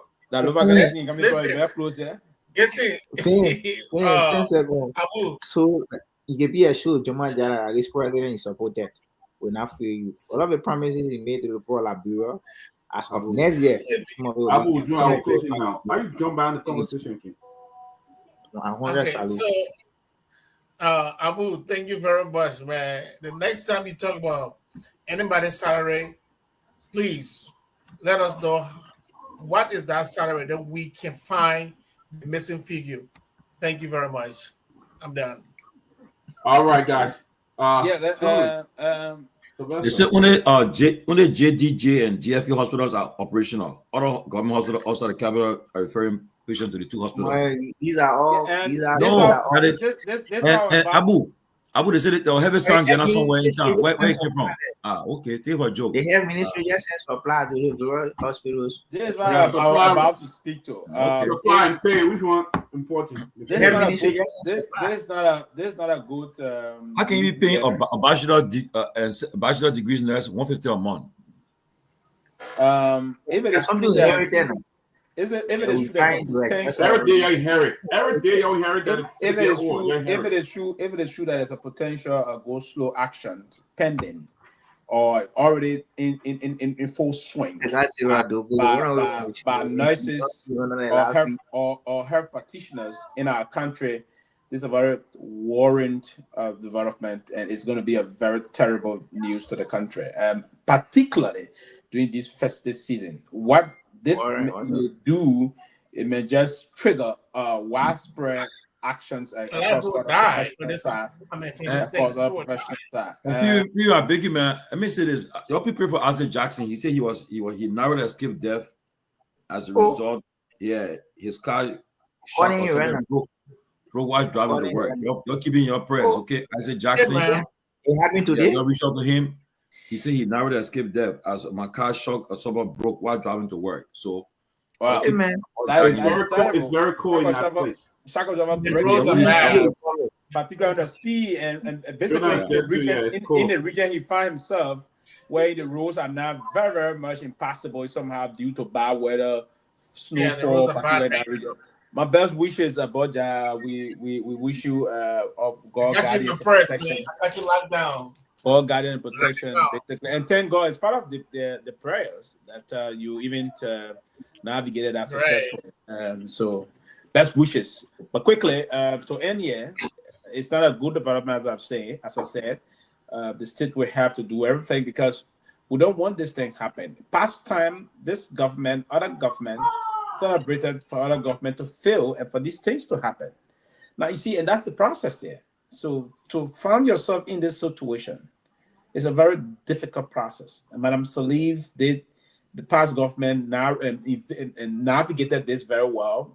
The Guar administration is showing that they have averted potential crisis in the health sector or in other professional areas. That's why the government particularly prioritized health workers and medical doctors at the time. I think there was a balloon process in the salary where doctors were now getting 2,000 above, and other health workers were strategically prioritized by the Guar administrations, and where the benefit got seriously blown off, where they was heavily incentivized. It's part of the strategy to ensure that you want to productively promote the health sector, and that's part of the area to make the health sector efficient, effective, and make sure that folks will go in and work towards this part. This is not going to be a good news for most of our fragile health system already we have. The fragility of it is enormous. So the enormity of those kind of issue, and then coupled with this kind of a thing, it will lead to a very dangerous situation that we don't want to see. So I would hope the government will now deploy her strategy in the process to negotiate with these folks to avoid this or deflect this potential serious problem in the health sector of our country. That may also trigger the teachers and other professionals to come out that will paralyze government. This is dangerous, particularly headed to this festive time. So good night. The hospital is, as you said, Sylvester, very fragile, and then people could really die. It is. It is a fragile. They don't have options. They don't have a lot of options for hospitals and things in that country. Yeah. So it's really sad, and I hope the government will do something, and that's what we talk about, giving the last man in the village to collect. That's what we're seeing there. Right? And you pay somebody generator more than a bachelor's degree holder, giving the man. All right, guys. I tell me what I would say having noise in the town. Where coming from? So okay. Noise where? Have a good night, guys. Okay, take care. Have a good night. And thanks to everybody who contributed tonight. I hope you continue to give. We got 2 more days. Please. You can still go online and contribute. Thank everybody. Thank everybody. I gotta go. Guar is not coming back to power. Well, we are not coming back, but it will be bad. It'll get out in 1 year time. That'll be really bad. All right, guys. Ben Sanvee, is there going to give me a number? I ain't give it out, Chief. What they added for them, you can call. All right, guys. Good night. Then the process, the same process is